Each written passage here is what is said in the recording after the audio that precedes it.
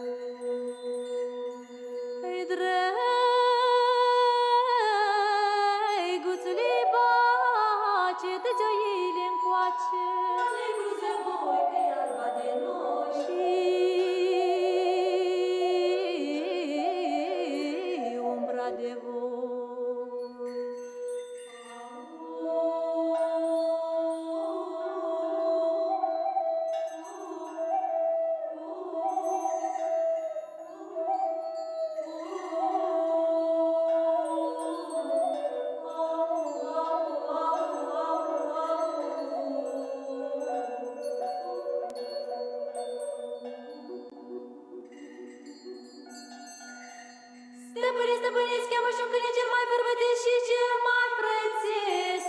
Că la pus de soare vreau să-mi dă mare baciu și cu cel vrâncean.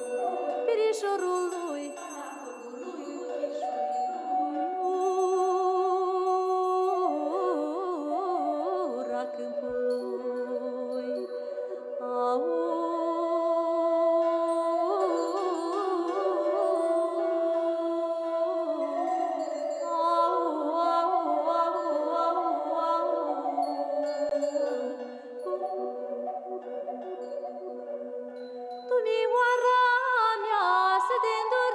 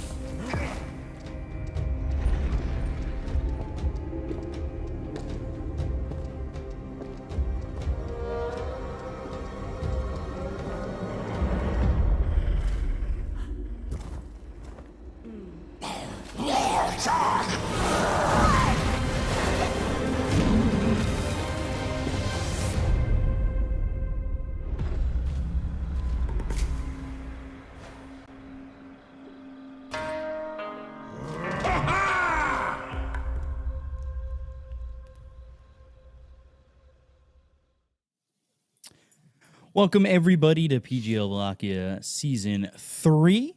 This is the B stream here with Beacop and Lizard. We just saw that intro. That's pretty interesting. I don't know if Crystal Maiden would enjoy going straight forward into a Lycan like that based on what I've seen in previous games, Lizard, but that was pretty cool. I don't know. That intro, that got me a little excited early in the morning. Very early in the morning for you. Not so much for me. 9 a.m. versus what? 3 a.m. for you? Taking a look at the clock. Yeah, that is 3 a.m. over there. But, correct. Some early time Dota. It never fails to excite, though.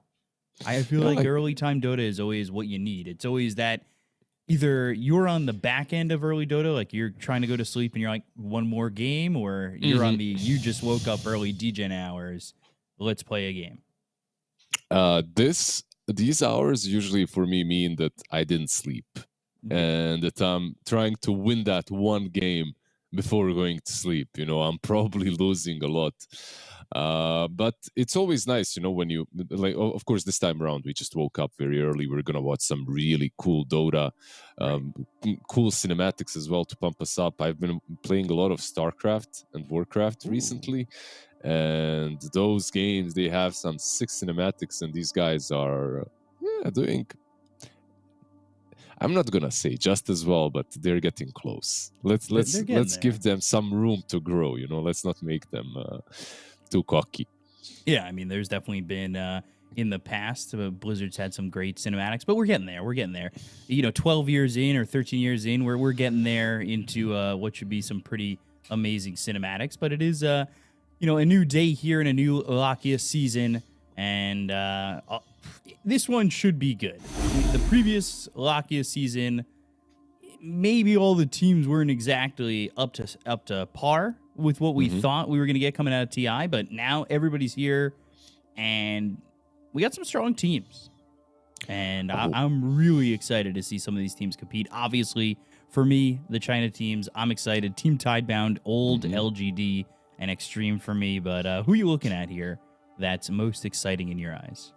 I don't know. For me, it's a bit more like on a personal basis or something like that. Like I do like all of these tier 1 teams, of course, that are going to play, but last season was remarkable to me. Last season of Wallachia was insanely pleasurable to watch, brought a lot of interesting stories as well. Why? Because of Heroic winning it, right? So a complete underdog taking it. So if I'm looking at this one, I'm looking at Avulus, I'm looking at OG.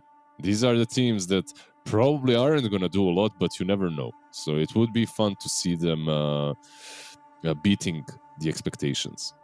Yeah, Avulus looked pretty good in a few other events recently, but we'll see how they fare in the Swiss stage. It's a BO3 Swiss stage. That is a little bit different than what we've seen at other events, where it's BO1s until elimination and or promotion, I guess the word would be, or qualification into the playoffs. But it's 16 teams in the Swiss format. Everybody starts at 0-0. And yeah, all matches are BO3. So it's a lot more Dota than your normal Swiss stage. Yep. The modified, more or less format, Swiss format, right? It's been really cool for me. I like it. I think this is probably the best format that we've had. I'm praising these guys' cinematics, now the format as well. But I've been saying the same thing about the format, because I really disliked the way tournaments were played, like the format of Dota, for a long time.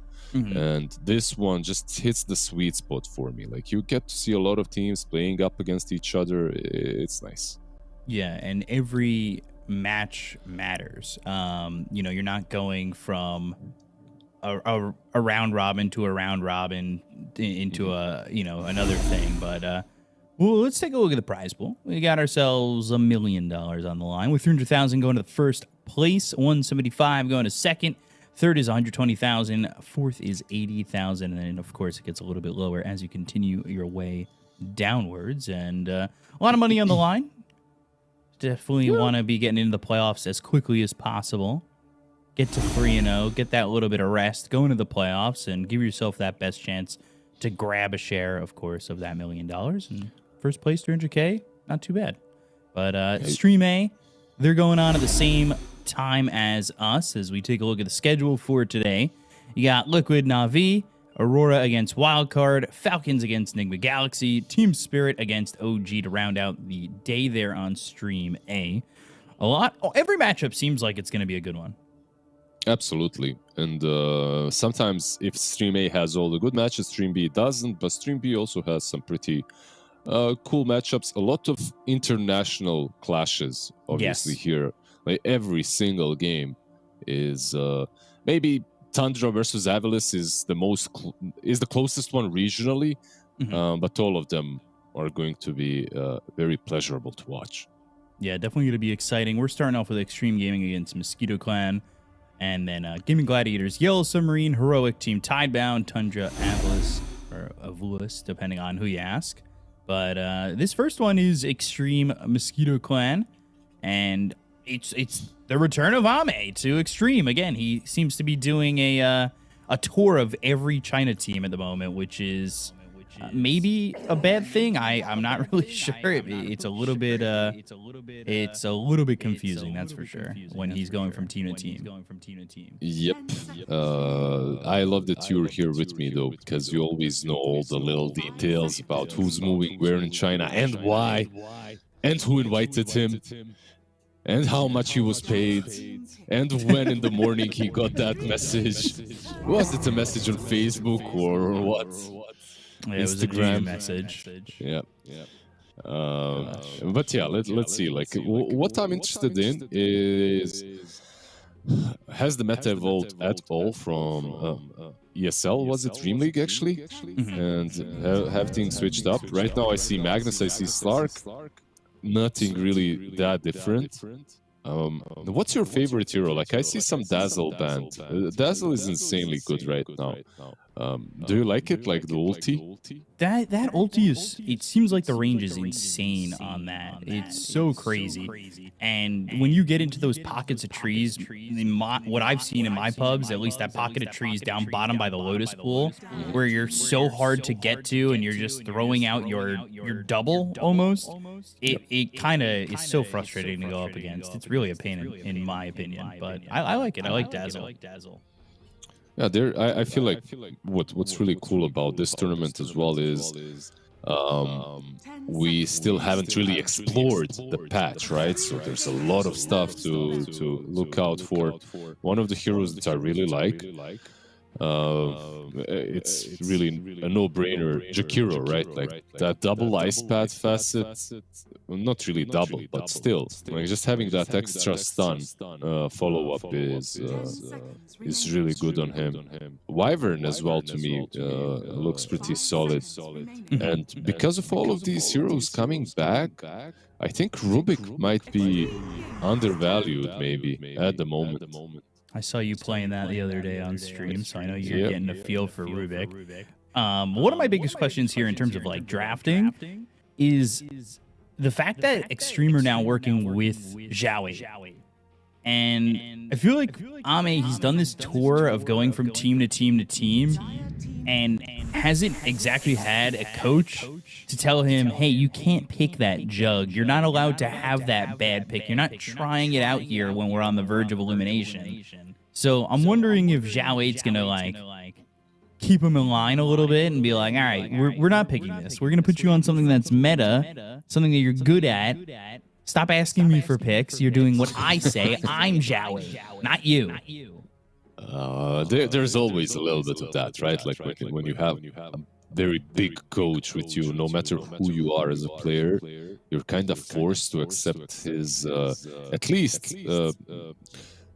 his opinions weight a lot, right? Because first and foremost, he's your coach, and it looks bad if you're disregarding his opinions. But in this case, of course, we're just talking some smack because these guys know each other for such a long time, and I'm sure that they can value each other's opinions.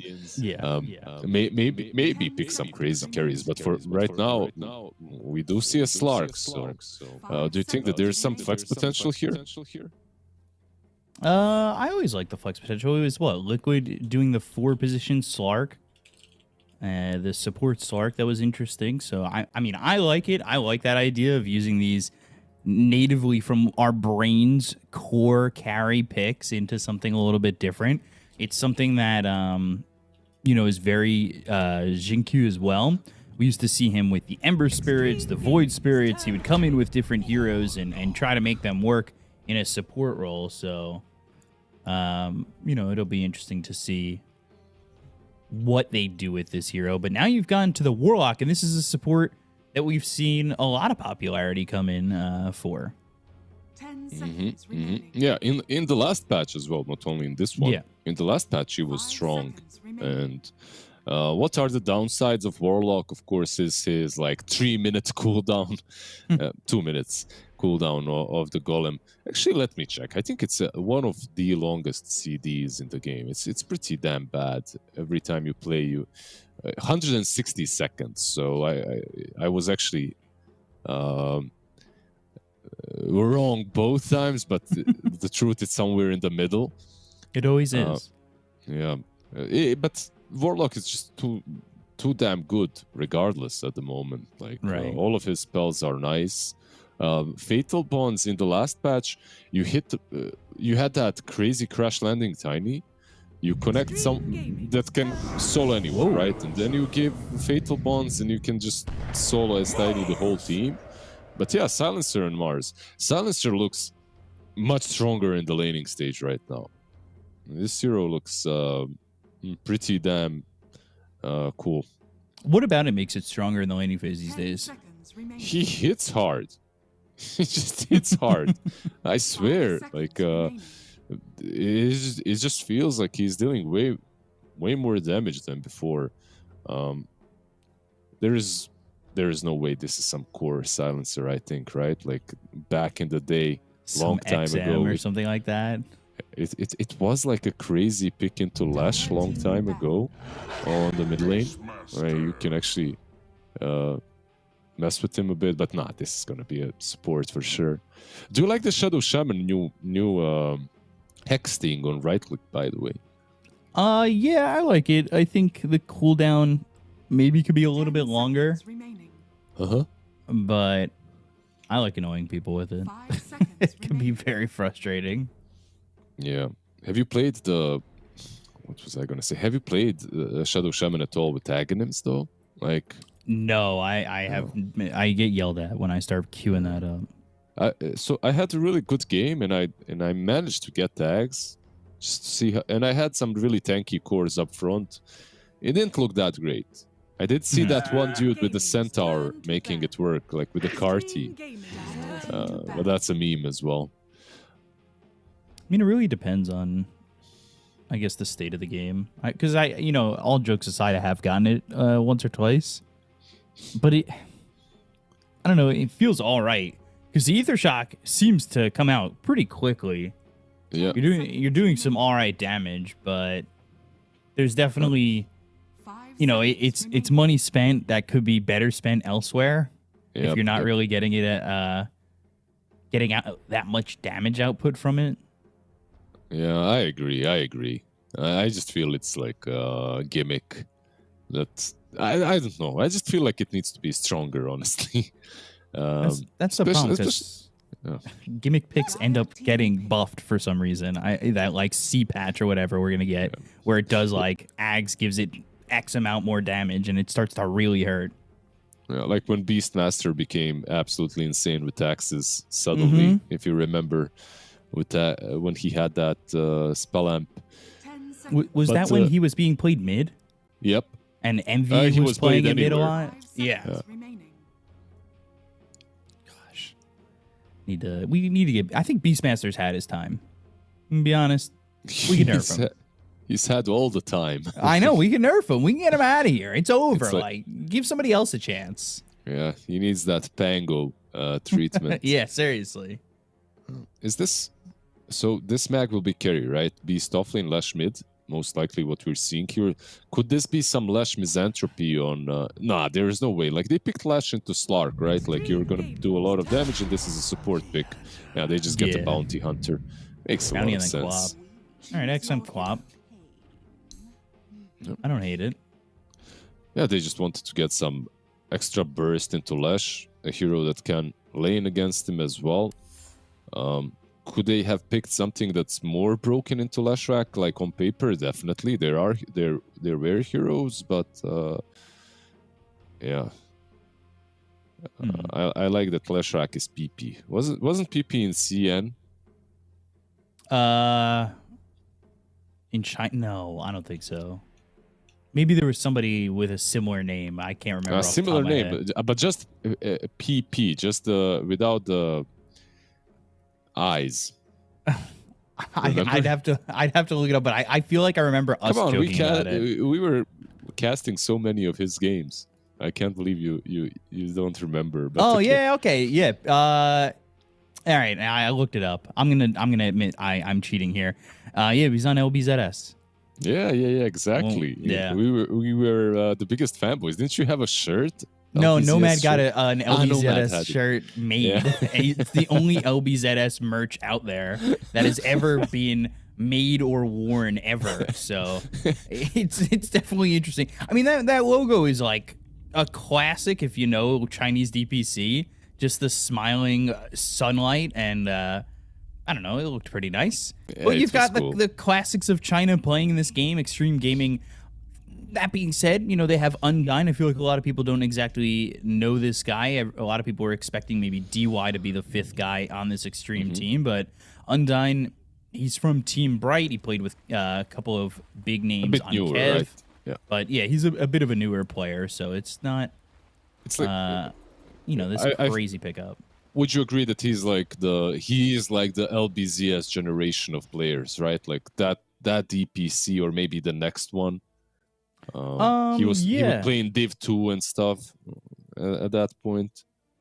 That's like 2022, right? Maybe a bit earlier. He was playing with for that CNDPC. He was playing with Team Bright, which was Div 2. They made it to Div 1, but they were that 8th place, where you don't really win anything.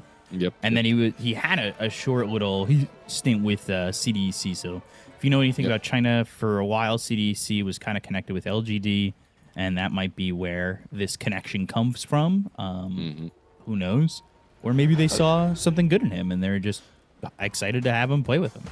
And there's also not too many players in China right now to work with, right? It's a bit tough. It's a bit of a struggle. They're all kind of committed, Like Team Tidebound exists. You've got Xtreme, and now, well, the old players of Xtreme might be looking to make a new team, so you might see somebody new come out with that. Yeah, I'm just looking at these wards as well, by the way, from the set supports that we just mentioned, ZQ with the miss on this top ward that Matthew already planted. And the mid lane was kind of done nicely by XM because he was smoked, so Bounty didn't scout it. So I don't think they will find that ward on mid lane. Maybe they will, but very nicely done because Ame was showing without being smoked. Kind of a cool play, let's just put it that way. And then XM just ran past him while being smoked and warded. People always find new ways. It's one of my most favorite things during a newer patch, and especially when the map changes the way it has so aggressively. I love watching the players find the best ward spots. One, because I like using them in my pubs, and right now I feel like I'm throwing wards in stupid places. But it looks like there's definitely some cool spots. Honestly, for the laning stage, don't feel bad because this map is terrible to ward. Like, it's really difficult. And I'm not a nerd about a lot of things in Dota, but I'm a ward nerd. Like, that's something I pay close attention to, like in every patch. Right. I think it's extremely important. Of course, everyone knows that, but this patch is terrible to ward properly, at least for now. We'll find a spot because those traditional cliffs were taken away, and you don't exactly have those spots telling you, "Hey, ward here, idiot," and it makes things a little bit more difficult to kind of figure out. But it's also the trees. Like there's just way too many bloody trees, and they're planted in certain like spots on purpose. Like you can see that they planted them there just to make it much harder to ward. Mid lane as well, when you think about the trees on the mid lane, the way they're positioned is basically preventing you from planting a ward that sees the mid lane and also the rune. Yeah. So you have to be what they did. You know, you have to be sneaky about putting a ward, say, on the other side of the river and getting yourself that vision and getting yourself those opportunities to see runes and everything. And it's definitely the nerdy part. I feel like people might be like, oh, well, they're yapping about wards, but I don't know. It's one of those little things that's very exciting when it comes to gameplay. And Matthew taking a lot of damage, but he will fall. Ooh. All right. I thought maybe he'd survive, but Arcane Curse there, a little bit of a extra tick to get him. Yeah, you feel strong. I'm telling you, this silencer, man. There's something about it. What's the build you've been seeing? Because this is Undyne going 1-0-1 for the moment. I've seen the same thing. Yep. Have you seen anybody going Glaives? I've seen one game where I'm not sure why. I think he played into an Abaddon. I didn't play that game. I was watching it. And there's a lot of Abba, so he was playing into Abaddon. He went for Glaives, which also makes sense. Taking a weird spot here from that spear back towards the river, and they might just get this kill. The Shadow Word, though, helping him out. Pig trying to survive. They had that Lotus, so he'll end up staying alive for now, but turns back around, and now they'll get both. Oh, dear. Yodomi going to run. The Shadow Word is going to be enough? No. Oh. Q going to get that kill, and that is a bit rough from Mosquito Clan right there. Yeah, on all lanes, right? Mid lane is doing fine, I guess, but the side lanes are now in a bad spot. So what happened up top is Warlock blocked, and that was kind of, I mean, cool. I'll protect you, Mr. President, whatever. But Pyke, for some reason, went back in. Like, he could have continued running, and I feel maybe at least he'd live, but... Yep. Didn't happen. Yeah, the turn back around was a little bit interesting. It felt like he got a second lease on life, and then he immediately was like, all right, well, I don't want that. Yeah. Are you surprised that Yodomi keeps just Fatal Bondsing the wave? Maybe not. Like, when you look at these two heroes, Magnus is going to push it out anyway. Okay. Like... You are pushing the wave. The only question is, when you are doing this, what are you accomplishing on the backside? Like, are you pulling? Are you stacking? Right now, I see no stacks and barely any pulls. So, Mars is just... XXS is having the best time on top lane. Yeah, one of his signature heroes, I would say. Meanwhile, ZQ, he's not the Monkey King that gets the couriers, but he is a Shadow Shaman getting couriers at the moment. Went all the way deep to get that. And another Fatal Bonds, this time hitting both XXS and the Shadow Shaman is in queue. And, I mean, it's still a really good lane for the side of Xtreme Gaming. And this is a team that, yes, is new, but is a team that certainly got the chemistry coming into a new roster. They've all kind of known each other for a while. And that's the thing with these Chinese rosters that are kind of coming in and that are new. The talent is so tight right now that everybody kind of knows each other. And I feel like the chemistry... You know if a team's going to work or not very quickly. Yep. Can be called stale maybe a little bit as well. But I hate stale. I will see. Bot lane, we might see some fight happening here. It's in a little bit of trouble and will pounce away. They've got the silence from Undyne onto the Beastmaster, who doesn't have a lot of mana to play with. Undyne doing a good job of keeping Slark safe, and Ame just level 4 for the moment, 25-5. Lowest CS technically for these cores, but ahead of the Beastmaster just a little bit.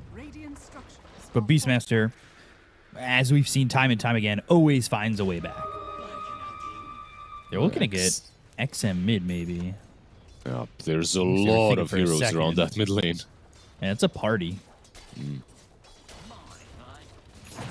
might leave, yeah, it leaves the Beastmaster a little bit more vulnerable. They'll TP in this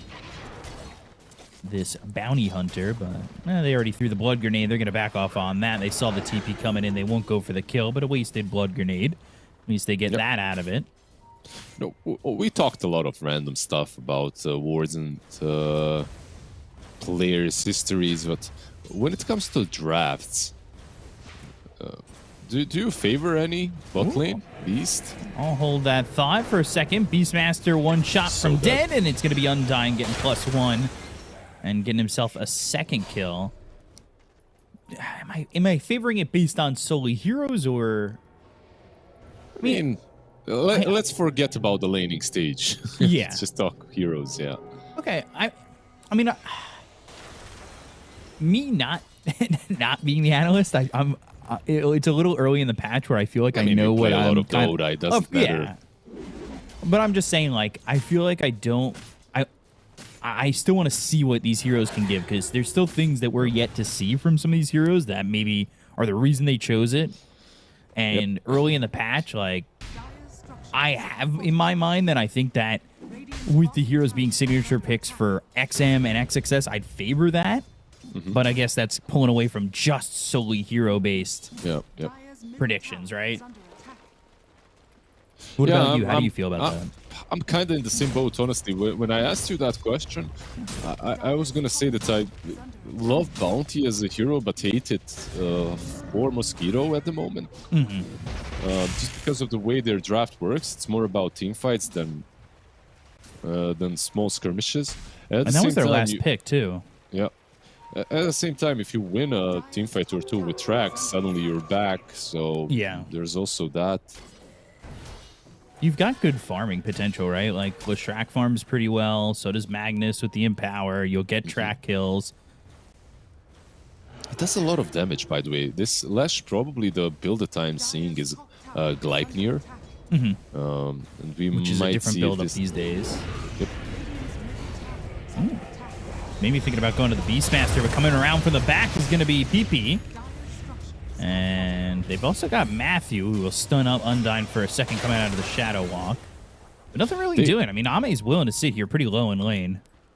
Yeah, they stole too much XP from Vitali. Like, he was about to get level 6. He will get it now.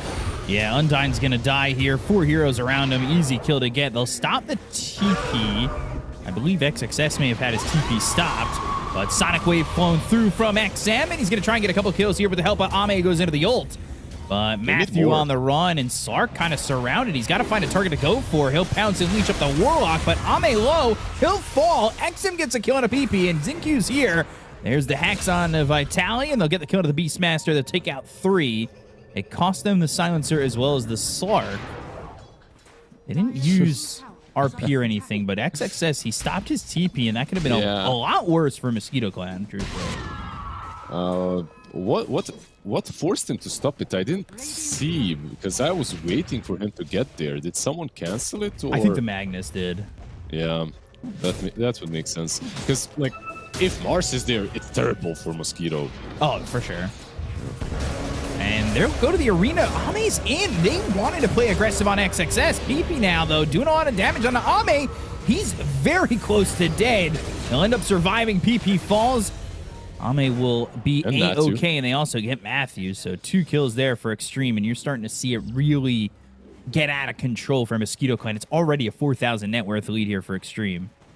Yeah, this Black Grimoire, it might need to get popped. He might need to get this level 6.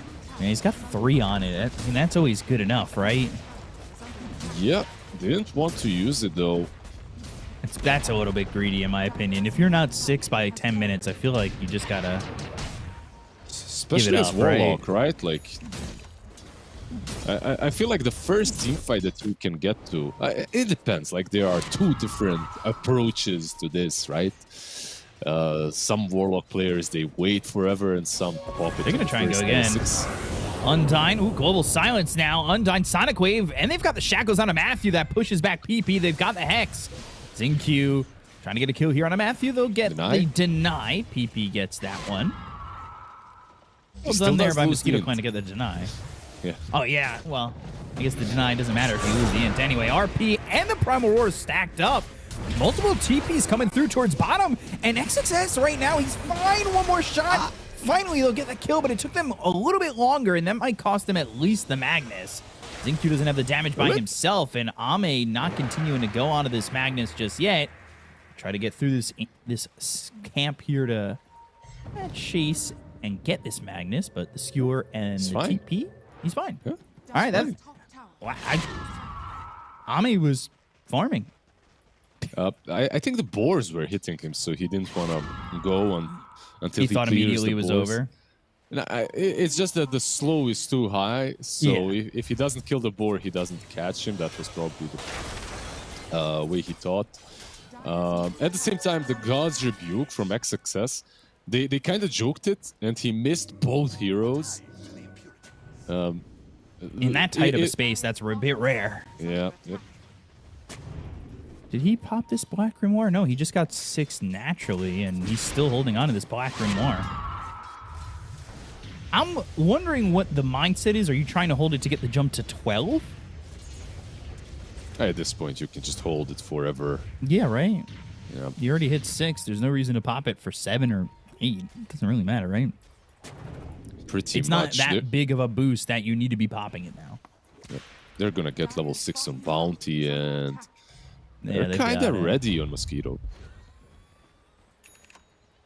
I would, 4,000 felt like the impact of that was a lot at the moment.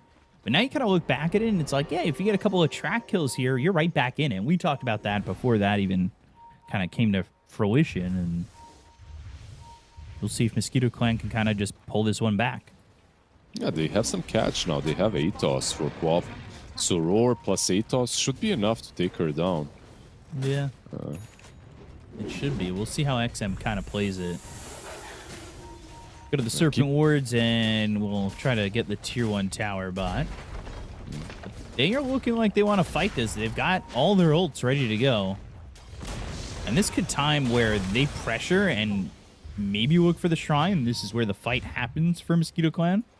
They won't have, like, if XG fights this, they won't have the wards, but they could still take the fight. No Mars as well. This is dangerous for Xtreme. Alone. Ooh, stunned up for a second. Global silence. They're going to focus their attention on the Shrek. PB, he's low, hexed, and gone. Denied, though. But it still takes him out of the fight. They look for the Chaotic Offering. They'll feint that for a second. They go to the arena. It's going to be on a 2. They've got themselves the Spear. There's the Chaotic Offering coming in from Yodomi, as well as the RP going to be thrown out there by Pike. But they get the kill onto the Beastmaster. They'll take out XXS. There's still the Magnus and the rest trying to fight this as they'll finish off Zincu and look over at XM. The damage being dealt without the Lashrak is enough to at least kind of stalemate this fight.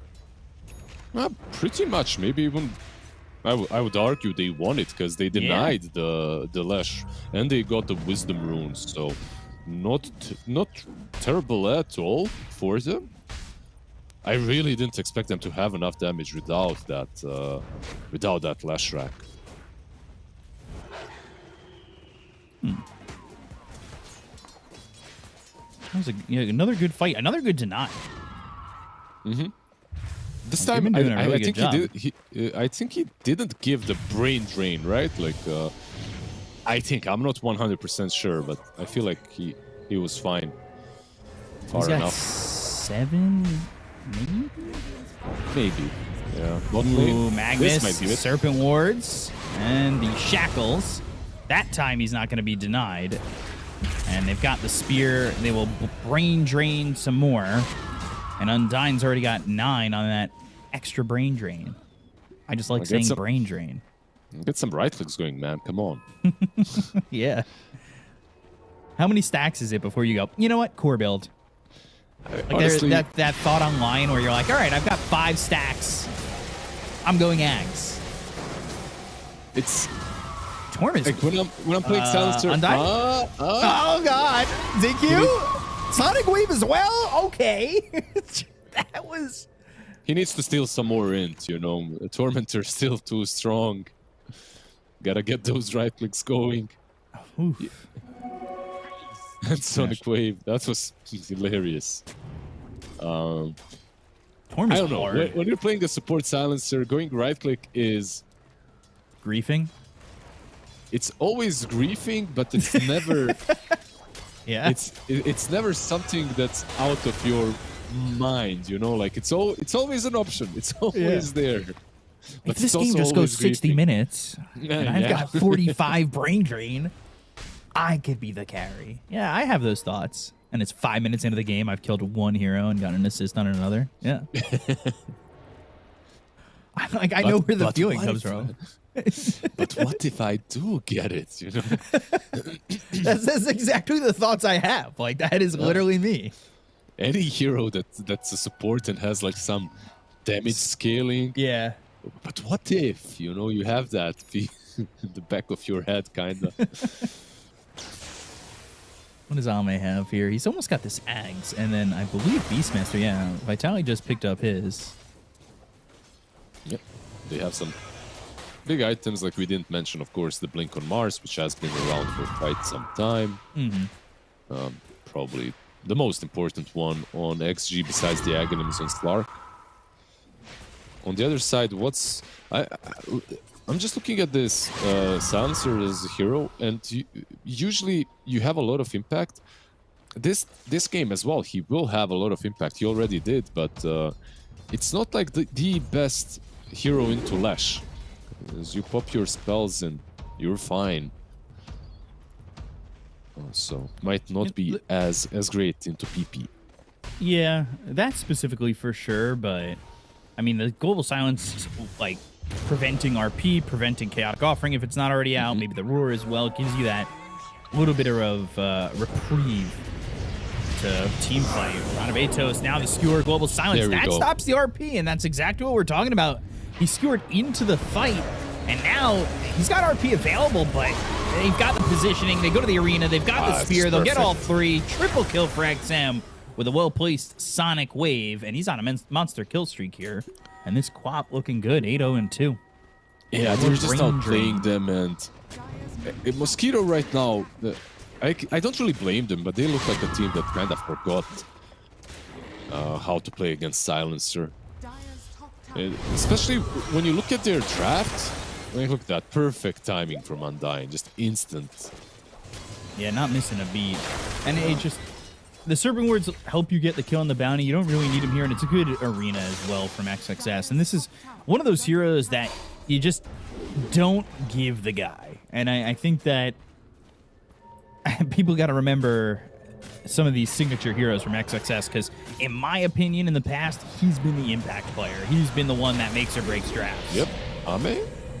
He's going for this have global Beastmaster, now, though. Yeah. Chaotic Offering and the Roar stacked up, and it's just immediately purged off. Like, I mean, the attempt is there to try and get Ame. He's still a little bit low. You need to be careful, but they land the spear. It's on a Matthew. They get themselves a second. Stun comes in. Xingqiu ends up being traded, but XM, he's godlike and on the run. A lot of Atos and some damage onto Undyne. Doesn't have this Global Silence, so him dying isn't exactly the worst thing in the world. But it's a 2-for-2, and Ame maybe even thinking about going back in, and he will. Pounce leashing. It's onto the Magnus, but immediately pounces away. He does have that Axe, and he does currently have 16 Essence Shift ready to go. Yeah, they have Arena now. They didn't have it. And Stark also has his ulti once again, so... Yeah, he's not afraid to just move in, but XSS didn't come with him. Working on this Golem and protecting this Tier 1 tower over bottom. Pounce leashing. Matthew again in the same spot he died in two deaths ago. Look at that sentry just out of range. Invisibility is invincibility, even in pro games. That sentry, he was leashed, and he managed to just get out of range of the sentry. I'd really like to see Mosquito play a little bit faster when the Global Silence is down, but now that the Global Silence is up and they don't have Chaotic Offering, it's not on them to make any plays, and straight into the pit. Odds certainly showing Xtreme Gaming is the favorites here. It's so important to play the tempo versus these big globals, right? Like when you're playing versus this hero, you need to somehow bait out the first global, and if you didn't get a successful fight, you need to get another one immediately after, which is what they tried now under the Tier 1 tower, but it was just a trade of 2-for-2. So early objectives here for Xtreme Gaming. One of the things that, you know, we were talking about ward placement with the new patch and the new map. I think in pubs, and this is especially true in my bracket, people kind of don't know the timings of when they want to go for Torm and Roche. Like, you take Torm at that, like, people kind of with where everything's at the map, trying to figure out your positioning and getting there. But it seems like Xtreme, they had a pretty good understanding, at least in this game, of just getting Torm as early as possible and kind of getting Roche a little early. I feel like it also comes down to them being in control. Yeah. Oh, yeah. Very in control of the map. And having heroes that do it quite well. Well, I take that one back. Their heroes aren't great at taking Tormentor or Roshan, but they were in control hard enough to accomplish both objectives, even with not great heroes. But Ame leading the charge. Where is he taking us, B-Cop? Forward? If you're charging, you're going Upwards and forward. onwards. Yeah. To infinity and beyond, as some would say. Your big Toy Story fan. He's been trying to farm. He's been trying. I mean, this Ags was pretty late, right? Spear's going to connect, and this should be an easy kill. I'm getting those stacks of the Essence Shift, already at 20. He's got 5 permanent agility. It's not an amazing amount, but Ame's involved. All 3 cores at the top of the net worth chart here for Xtreme as well. You know what? That's one cartoon that I really need to watch again. Because it kind of missed me. Toy Story, yeah. It kind of missed me, like... Matthew? He's not gonna be missed. Maybe he will be. No way. XM, man. He's 10-0-3. Yeah. Yeah, Kaya Sanj, Dagon, so much heal, 3.3k gold on top of that, getting that BKB, which will not help too much into RP and Roar, but so far these spells have been just zero impact. Let me just point this out for you after you were talking about it. Look at Xinq. He's going Ags, and he's almost got it. He's 300 gold away. He wants it. This is so on brand for him. Yep. Back into the pro scene. I'm not retired anymore. I just go Ags first, you know? Just go Ags first. I mean, with Arena, it kind of makes some sense, I guess. Right? I don't know. You know what's really cool about the Ags on Shadow Shaman? What's really cool is that you can always look forward to level 25 after you get it. You know, that is so far away from a Shadow Shaman's life. Come on. But now he's gonna be like, guys, okay, I got tags. Let's wait. Yeah. Chill. Let me farm my 25. Let me get there. Let's get this game to 60 minutes. Thanks. One extra thing about Slark and why he's so strong is, like our dear, beautiful observers just pointed out, he's got gem. And this map is, like, you don't really have a lot of cliffs. It's kind of hard to ward, and then suddenly there's a Slark with the gem. Like, good luck having any vision on the map. Did he buy this gem himself? It's not showing me. Yep. Because it used to say who bought what, right? And I don't know if I feel like in my games that's been bugged. I don't know if that's been fixed. There was a little 40 meg patch earlier today, technically for me. Maybe he did, just for the gold. It's an investment, you know. You know, the American stocks are not doing great, but this gem might be the way. It might be. I know. China teams are very early gem.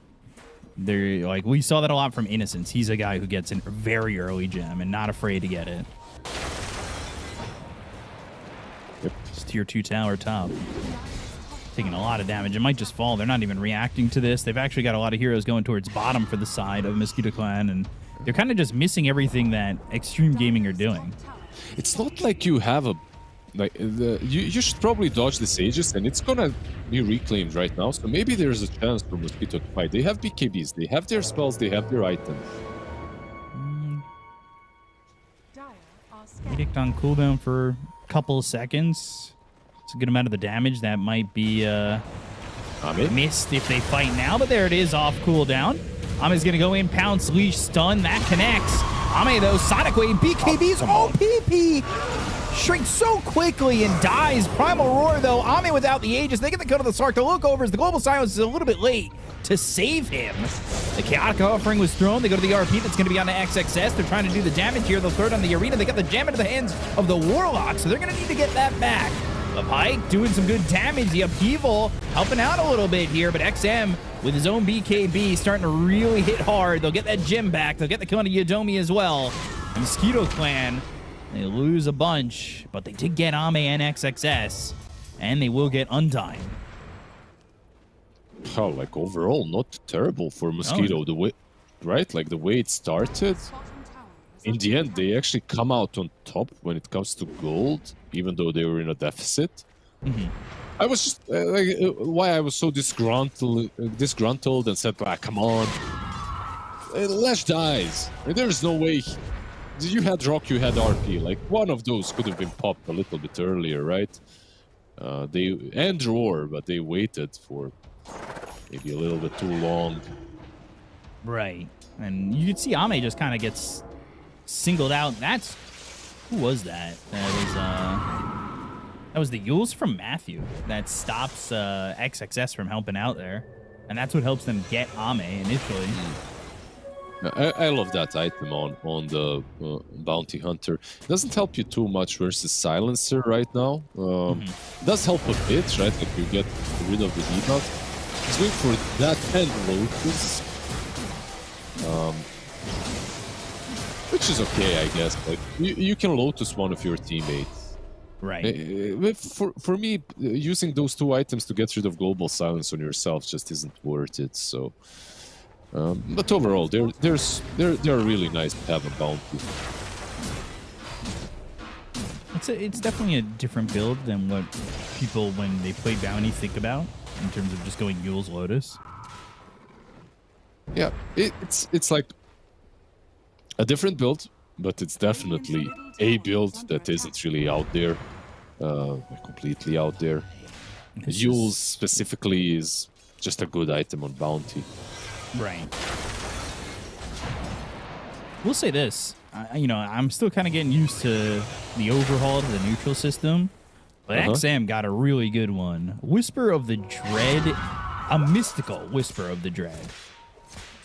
And this thing's giving him 3 mana regen, 14% magic resistance, and then daytime vision reduced by 15, but getting 10% more spell damage. Like, XM's fine with that. Last night I got the same Whisper of the Dread, but with that enchantment that gives you more vision during the day. So I'm like blind by night, but just wait for the daytime. And then, yeah, Serrated Shiv for Slark. Kind of lore friendly, right? Wasn't Slark in jail or something like that in the lore? Yeah. So having a Serrated Shiv kind of on the lore. I'm pretty sure he has some shivs as his like overall items. I mean the cosmetics. Yeah, definitely. Pounce connects. Ame gonna pounce again. He'll use that ult. He also has this shard, so he's ready with the Depth Shroud. But again, just these BKBs not really mattering, and he'll end up dying. They go to the Yules. It's on the XXS. That he'll stop him from throwing down an Arena initially, but they go to the RP. It's going to be on Ame. Ame, is he in a lot of trouble? Not really at the moment, but the BKBs, there's the Arena, the pounce. He had the shackle on him. He was doing some extra damage, but really, it's all about him just getting away as PP and Pike do end up dying. Undyne gets the kill onto that Magnus. They'll look over at Yodomi, who will TP out just in time. The way this guy clicks is way too good. What can you do? Just what can you do? He jumps in, he baits the rock. That's a bit too late, right? But then they force everything on him. They use the RP. Leshrak uses all his spells and BKBs. I got another one, yeah. Easy Essence Shift. Easy Brain Drain. You saw that he used Depth Shroud right after RP, right? So he saves himself from that as well. And I can't believe that he survived. Even if he died, this was a good fight for them. Yeah. Also, Hags for Silencer. It's really far away, but it does seem like so many supports are just able to just go Ags these days. Remember the days of not everybody having Ags, you know? Yeah, I'm all down for it. Like, stop buying glimmers. Stop being a slave to your cores. Yeah, stop with the Freeze 'em. shield, stop with the protection. We play for you. Exactly.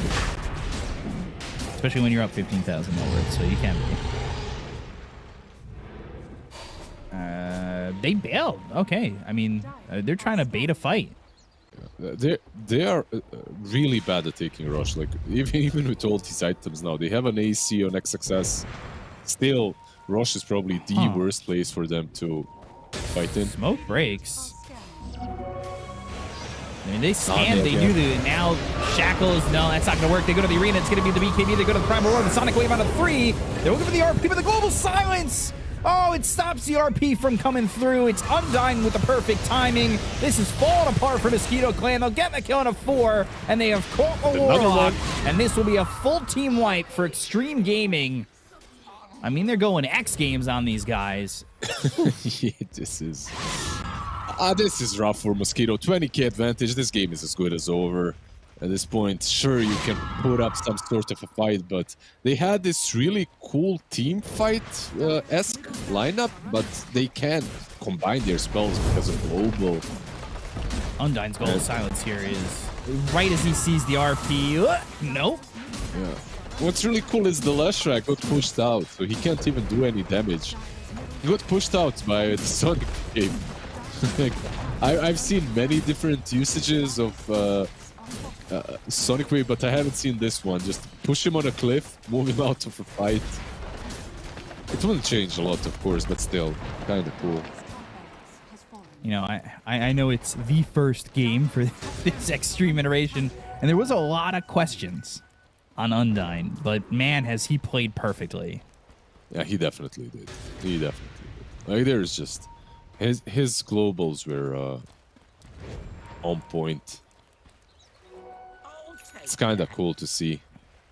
Making a hero that maybe, you know, is known for just its global, and obviously that's what he's been doing mainly here. But I mean, he was aggressive in lane.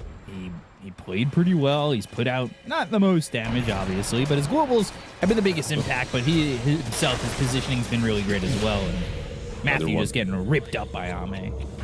Yeah, if we are gonna have more silencer picks, I want to see some silencer bat games, and then I want to see an Oracle into silencer bat. Ooh. You know, like good times. Let's bring it all full circle. Recast the Purge. Bring back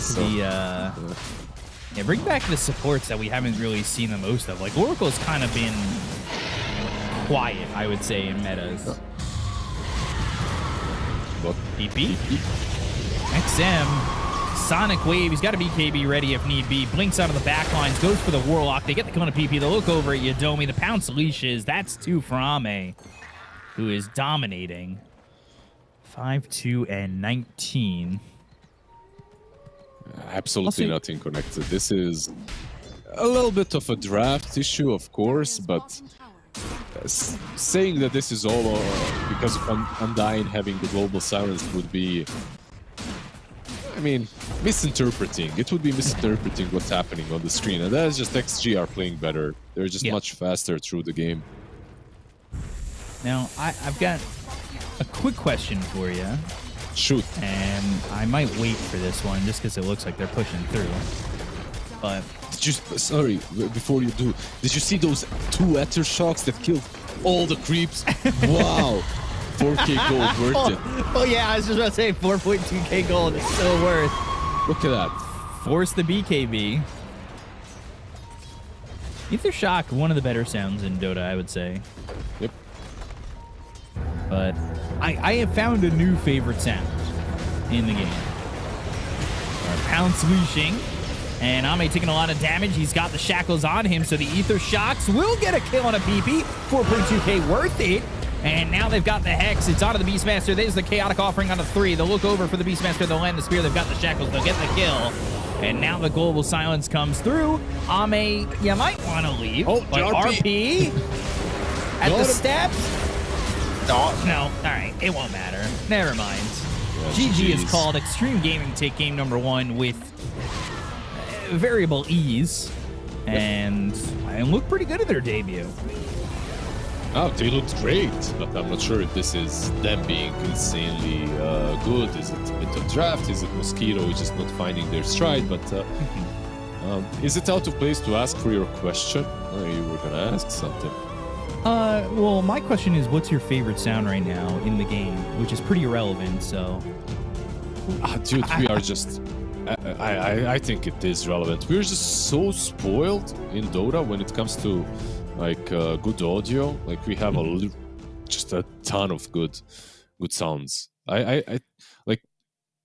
I don't think this is underappreciated. I think people do appreciate and realize it, but like not half, but let's say if I'm in a team fight, at least 30-40% I'm going off of sounds. Like especially in this game, to tie it into this one.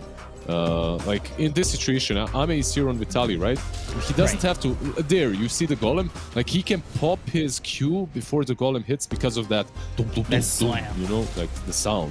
Yeah. Definitely the case. What's your favorite sound in the game right now? If I had to ask that follow-up. I don't know. I'd have to think about it a little bit.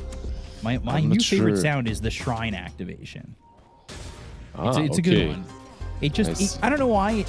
It sounds like, and this is going to be an obscure reference. Have you seen the video of the pufferfish that is inflated and just goes, oh? The shrine sounds like that. It is my new favorite sound in Dota. Anyway, the recap here as we see the full team line from Xtreme. I mean, they had control of this game from the get-go. Yeah, they have full control, and I am fully invested now in a puffer fish cosmetic for the shrine. Ooh, where it's just it deflates and gives you all the experience. That would be pretty great. And yeah, I mean, even with the RP here, they don't really make the connection. I believe what XM? He didn't die this game, right? I can't remember him dying. Let me see. He went 18-0-12. Yeah. Wow. Okay. So a perfect game there from XM. Slark had a pretty good game. I mean, everybody from XG really did have a perfect game here. And Mosquito Clan, they got to kind of go back to the drawing board and figure it out, because it's not great in a Swiss stage to start 0-1. Because one of the scariest things, in my opinion, is there are going to be those teams that get upset at the 1-0. And then you might go up against, like, Gaimin Gladiators, let's say, in an 0-1. And you're like, oh, gosh, what? All of a sudden, you're playing two really difficult teams, and then you might be quickly 0-2. Yeah, it's always like that, isn't it? Every Swiss stage so far that we've seen in Wallachia in Season 1 and 2 has been like that. There's always that one odd team out. And, yeah, gotta step it up a little bit for Mosquito. Clan. They did everything aside, they really did get caught by the silencer pick, because you have the bounty, but you don't have a way to follow up and kill the silencer off first. So you can't just eliminate him before the fight starts. And if you can find him, but even that was difficult because of the gem on Slark. So this bounty last pick just did not work at all. Yeah, that was one of the bigger things for me, is that this bounty pick didn't exactly round out the draft that amazingly in my eyes. So we'll have to see if they switch it up coming into game number 2. But right now, Xtreme Gaming, they lead 1-0, and we'll see you guys in just a moment as we'll take a quick break before game number 2. Stay tuned. Please welcome the true stars of tonight, the heroes of Dota, who have claimed the top prizes from 1xBet. Best carry, Phantom Lancer. Best support, Marcy. Best mid lane, Zeus. Fudge. Best Players Award, 1xBet customers. 1xBet, it's your pick. The human body was built to move. Not trapped at a desk in one singular posture for 12 hours a day. It's time your chair evolved. This is Secret Lab Titan Evo. ergonomically engineered for you. Gamers, hybrid workers, artists. Back in your every move.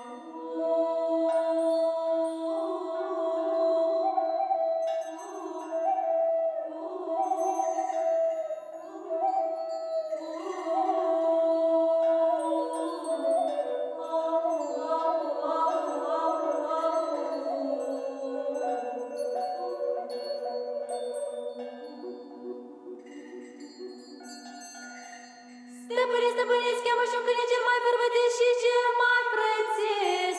Că la pus de soare vreau să mi o mare baciu și cu cel vrâncean.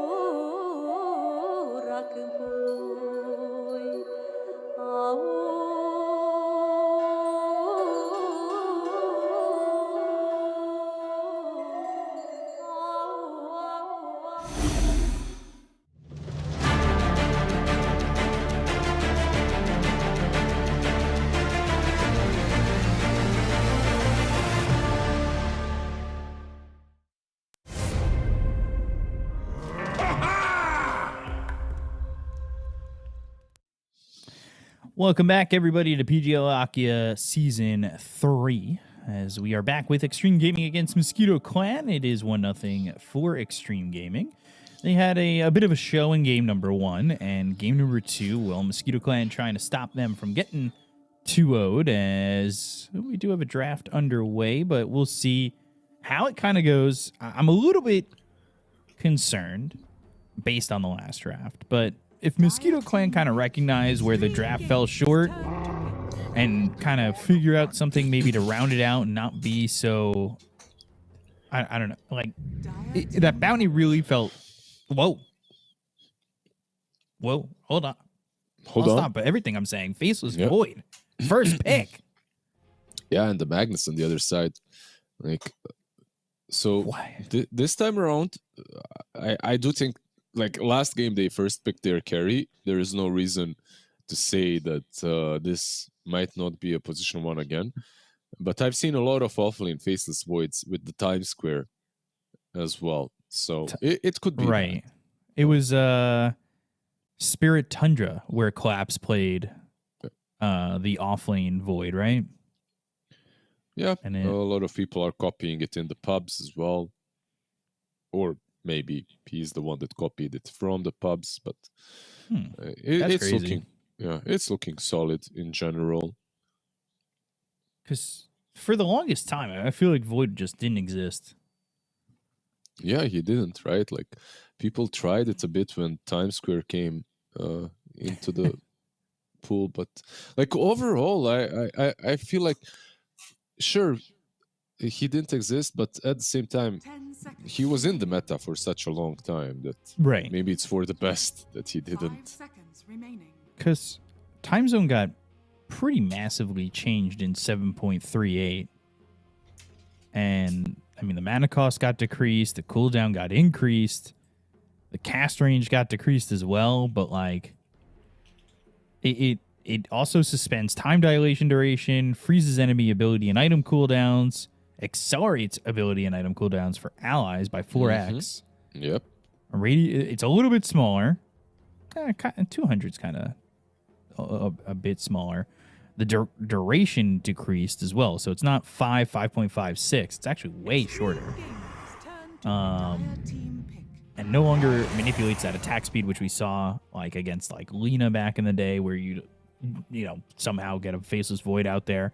But it feels like a lot has kind of changed on this, and I don't know if it's enough. I like Void back in the meta. I feel like this is such an iconic hero. Although I feel like it's iconic for the other reason, for Chronosphere. Yep, it is. Infamous or famous Chronospheres, right? Like the ones that were good or the ones that were really damn bad. Yeah, like any way you put it, this hero loses you or wins you the games when he's played. If you get good Chronos. And now you have Jakiro, so Chronosphere does make a lot of sense. Like we called for Jakiro in the last game, talked about it a little bit. He's in a really good spot. I really would like to see some Rubik picks, like into Jakiro. Stealing that ice path isn't the most difficult thing to do, even though I have to say last night I played versus Jakiro, I stole the ice path a total of 1 time. Not my best game ever. Abaddon's still getting picked up, despite the nerfs in the B patch, right? Yeah, I think this hero is just really good here, right? Like you're playing into Faceless Void and Jakiro, so Aphotic Shield is going to do a lot. Like you can debuff Time Dilation and Jakiro spells. Muerta. Oh.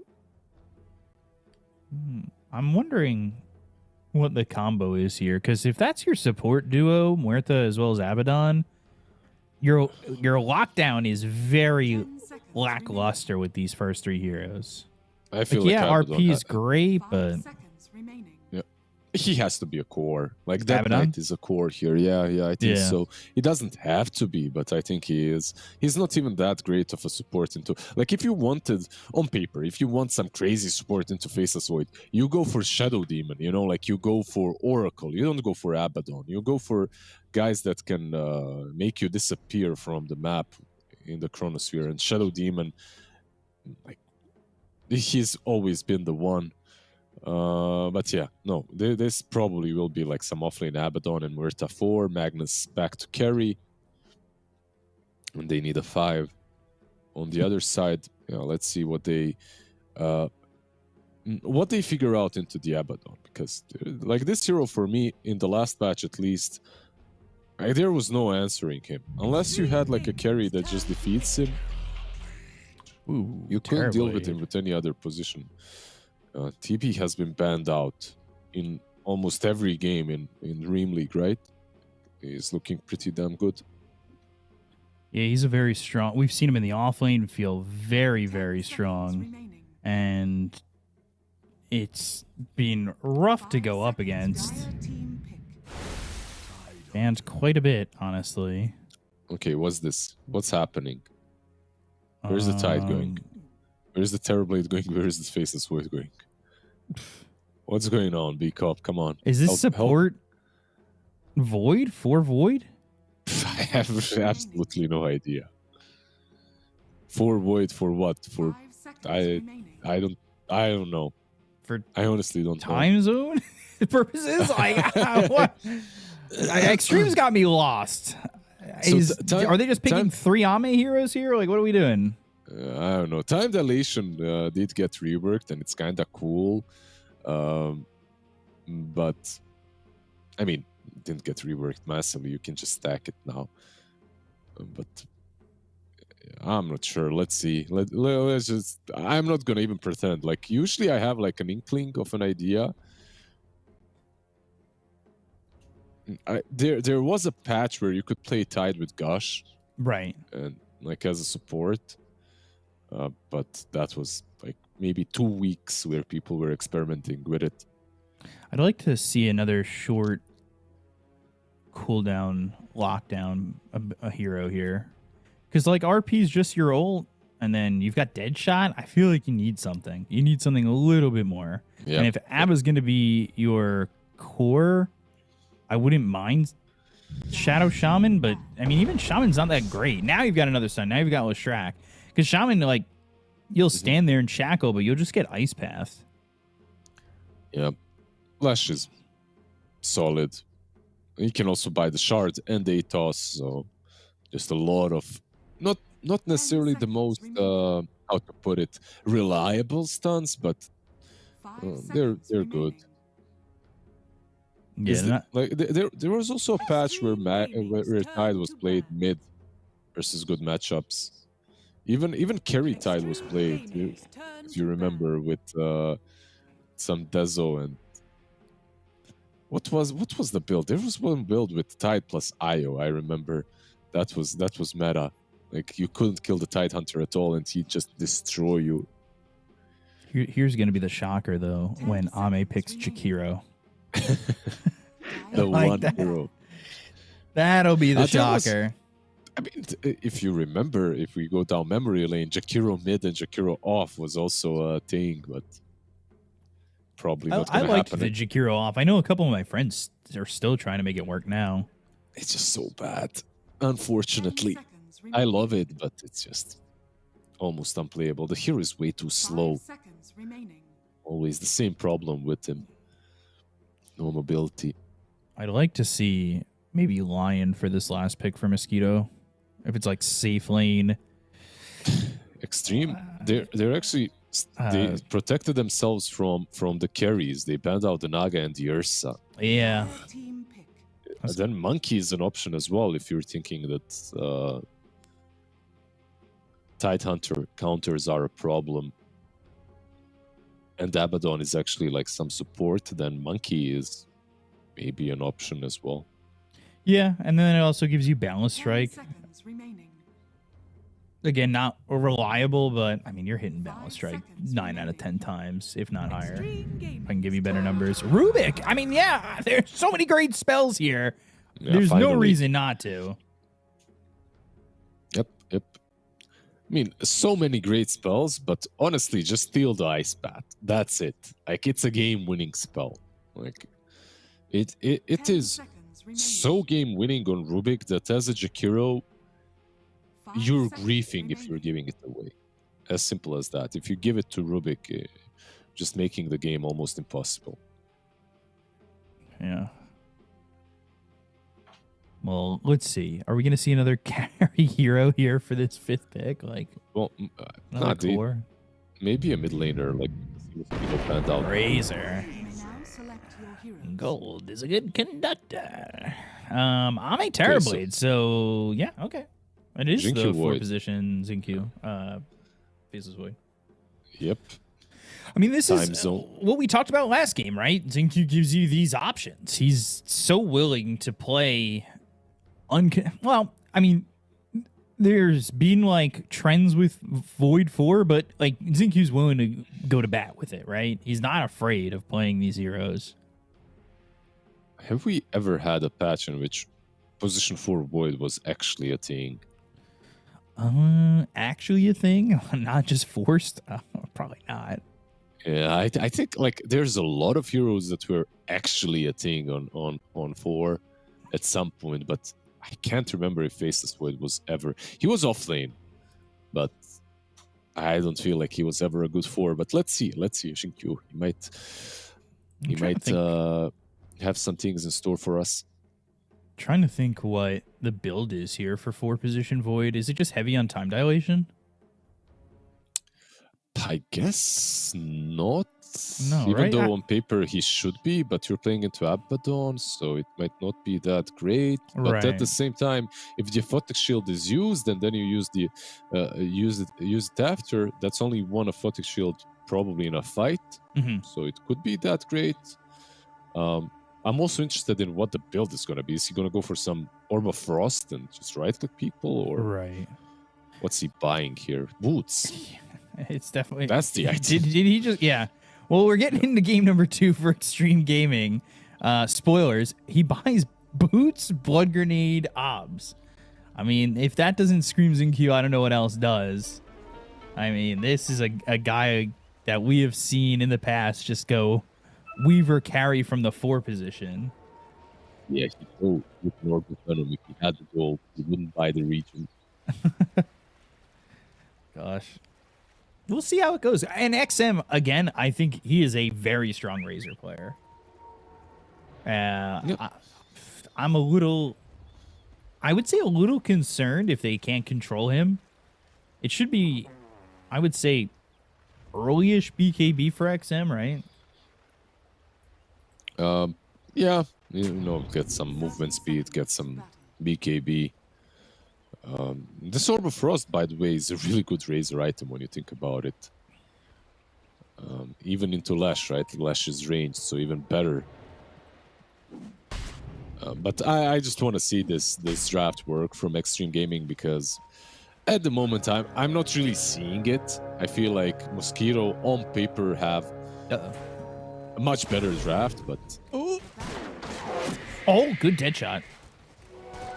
That was greedy as hell. They got all 4 bounty runes. They're going to give up first blood to PP. So at the end of the day, you kind of just... You're even-ish. That's a lot of gold. 345 plus 231 for first blood. That seems like a lot of gold. Yeah. They took all the 4 bounties, right?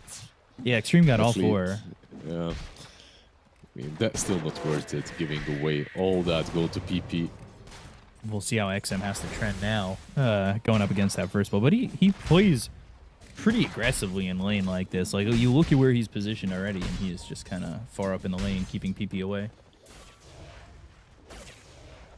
But I'm interested to see how this goes, I would say, for XM. If he has a really good lane, does he rotate a lot with this Razor, just kind of TP and go? Because I know Strax used to do that, where they'd get to like level 6, TP to a lane, try and get a gank going with the Diabolic Edict high. It's not your co-op, it's not your puck, right? Like, it's a different playstyle.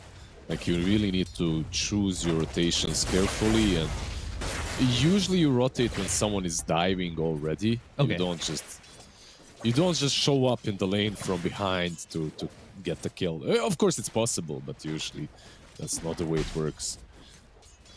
And ZinQ level 1 time walk feels kind of whatever in this lane. Yeah, like the that cooldown did get boots. decreased. Yeah, 3 seconds off of level 1, so it's not awful. He's getting some regen, but like we expected, like the draft was definitely a little bit out there, and they're suffering a bit now on the top lane. Mid for XM. Just keeping the lane pushed in, but see how XXS does here too. What did he go for? He went with the Diatom Eater.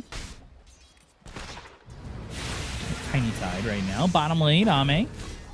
Taking some damage as this Abaddon just runs at him with the extra bit of damage from the Mephitic Shield. I'm pronouncing He's, that by right. the way, Diatom Eater now. He was Nanoplankton Eater on level 1. He's growing. Ooh. But yeah, when it comes to Abaddon Vitali, this is the build. I feel like everyone goes for Mephitic Shield later on.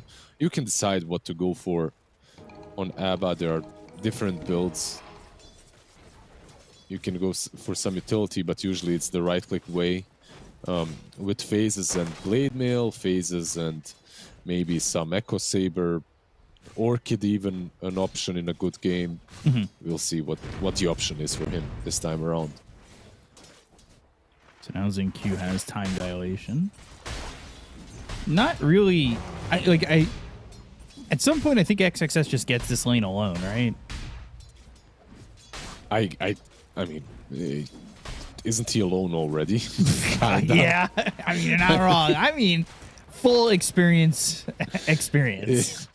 Yeah, maybe some creep skipping can happen from XinQ, or maybe he stacks up a little bit for him. You're not exactly Always the best nice. stacker, right? Yeah, he isn't, of course.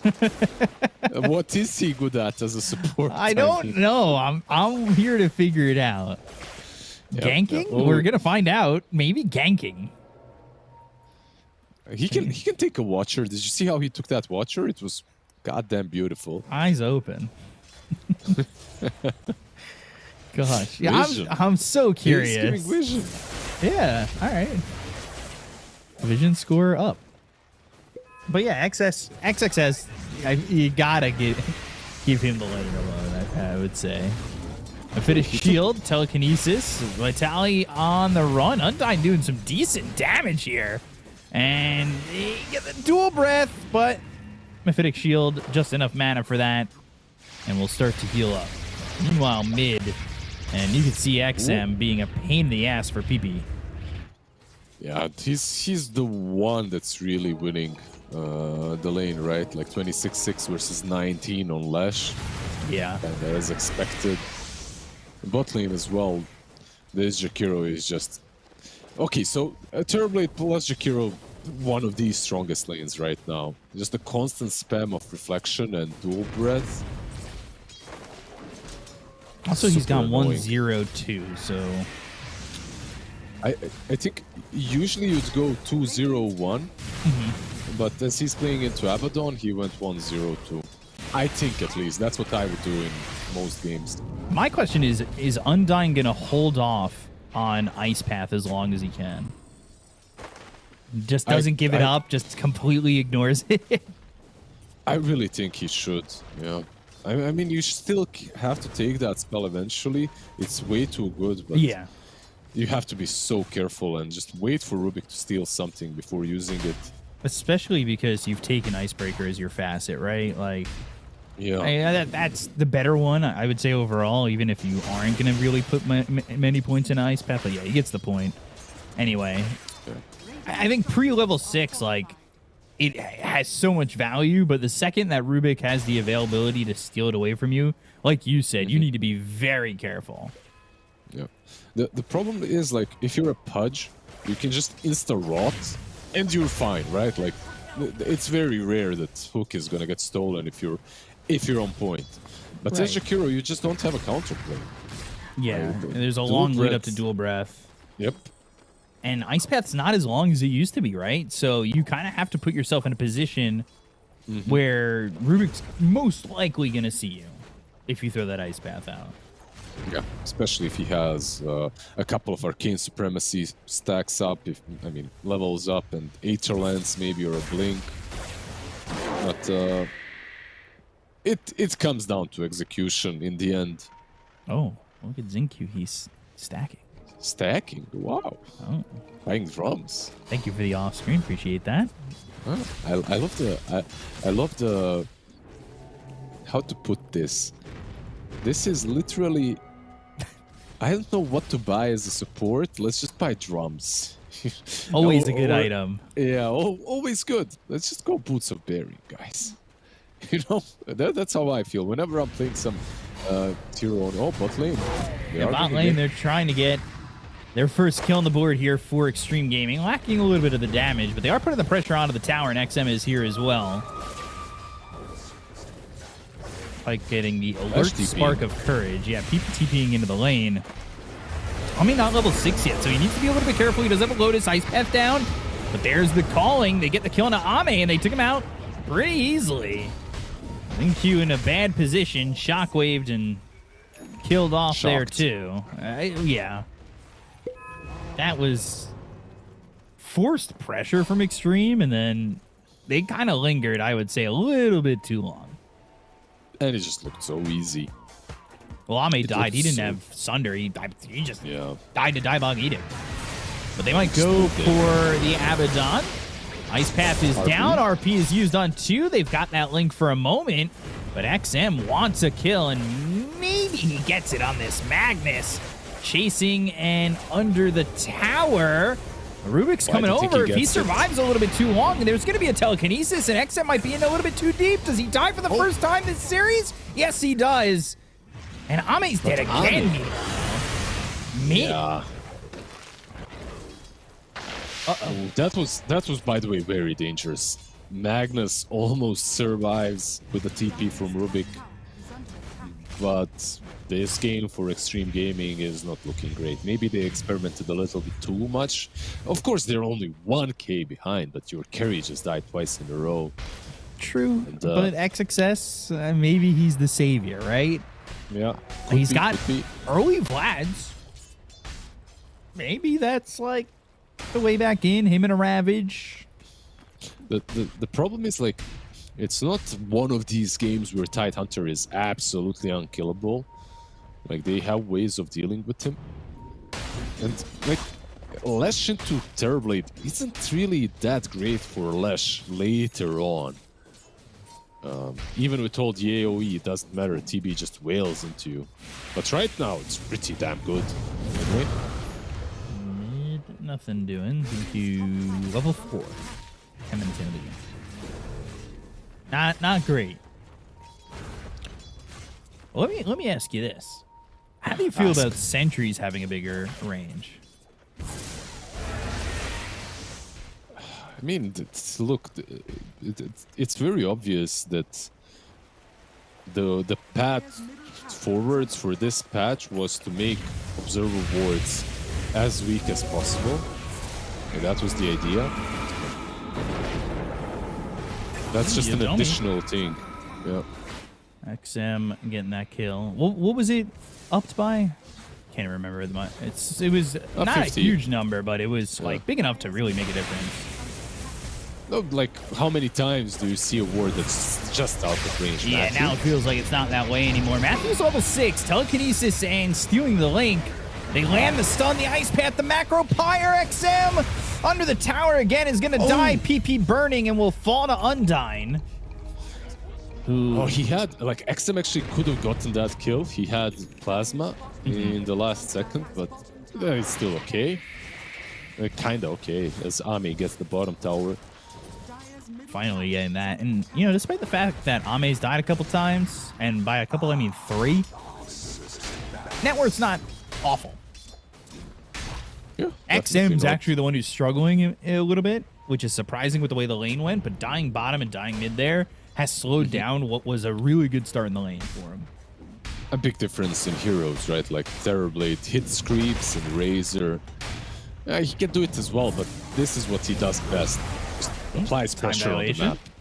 Yeah. Like trying to run, and we'll be going upstream like a salmon. Oh, they just failed. Yeah. Yeah. XXX got impaled, and XM, Yeah. the link wasn't really great. Gets ravaged by the Boglet and was like, wait a second, this is what I do. The hell is that? You can't do this to me? Yeah. Do you know who I am? I'm literally the guy. Oh, They gosh. should replace this Eel Eater into a Boglet Eater. Ooh. When he's level 9. Yeah, constantly changing names here. Dual Breath stolen by Matthew, only level 1 though. Not really. Yeah, 114. Well, that's one spell that you cannot steal from a guy. Uh-oh. Uh-oh. No, no. I'm a little worried because he used Ice Path, but We have time Matthew zone. didn't steal a time zone, and ooh, they actually got time dilation. That might feel pretty good. Telekinesis again. XM's dead. Like, just over aggressive and dies so quickly. Forcing these fights. Like, they are constantly forcing things I'm that... not even sure. Yeah. Honestly, these fights that you just mentioned that are being forced, like, what's the plan? I literally don't see the plan. I mean, they haven't Like, you have used a Jakiro Ravage, with like- 114. Yeah. The plan is to just have Jakiro poke buildings, and eventually we just win the game. I mean, in these fights, like, there's no damage coming from Faceless Void. Sure, Eraser can do some. Wait a second. You say there's no damage. Look at his next item. Come on. No There you way. go. Now I get it. Yeah, yeah. And now Butterfly. oh, I mean, look, he's I memeing. literally said it. Like, he literally didn't know what to go for, so he just went for drums. It's like, yeah, sure. It's, you know, like the best item win. Now pipe, now blade mail.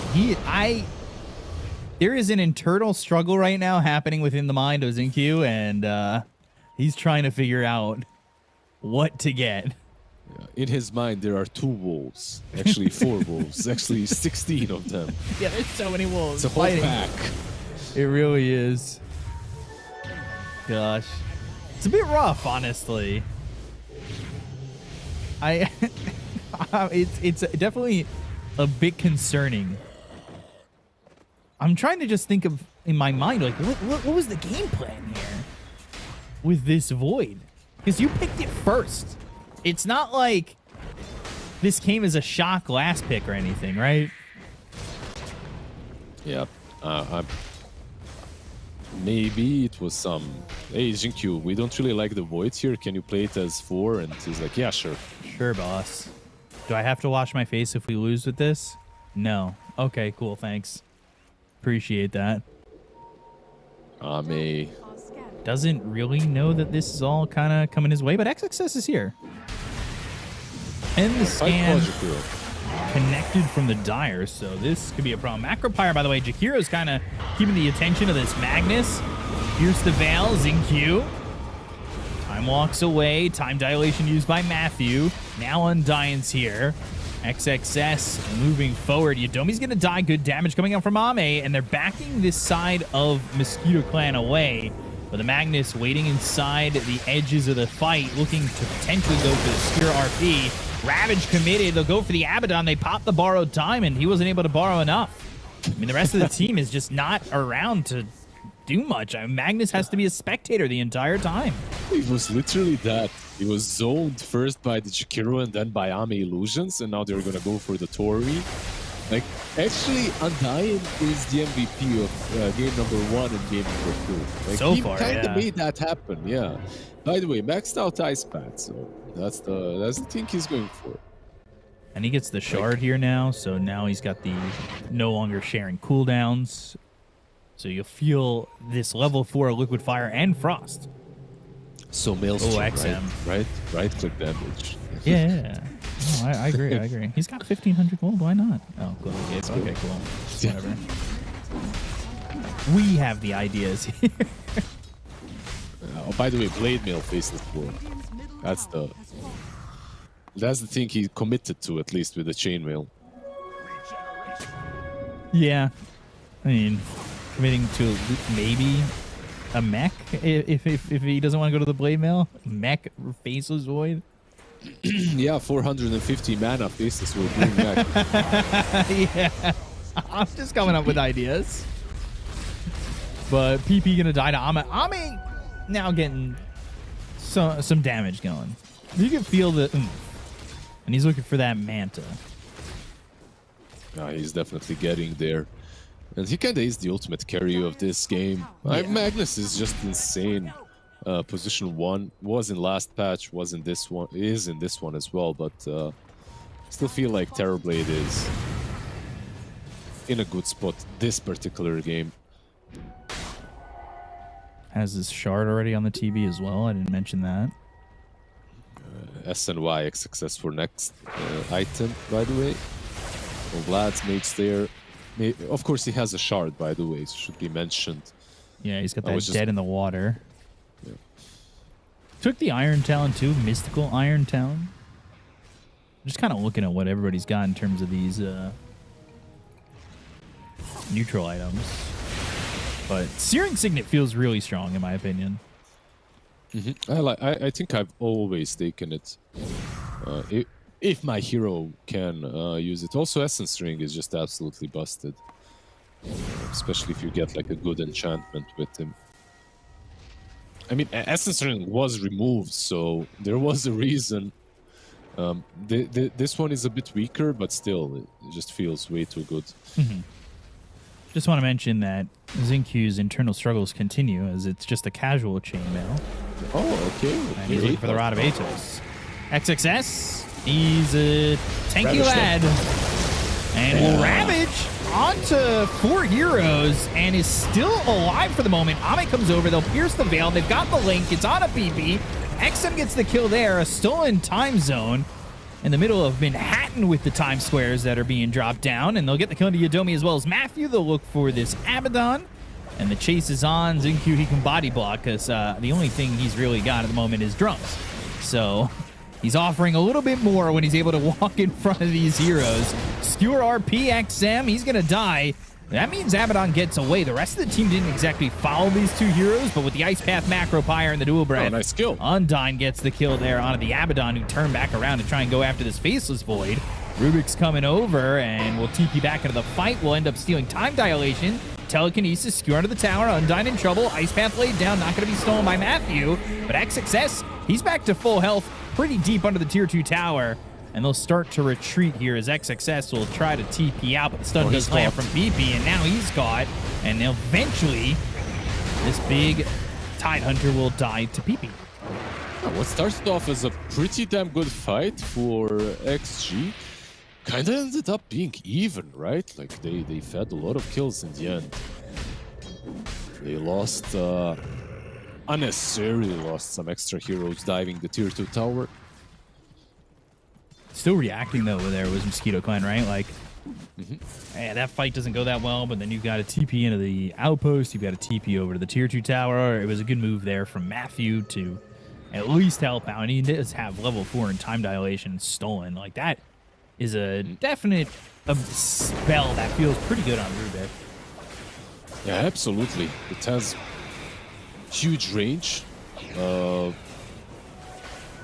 think it's second best maybe. Ravage, you're probably not stealing. They might be able to get this kills. Actually, Xinq comes over and breaks the smoke, so that saves Ame, even if Xinq dies here. But the Time Dilation, Time Walk away, now stolen. And before that blink is on this Rubik, having Time Walk as well is pretty good. Even after having it, right? Like, yeah. It's just very good. Especially if you get a shard, like you can reverse Time Walk with a Rubik. It's pretty good. BKB for Magnus. That's XM. He's almost got this BKB. He's going to need it. Didn't die last game, but he's 4-5-4 this game. He has not exactly had the most fun in this one. And then, Xinq, have you committed? Okay, so now you've got a casual chainmail and a casual vitality booster. Commit to the item. He's gonna go for Atos. I get it. I respect it. Like, drums are like the #1 item that you can buy on any hero. Atos is #2. Like, if you think about all the supports, like a Weaver position 4, right? Like, if your game is going not great, like Atos. Time Walk, Telekinesis, Harpoon into the calling. Ame! He's gonna die. No time to sunder. Very quickly. This could be just free rush. Like, can't even defend this. No BKB on XM. It's flying out, though. If they chase too... Xinq just time walked. He's going to have it in 2 seconds. So he's able to make some space here. Now they've got the BKB, but the turnaround... Do they go for Roche? I mean, it might have been... like, good enough. Yeah, they smoked. They delayed it for long enough to fight this, perhaps. This is good, though, by Matthew. He's going to break this smoke, and that blink gets revealed by Tidehunter. So now he can't blink into Ravage. But can he? 7 seconds, Macro Pyre. If they can delay it for this Ravage, I think the fight looks good. Ame's starting to walk over. The Roche is low, but they'll get the Aegis. The time zone on a 3. They'll pierce the veil. They've got the silence with the calling on an XM. And now he'll pop that BKB, static link, time zone, ravage. Oh gosh, on everybody with a BKB pop by XM. They're going to start to clean up here. BKB, RP onto XM, trying to get a kill onto the Razor. They got the Aegis out of the hands of PP. They'll skewer away. This Magnus needs to leave, but the Bloodstone's not going to help out PP. He's still going to be clipped if they just get a little bit more control. They look for the TP out. They'll get the kill on Vitalia as well as PP, and 4 heroes are dead. The Ravage. Oh, XXS. Wasn't able to stop them from getting the Aegis, but he really doesn't give a shit. And just, it's a full 5-man Ravage. Yeah, 5 heroes killed as well. Well, 4 in the Aegis, right? Yeah. But overall, really good fight from XG. It's kind of not that bad from Mosquito as well. The calling was really nice. Like, he silenced everyone that was trying to get to the pit. But it's so hard when you get, like, if they instantly went for Rosh, if they didn't try to chase mid, I feel like it's free Rosh. But because of them chasing, it buys enough time for this Terrorblade to come back into the fray. And everything is different. Even if you take Aegis, you're in a bad spot, you wasted. Like, if you look at the beginning of the fight, like 3 heroes are on 50% HP. Just from Roshan and that macro players. So the fight is very easy for XG after that. And the Ravage, you know, it hits 5, and it forces the borrowed time from Abaddon early. And he pops that borrowed time, and once you kind of don't have that, you don't really have much confidence afterwards, right? Yep. By the way, time zone plus a Gleipnir. Dude, this is some 5-head. He's gonna have Chronosphere again. You'd love to have the old build into Gleipnir, but that won't be there for him. He won't be able to farm the way he wants to. Ooh, Xingqiu in a pretty solid spot, honestly. Link time zone on to 3. That is a decent startup here. They had the leash. It's onto the Abaddon, the macro power, the Ice Path onto 2. They'll pierce the veil. Now they've got the skewer. It's going to be on the Undyne. The stolen time zone dropped down, but they singled out the Abaddon. So they get the kill there. They just lose the Jakiro, but here's the Ravage. Everybody's going to be locked down again. I mean, my oh my. The fights back-to-back from Xtreme looking great. The only reason that Pike's able to get out of this one is because he's got that Shadow Blade. Invisibility is invincibility, and he'll walk away from it. But again, XXS placing the Ravage perfectly. Yeah, they're just outplaying them. These fights are... It was a nice idea from Pike to go Shadow Blade behind, but he didn't find the right target.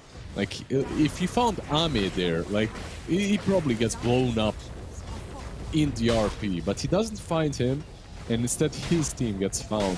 Also, a couple of nice things to talk about is time zone plus Dead in the Water. I feel like it's a pretty cool combo as well. Skewer onto an illusion. That's not great. And a BKB committed for that. Well, XM had to commit BKB too, right? Like he got going on. They'll go for the Tormentor. Who gets it? Void? Or is it Razor?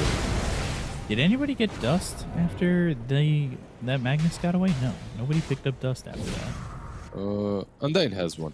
It's in the backpack though. Yeah, did he just get that? Maybe. Radiant's middle tower is under attack. Who ended up getting that shard? It was, okay. It's Xingqiu. Alright, so he's got the reverse time walk. Also, Tormentor giving him a bunch of gold. And you can see the net worth splits. I mean, Abaddon is lower net worth than Xingqiu. And Undyne now. Oh, definitely struggling. A problem with this hero on offlane is when you're not the bully. Like, when you're not the one actually... Like, his laning stage wasn't that terrible. But when you're not the bully, you just fall off and... You don't matter nearly as much. Like, this hero is the strongest... I mean, most heroes are the strongest when they win their lanes. But if you can kind of snowball off of a lane, this hero is crazy good.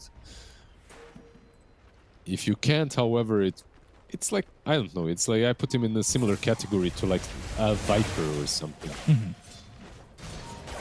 Shadow Blade and looking. Does he just... He'll go for XM, but the BKB, now the RP, and XM's dead. There was no Blink Ravage or anything, knowing that BKB is available here for the Magnus. Maybe didn't want to commit so early, but 5 heroes come around, telekinesis, time zone, and they rip through XXS. They actually did some decent damage with BKB being popped here by the Magnus. They'll go after Undyne, Skewer, stopping the TP. Borrowed Time's going to be popped, and this is a great fight for Mosquito Clan. Starting with that pickoff on XM. A massive fight, and like XG disrespecting them a little bit, trying to fight without Razor because they had Ravage, but they didn't connect on time. And Ravage was never used, even though it was off cooldown in the end. Thank you. He does have a great healing Lotus, but he'll pop it, and Time walks into the base. He also buys that point booster, but he's got to be careful with that courier. There are a lot of heroes around here. Shadow Blade again, Magnus maybe Matthew looking, might find but... it. Oh, the Force, the Blink. He got spooked. Got spooked by the courier, actually. There's that Gleipnir now. Could have stopped the Gleipnir from coming out. Let's see how much of an impact this makes. Like you're saying, it's like makeshift Ravage. Yeah, so I mean, makeshift Chronosphere.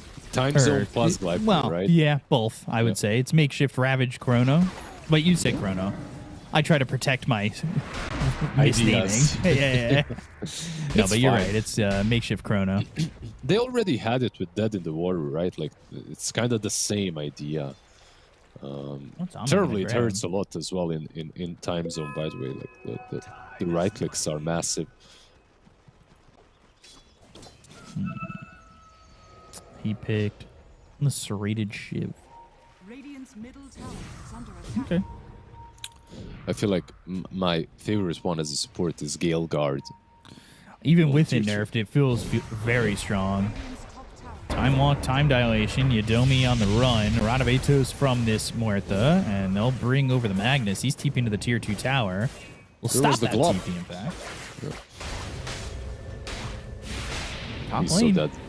Yeah, Rubik in trouble. Ice Path lands, and I will say this.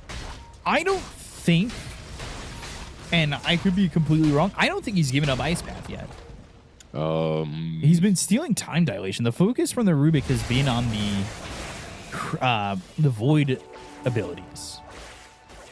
Yeah, I'm trying to remember if I saw a single Ice Path. I don't think I saw it stolen as well. I don't think I've seen it stolen. I think he's stealing Void spells. Time Dilation is great. Time Walk is also good. Time Zone is also not bad. So whatever you steal from Faceless Void is all right. And I also feel that Faceless Void is in his face. He's getting in close to Rubik, so it's a bit easier. You don't have Aether Lance as well on Rubik, so stealing spells from distance without committing Force or Blink is not easy. Yeah, Xingqiu getting into Rubik's face, he'd love if that would be a little bit less. So, we'll see. BKB Shard queued up for Rubik. What about going Boots of Bearing? Okay, so later Boots of Bearing, later Drums from this Muerta. Just the build from all of them. They're really respecting the Void as well. Like the Lotus from the Abaddon and Rubik with the BKB being queued up. And they make a go at this. XM Smoke gonna break. Blink, Ravage again on a 3. Time Zone following it up. Right clicks from Ame, gets the kill there in a PP. They'll take out Matthew. And Borrowed Time comes through. The dead shot lands on to the Void, but it won't matter. After the Borrowed Time runs out, the Sands of Time will take him. And Xingqiu gets a killing spree under his belt, as that is another clean fight from Xtreme. It almost doesn't matter what heroes you have besides the Tide Hunter. If it's going to initiate the way he's initiating the whole game, It doesn't matter what else you've got, as long as they're around. And then they just clean up buildings. I mean, this fight happens on the opposite side of the river, so you still have Metamorphosis going into this push. You can wait out this glyph. Have a sentry, Ame. From behind, Skewer RP. Ame in some trouble. Has Sunder. Can he get it off? Oh, he's got to find somebody. Oh, he gets it. Oh, no. The Sunder back to full health. They tried, but they've been conquered by Xtreme. He had such a little bit of amount of health left, and oh, boy. That is not what you like to see from Mosquito Clan there. You're really hoping you would get those kills. Time dilation on 3. Ice Path down. Macropyre as well. XM linking. And they are pushing this Mosquito Clan team back. Stolen Sunder keeps Abaddon alive for a second. But the Gleipnir use, that connects on a PP as well as the Adomi. The calling is there. They don't kill these heroes just yet, but the time walk in, time walk out with the time dilation. And they will get a kill in a Matthew. Oh, dear. They go back in. They buy back on this Rubik, but it is not looking good. Yadomi's gone. Doesn't have buyback available at all. Yeah, they want to go for Troll. They have that no mag for 20 extra seconds. Jinkyu is in. And Zinkyu's out. Was it, what, the Gale Guard that kept Terrorblade alive? I think it was maybe that, but also Anchor Smash. Negating some damage. Ravage on the 3, and they'll take the throne instead. They don't need to kill those heroes. A 2-0 for Xtreme to end their morning at 1-0. It's nice to see a Chinese team doing well. It's Agreed. been a bit. So, yeah, a cool game overall. Some cool ideas. I think Xtreme Gaming after game number 1 took it a little bit easier in game number 2 when it comes to the draft. I don't think that this draft is like some crazy thing that cannot work. It looked silly, but once it connected, you could see a couple of things working, right? Like, if you put aside the fact that the lanes are almost impossible to play with the Spaceless Void position 4, later on he did do some nice things, like Time Zone plus XM's Razor and Terrorblade of Ame. It's a lot of damage. The time dilation is also very annoying, but this game was... Yeah, he definitely contributed on the Faceless Void, but it would be hard to sell a point in which he won the game for them. Yeah, you can see that the time dilations are tough, but one of the things that I mean, you pointed out in some of these fights was the fact that Undyne was really doing a lot in terms of control and really taking attention away. But it makes it available for things like this, where XXS is just able to walk in and be able to land these big ravages and have these big moments. Yeah, they got caught by like 4-man ravages, 5-man ravages too often. The one that happened in the Radiant jungle was the most impactful one, I would say. Like when they tried to go on the Tidehunter first, they don't kill him and he ravages them. I feel like that one was basically game-changing. Everything after that was just snowball from XG. Because this game wasn't really that simple for Mosquito Clan or for Xtreme Gaming from the get-go, and the breaking point was that fight in the Radiant jungle. Also, this gets so annoying. Time walk in, time dilation, reverse time walk out. Like, you're just in and out and just making these cooldowns obnoxious. It's such a good game there from Xtreme, because it did feel as though the impact in the early-ish game was very lackluster. And I don't know if you get away with that with better teams. I don't think so as well. Like the early game was a disaster for them. The bot lane, the top lane rotations, just the top lane in general. I think Tide kind of alleviates that. You asked if Xinkyu is just going to leave him on the top lane and go do some stuff on the map, which is what he did do eventually. Right. And it's possible because it's a Tidehunter, right? Like if it's some other hero into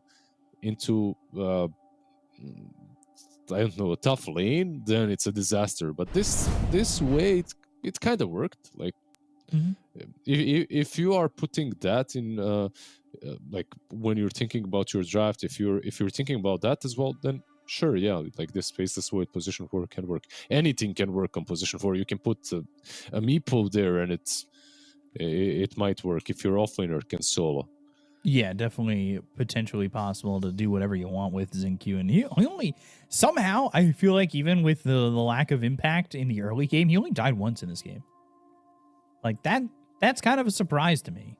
Going 3-1 and 19 for a void in the 4 position is kind of impressive. But, you know, it leaves us with an interesting taste in our mouths at the end of this first series. We'll see if the next 2 teams are going to be as innovative. We've got Gaimin Gladiators against EO Submarine coming up with the next series.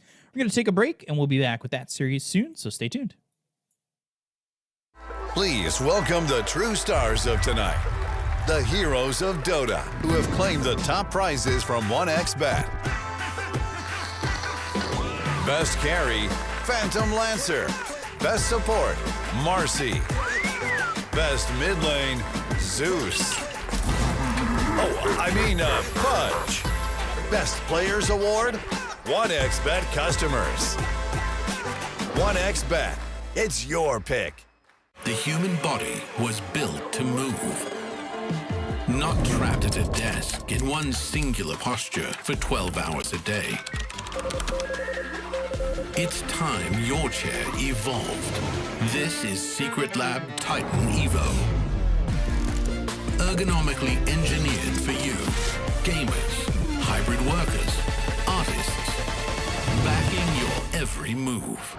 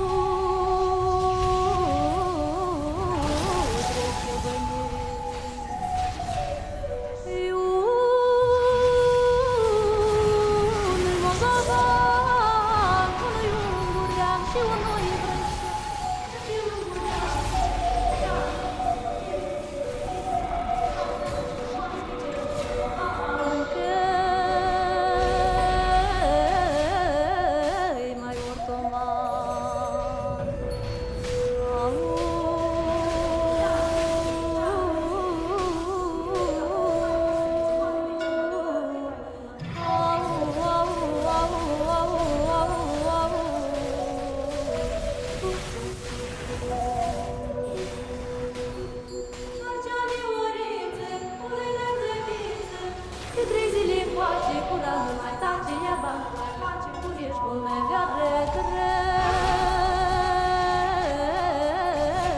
drăguțenioare.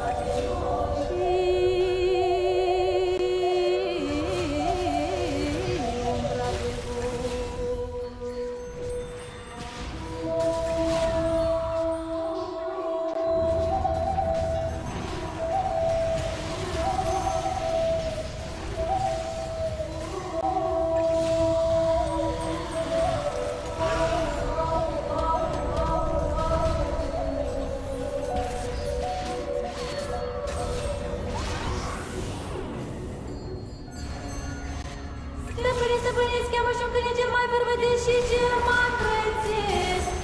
La cruz de soare vreau să-i dă mare bate. Și cu cel râncean.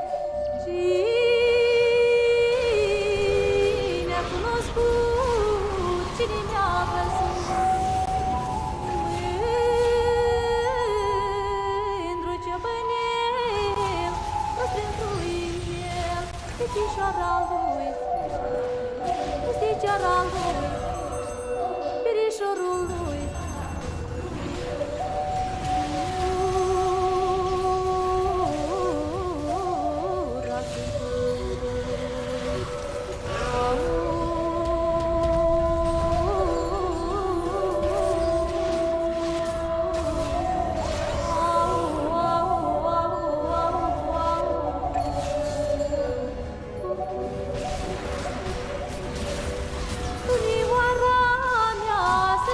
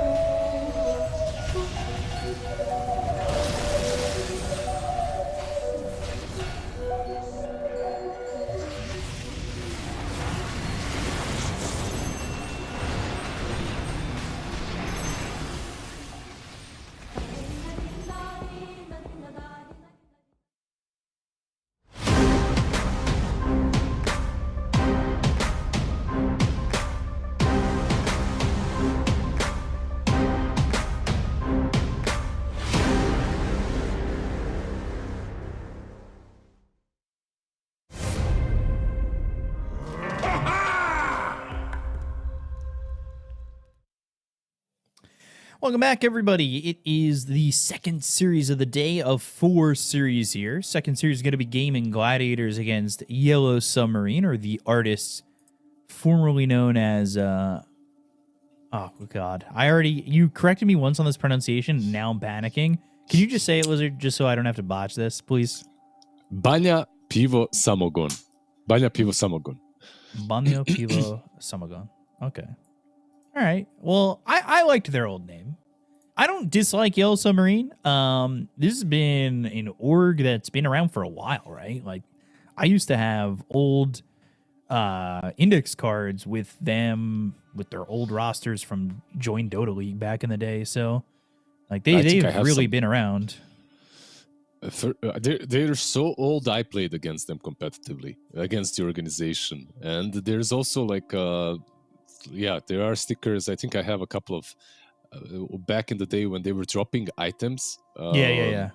You know, when there's like a triple kill. I have some.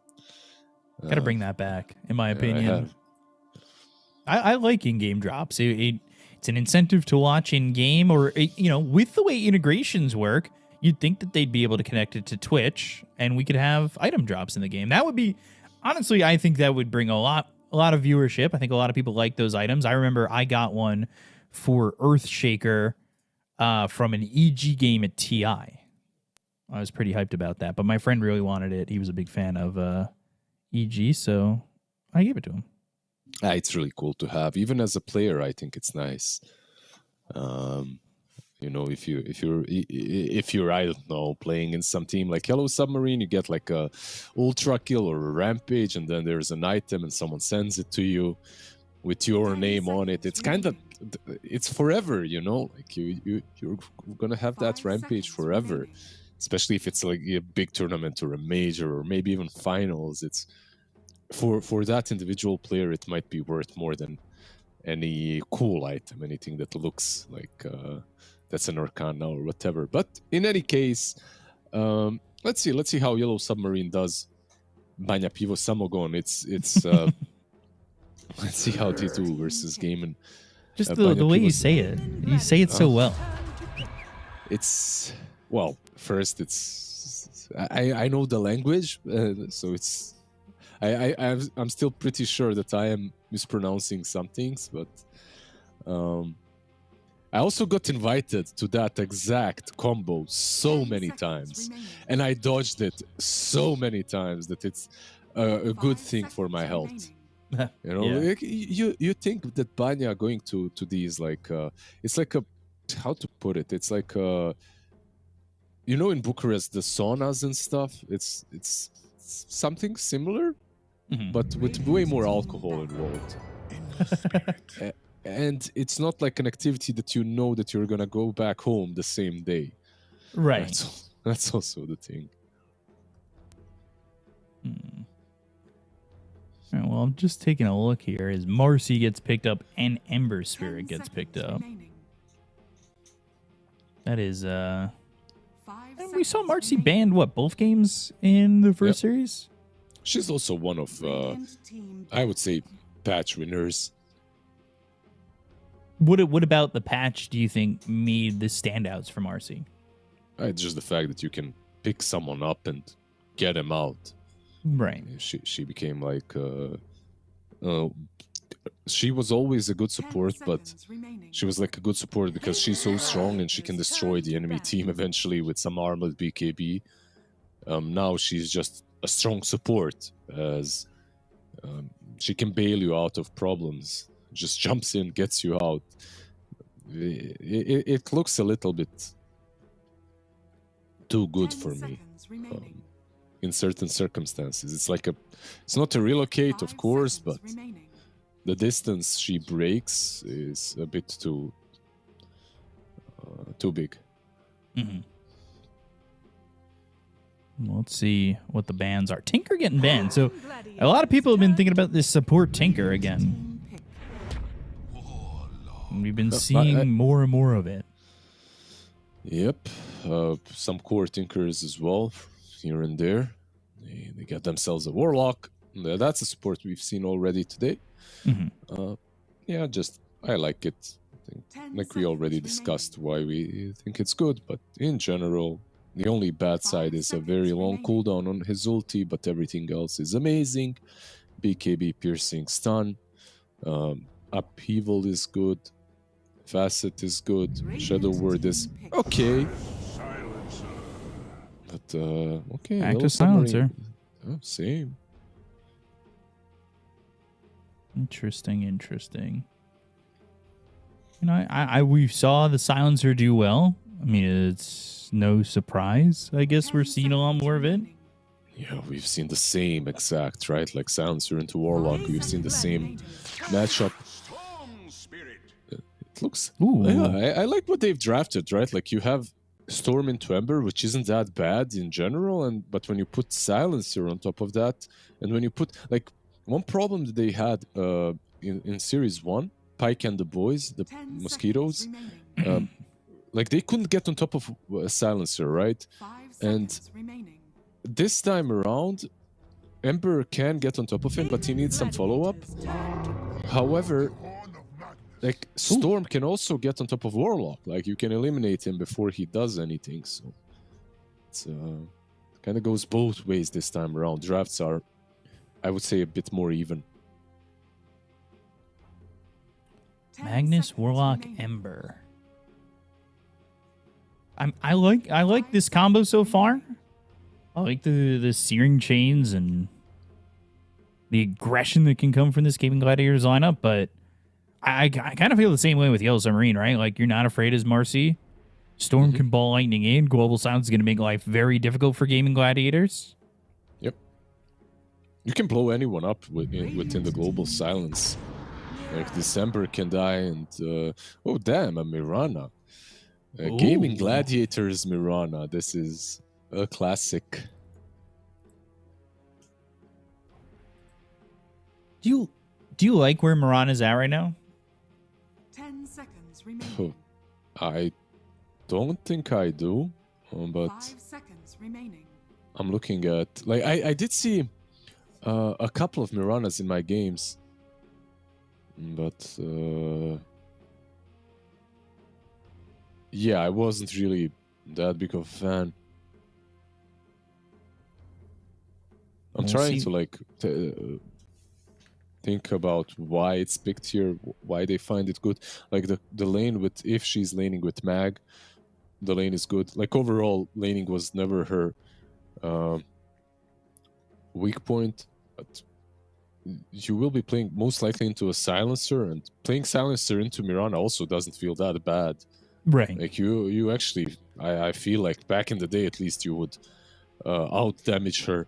She's kind of squishy. She preys on these heroes that can't fight back, so she just pokes, goes back, right? But supports like Silencer or a Disruptor, they usually tend to have a good time against her.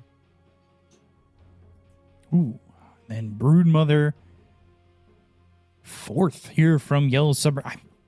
They're cooking. They're cooking so far. Yeah, I want to see what he goes for on Mirana, like which facet is gonna be Starstruck or Leaps and Bounds. Like Leaps and Bounds sounds kind of great versus Storm, right? Like leap on top of him, root him in place, but then again, how reliable is that? Maybe some like Atos build together with that, and you can keep someone rooted forever. Well, I mean, not forever, but, you know, for quite some time. Ban the Morph, ban the PA. Let's see what else the bans will bring. Yeah, so the carries on both sides, right? Like, Broodmother most likely the offlane, and it seems like Yellow Submarine are protecting themselves from the offlane Mag, with some good combo on the safe lane that works with Empower. Even though they already have a lot of good power targets, Mirana, Ember Spirit, all of these heroes are good to be empowered from time to time. There's the Slark ban as well. I like the Ember Marana combo. That's something that we used to see a lot, where you just searing chains into an arrow, you rotate over mid. Yeah, and you tend to get the searing chains anyway versus Storm Spirit, especially with the Mirana. So, yeah, like even if you have maybe not the best lane into Silencer, you can always do that or rotate towards mid, depending on where Magnus is. Like, he could also just be their carry. Like, we just saw 2 carry Magnuses by Pyke, so it's also an option. Gaimin Gladiators. And they go Sven. Oh, Okay. Sven. Wow. Morphling banned out, Slark banned out. They go for the Sven. What's good gaming go for? Like, there's some good old gyrocopter or something like that, you know, like these kind of carries that can actually match Sven's farming patterns and speed. And take away the Broodwings, right? Yep.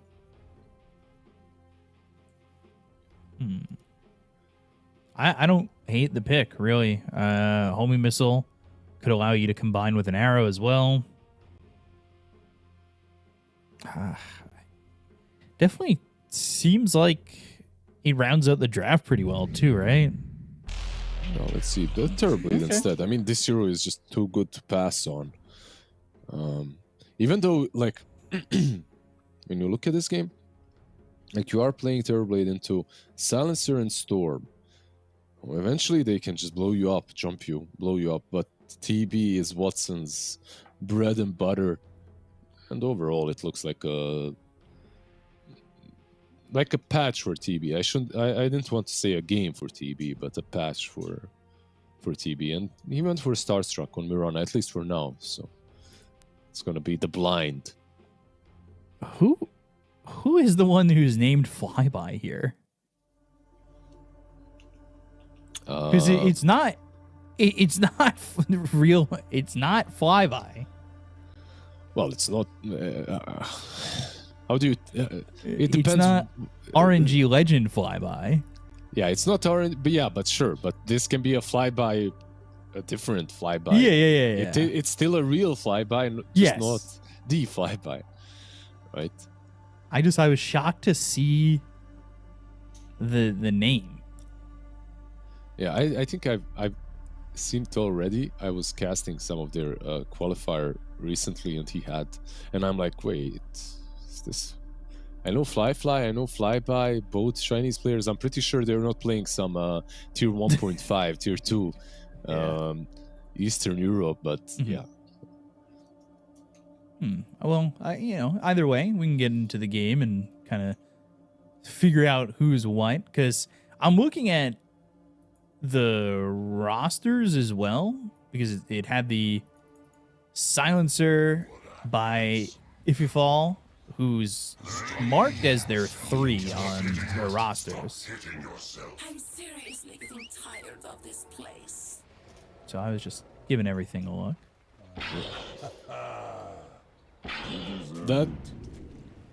That's not gonna be an offlane Silencer though, No. right? Like, No, there's I mean, no way. There's So no way, it's- right? Also, maybe they just switch things up. I mean, this is Is it? it's not Flyby, right? Like, it can't be. Because it's got Knights as his team name, which Yeah. would line up correctly.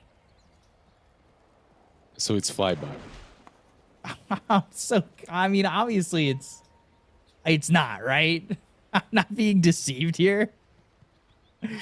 Oh my gosh. Maybe he just moved. That's it. Like, he's playing with some bros.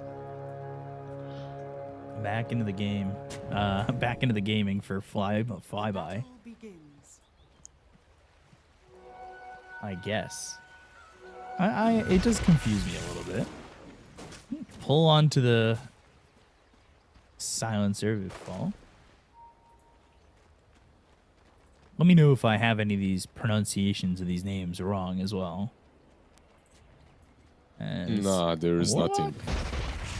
All right, now the Sven's actually the one taking some damage. I mean, they went after Melodic and Ace just shockwaves Nesphere, and that was it. I mean, now they'll leave him be. There are no mistakes to be made. Like, these are all just normal names. But I was just trying to go deep and see if this detective work can be concluded, but I'm not sure as well. It just could be him. We'll see maybe on the cameras, right? Because they are on a LAN, so... It would track, that's for sure. If we can see it on the cams, but we'll see it eventually. Bottom lane, we'll see how Tofu does with this Mirana. Taking Starstorm early on, so not working with that arrow at the moment. And we've seen Silencer feel pretty strong early on. It was like a 1-0-1 that we saw. No glaives early. Ooh, still getting the deny on that. Yeah, I think you can still do the same thing here. Like, just you're playing into a Mirana mag. 1-0-1 is would be my weapon of choice.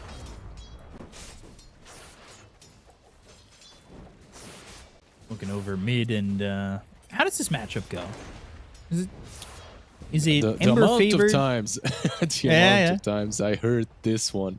Oh, it's Ember versus Storm Spirit. How does this matchup go? Well, Storm Spirit does well, and then Ember gets level 6. He has some kill potential. No, they're like the same old, same old. I like making you say it though. Quinn is owning 13 CS3 versus 8-1. He's doing a good job. Yeah, having a good time on this Ember. We'll see when Tofu comes over, if at all, with that arrow. Bonds in that top lane, and then a Stormhammer thrown over. But this top lane, can they get a kill here onto the artist who might be known as Five Eye? Still questioning. But it says Mengekyu on screen, so clearly not Five Eye. But I like thinking, like, is he such a fan of Flyby? This is what we need the interview question to be. Is he such a fan of Flyby that he has replicated his account perfectly with the team name as well? Replicate it all. Took his account, actually. Bought it away from him. That's my question. You know, maybe it is that way. It's just Chinese Dota. You can't escape it, Depop. It just follows you. I'm trying to leave it. They Follows just pull you me no back matter- in. Yeah, no matter where you go. Fall just fighting Tofu bottom. And Queen against Rebel in the mid lane, and it's not all Ember. I wouldn't say it's very one-sided or anything like that, but we haven't seen any ganks with an arrow or nobody coming over mid. We'll probably see somebody come over 4-minute rune maybe, or 6-minute rune. We saw a lot from Xtreme and Mosquito. Yeah, they have like almost runes. every support right around that minute 4 and minute 6 runes. So Tofu is rotating down mid now. There's a Watcher and a Ward, so he should be scouted no matter what. But I don't think he cares, as Wisdom Rune will be taken by him, and he de-wards. So very nicely done. Nice rotation by Tofu, even though he doesn't get a kill.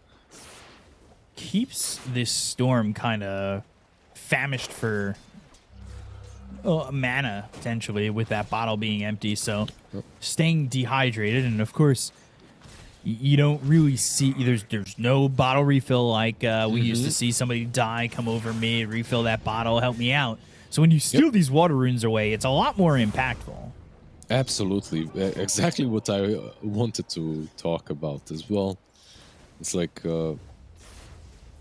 imperative now, I would even say, to go for these runes. I think it might make mid lane a bit more fun as well when it comes to like just players dominating. Yeah. You're just not getting refills all the time. Like, it does make it more skill-oriented, I would say. Yep. More skill-oriented, more action-packed. On paper, it should be at least. Or maybe people will just start sending out salves and clarities and mangoes more often. You'll see more region. FFL is walking all the way back to base. I mean, this is a long Top walk lane back. Watson. Yeah, we'll see if they can get the kill on a Watson, and they won't be able to. It's actually Maladich who gets the kill onto Amarallis, and they want this kill even on a Mengekyu, and they'll get it. So, double kill here for the Warlock, which goes into what we've talked about in the previous game that we saw Warlock in, is that Black Grimoire. He's already got 3 charges on. Yeah, this is just a perfect start for Maladich. Like, feels good. Double kill, and keep in mind that they're the ones that made this move. They're the ones that went aggressive on Watson, not really respecting the sticks and not respecting the Warlock heals that can come into play, or just the damage from him actually this time around. Yeah, it didn't go to the upheaval at all. He's actually gone 2-2-0. So the Shadow Word early on. Rebel in some trouble. Remnant away. Amaros is there. The problem with like the Searing Chain's arrow combo is you can't use it if your Mirana has no arrow leveled. Well, level 3, no arrow. Yeah, true. Yeah. And 2-0-1. They're going to get this tower so quickly. I mean, this is a 7-minute tower. They might even rotate. They should rotate over to try and steal away this Wisdom Shrine. And that's exactly what they're going to do. They'll pressure on, and Mengekyu is going to try and stand his ground. But, I mean, there's 3 heroes here. Ember realizes he's not needed. He can fall back, go back to the mid lane. And now the Shrine of Wisdom taken by Maladich, and the other one taken by Ace. So this is something that we have talked about, of course, in the past with it being Wisdom Runes, but how impactful that first set of Wisdom Shrines is, especially, you know, if you... It's looking like another situation where Warlock's going to hold on to the Black Grimoire early.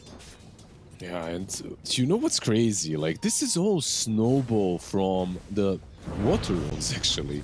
Yeah, the snowball it is. effects. Because your Storm doesn't have regen. He goes back home to heal up. He TPs back mid, so he doesn't have a TP to come help you for the Wisdom Rune. It's just one snowball effect after another.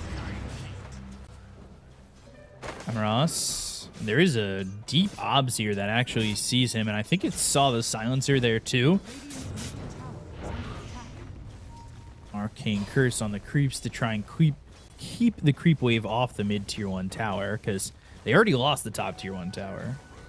Oh, well, if they continue playing like this, mid lane is about to fall to, or maybe even bot. Keep in mind that these supports are super high leveled. Warlock can pop the Grimoire, be level 6 as well. Around a level 5, yeah, if he wants to even. Look at the difference in supports. Like, net worth even is just so massively different. Like, both these supports got so much out of the map. The supports definitely, but look at the offlaners. One is the highest net worth on the map, and the other is the lowest net worth on the map. Out of all the cores, that is. Yeah. TPing towards top. Again, you need to be very careful as this Broodmother in terms of showing. You get hit with Fatal Bloods. Going heavy in the Shadow Word, too. This Warlock, level 3 Shadow Word. Yeah, you don't see it that often being maxed out this way, but I'm not sure. They're kind of squishy on Yellow Submarine, so I guess that's one of the reasons. Yeah. Morales is going to see Tofu, I believe, but they have RP. They could go for a kill. They could pressure the tier 1 tower. Again, this is another tower pretty low. It looks as though the tier 1 towers are going to drop sub 11 minutes, honestly. With the way that they're just pushing in. Yeah, mid lane. The two of them can take it by their own. On bot lane, I feel like Ace could just solo this as well. RP even. No, Arrow and Emeralds running away, skewered up, and eventually will die here. They took the mid tier 1 tower while all this is going on. Bottom tier 1 tower is going to start to push in. And this should be a pretty open map for Gaimin Gladiators. Absolutely. Meanwhile, Sven has to use God's Strength to farm, and he's being zoned by a Warlock at the same time. So things just aren't clicking for Yellow Submarine. No, not at the moment. Yeah, they need to find some way to fight, but I honestly don't see it. Before before the Brood comes online, I just don't see the way they fight. Now, these heroes on the side of Yellow Submarine, as you just saw on your screen, have done a combined 0 tower damage. Creeps have done damage, but the heroes, nada. 0. Yeah, the mid lane tower got hit. It got by hit, creeps, yeah. Yeah, and top lane by 6 damage. Total 6 damage on top lane. Top lane TP, Quinn coming in, Sleight of Fist, Searing Chains. Amaryllis is going to die again, and this is allowing them to put more pressure on the bottom tier 2. I mean, this is 11 minutes into the game, and this is a tier 2 that is less than half health. Well, that's why Maladish being super greedy, by the way. He is not taking this Grimoire. He's still waiting for level 6. Yeah, that's why you max out Shadow Word, by the way, so that you can hit tier 2 towers minute 11. They still don't have global. There's a remnant down here, too. They can't fight. Like, Quinn just comes over, and then, yeah, here he is. He comes over, Sleight of Fist, Searing Chains. They rooted up the spam, but they're going to ball lightning in. They'll look for the Vortex. Chaotic Offering finally comes in. They've got the Fatal Bonds down as they'll look to get the kill on Amaryllis and more, but they only get that one. Sven? Oh, Whoa. Sven. Also, the Black Grimoire, he finally commits to it. Yeah, He's like, all right, I needed 6. I need Chaotic Offering. Yeah, he needed it. Did a lot of damage, yeah. Mirana just went from like 5% HP to full after the Golem just being healed up completely. But you could also see that Yellow Submarine, even though they are 7k behind 12 minutes in, they need to be respected. Especially now when the global will be up. Let's see, maybe they can go on Watson. God Strength. Such a hard kill, but they can Ball get lightning and the Vortex, they'll have that. He doesn't have Sunder, so he is dead. This arrow connected. So now Sven needs to be careful. The Remnant in, the Global Silence. Oh, this is Marcy bringing them both in. That's a mistake. Oh, no. Amaryllis, I understand, but... Oh. Yeah, pick me up. Yo, before you go. Just Oh. both dead. No. They went to the fountain. That's usually like when you're doing the pick me up, you're picking them back. You're trying to get some distance away from the enemy team. I was praising this hero so much as a good saving position 4 or 5 right now, but that was basically a disaster. They did get TB in the end though, so silver lining for Yellow Submarine, at least something. It's not great, but something. I mean, good for you.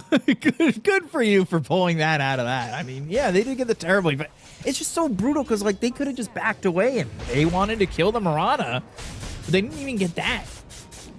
It was almost a free kill for them, let's put it that way. The free kill on the TB and you back out, but their map is pressured so heavily. This tier 2 is gone. This is, by the way, this bottom ob spot on these stairs is something that's interesting. They're going to go here for Ace, and this should be an easy kill. He's off and alone. And bot lane, Rainbow. Arrow! Oh! All right, TP out. Never in doubt. It was almost an impossible kill to make, right? Like, you're going on a storm and arrow is the way you initiate. It's just not gonna happen 9 out of 10 times. But they're all staying here bottom. Like, there's a Tormentor, right? Yeah, this trio's been down here for a while. They're gonna lose the tier 1 top, and they don't really care that they're losing it, I guess. Quinn just farming up the map. It's got this Orb of Corrosion Mage Slayer. Well, they do have an Orchid, right, on the Brood. I feel like this kind of puts her online together with Global Silence. Suddenly, it's not a free game for Quinn any longer. Right. Like, bottled up Illusion, of course, is going to help together with Mage Slayer, but still, like you mentioned, it might not be enough. Early Shard getting this Torm. And now has that upgrade in the leap.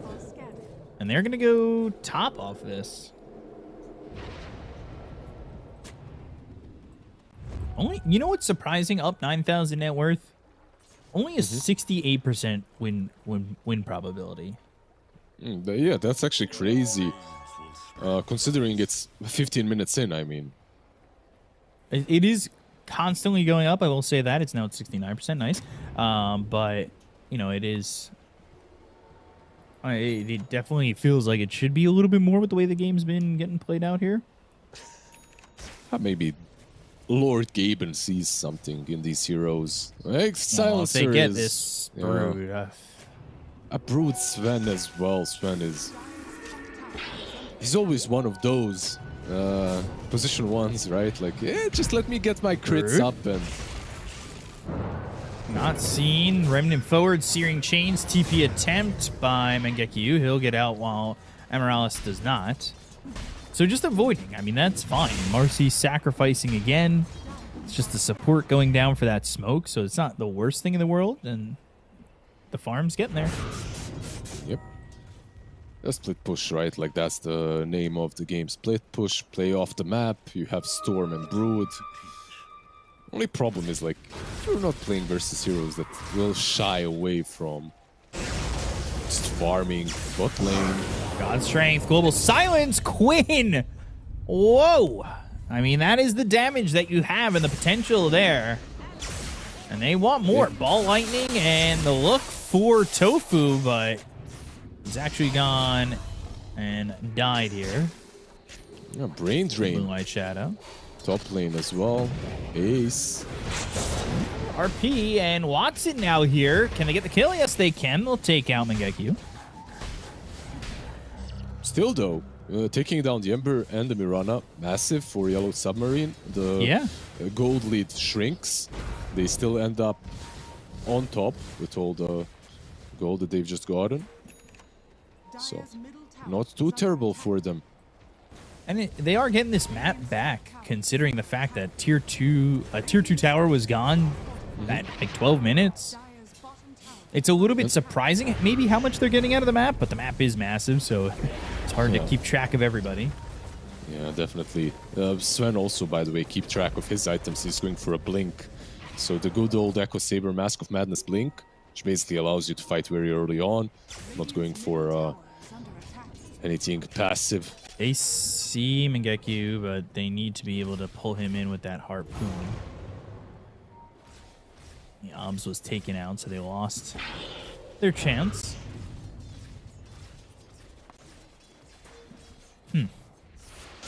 Things, I would say, a little bit more quiet than I thought they would be from Gaimin Gladiators, considering the start.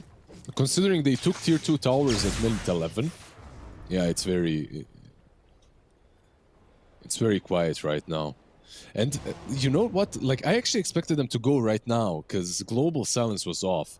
But now it's back up in 5 seconds, and it's the other way around. It should be Rabel and the boys to strike, even though Storm is very close to the BKB, so we might be chilling and waiting for that to be completed as well.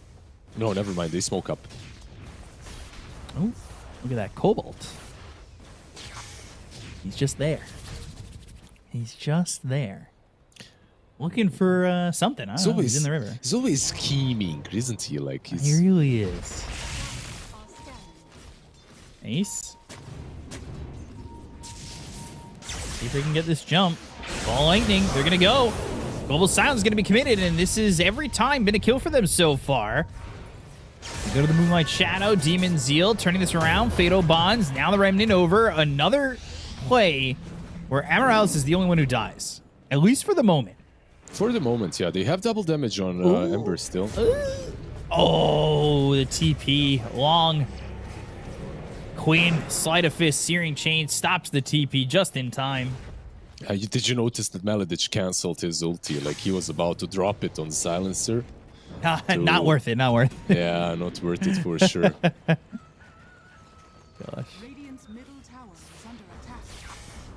I don't know, like, the cooldown of the rock is, like, ridiculously long, but if I'm getting a kill, I'm getting a kill, man. Yeah, I mean... stopping that TP. I guess, but you don't really need it there. You had the Searing Chains, right? No, I mean some different situation where you Oh, don't just have drop it. the rock? Yeah, That's just fair. drop it. Just drop it for the sake of dropping it. Show them you're not afraid. You're not afraid to just Are scanning. show it off right there. Put your rock. Get them, stun them. If you don't get a kill, you don't get a kill. You farm with it. It's only 160 seconds cooldown. Well, you were talking about how you were saying it's like I know, 3 I'm kidding. minutes. It feels that way. It feels I mean, it ridiculously- practically is. Let's be real.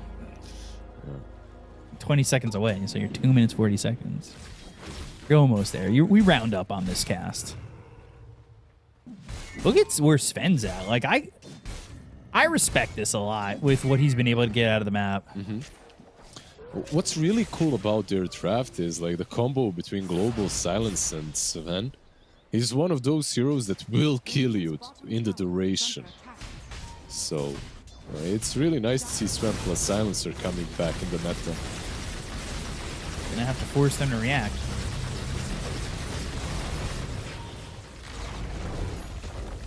Or not. Or not, yeah. Like, Like, they have Global, they have God Strength, but no BKB on Sven just yet. So yeah, but that's that's a lot to let loose. maybe even the Marcy. Oh gosh. I mean, it just. Yeah, I guess the racks, sure, but when you're giving up racks +1 and maybe a tier 3 in the mid lane too, there's gotta come a point where you go for something. But now this Storm forced to BKB just to get out. Now there's no reason to stop. There's no global. There's no BKB on Storm. You just go and pressure the tier 3. Yeah, there's a BKB on Sven now, but that defensive Global Silence really hurts them. Orchid on Watson, by the way.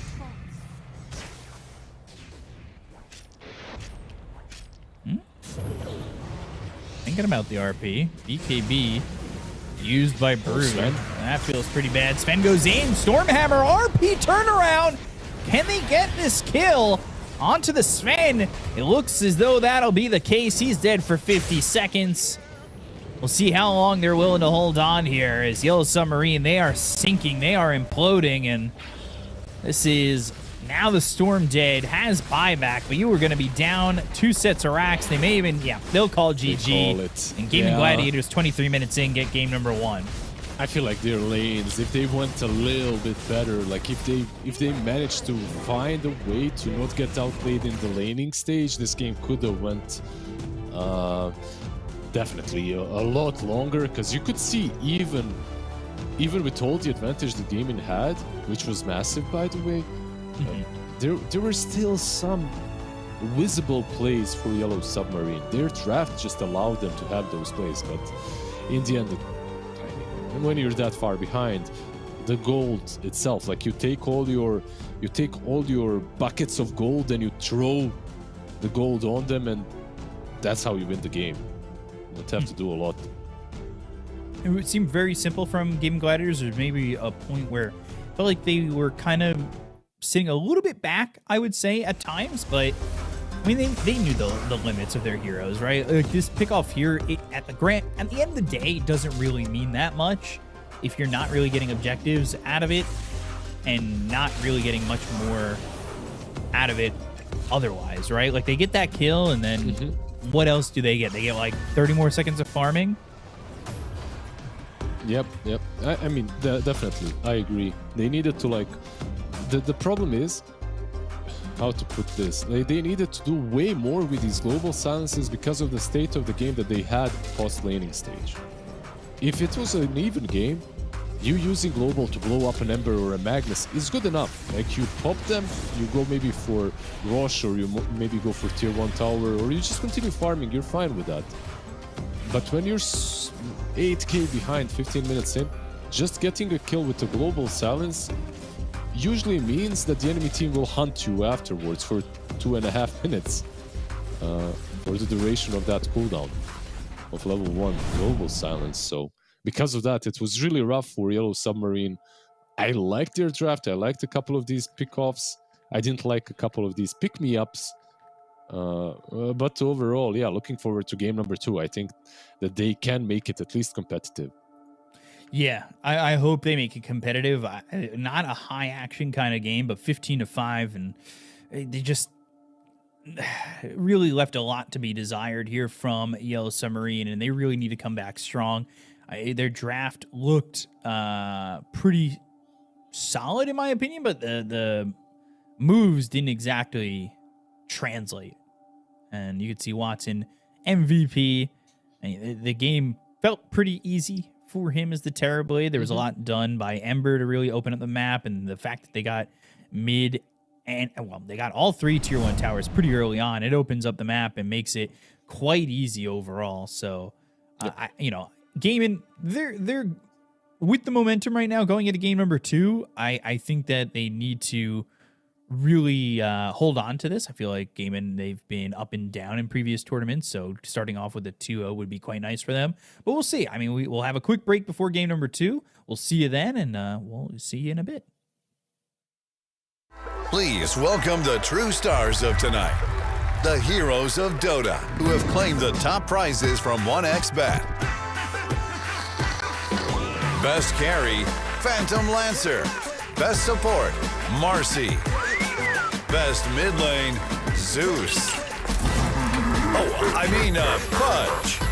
Best Players Award, 1xBet customers.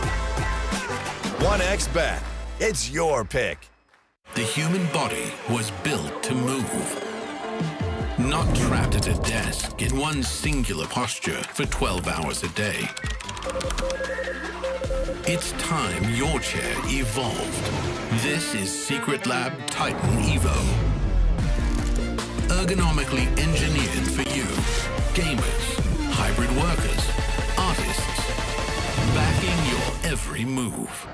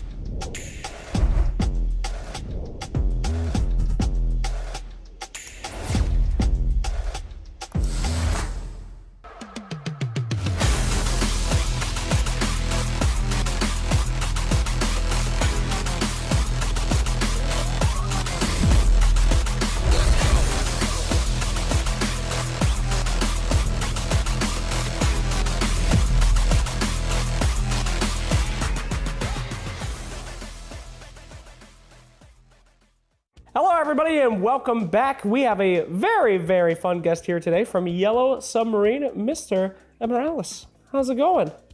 Everything good. Hello. Very good. This is a very important interview, okay? Because you are the fresh new blood of Dota, which is a rare thing. When you win TI, they're going to reference this video as one of the first ones. So thank you so much for coming, and I am so pumped to talk to you. So tell me a little bit about what it's like being the next generation of great Dota pros here today, because there hasn't been too many new Dota blood coming into the scene, and you guys are it. So what's that like to you? Now it's a bit easy to play Dota, because everyone knows how to play it. There's a lot of videos, like you can see a lot of TIs, and it's kind of easy to learn. And when you're young, it's like so fast you're learning, and yeah. So tell me a little bit about yourself. Like, when did you start, watching Dota? You said that you watched some content to learn how to play, getting better. Did you do research into the old school Dota and all that, or? No, first of all, I just played a lot, and I was like playing pubs, like 10 games per day.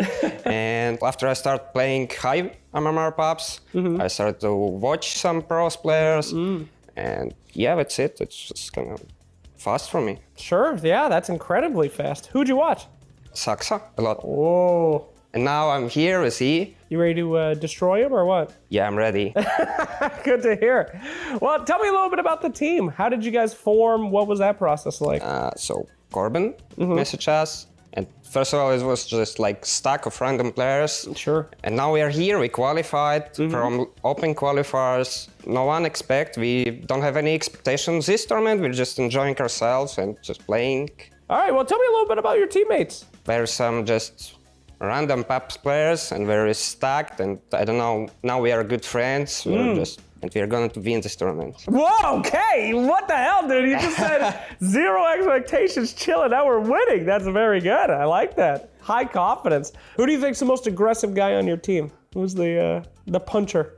I think it's me. You? Okay. Yeah, hell yeah. Hell yeah. Fantastic. I'm very impressed by your abilities, by the way. What'd you do before Dotes? School? School? Yeah, just chilling. First, I started playing CS. Some CS. Oh, Counter-Strike. Yeah. Okay, cool. Were you any good at that?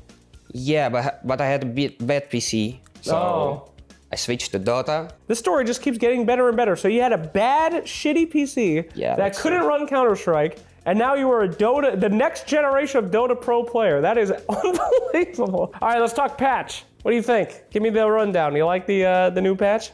Yeah, it's kind of good because Dota now is it's faster. It's getting faster and faster every patch. Sure. I mean, doesn't that kind of make it a little bit more casual, though? Are you one of those guys that says Dota has to be super hard in order for it to be good? Dota has to be fast because it's kind of boring to watch, even if it's slow. Everyone's farming, and it's not interesting. Okay. Like, you need to fight. That's interesting. Like bugs, you know? That's a real Zoomer mentality. I'm sorry. You got Subway Surfers up there. Dota's got to be fast. Everybody's fighting. All right, so if you had to sum up Yellow Submarine and say what your team was in like one word, you know, you guys are aggressive. You guys are calculated. What do you think? Let me say beasts. Beasts. Fantastic. Well, thank you so much. It was a pleasure getting to know you. I wish you the best of luck in your tournaments. You are the next generation, the new blood in Dota. And I hope that blood is pumping. So thank you, my friend from the Beast team. And we will see more from Yellow Submarine here at PGL Wallachia.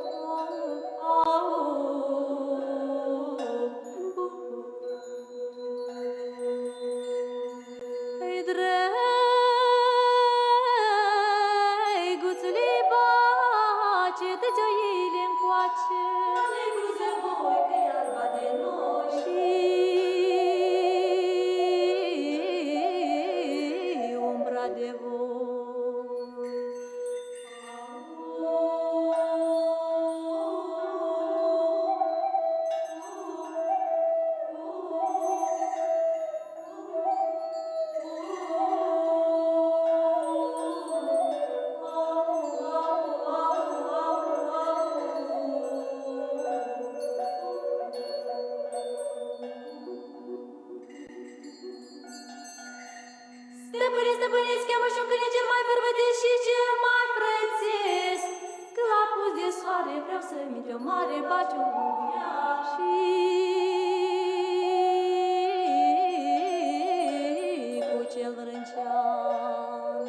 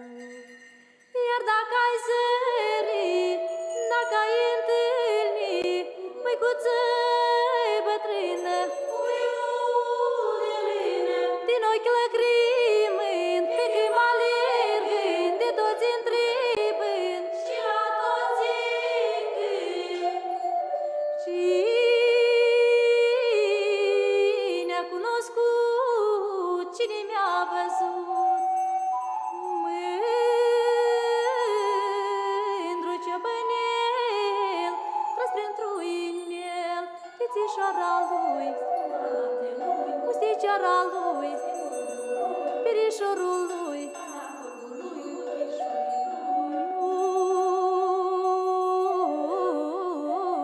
Ura câmpului,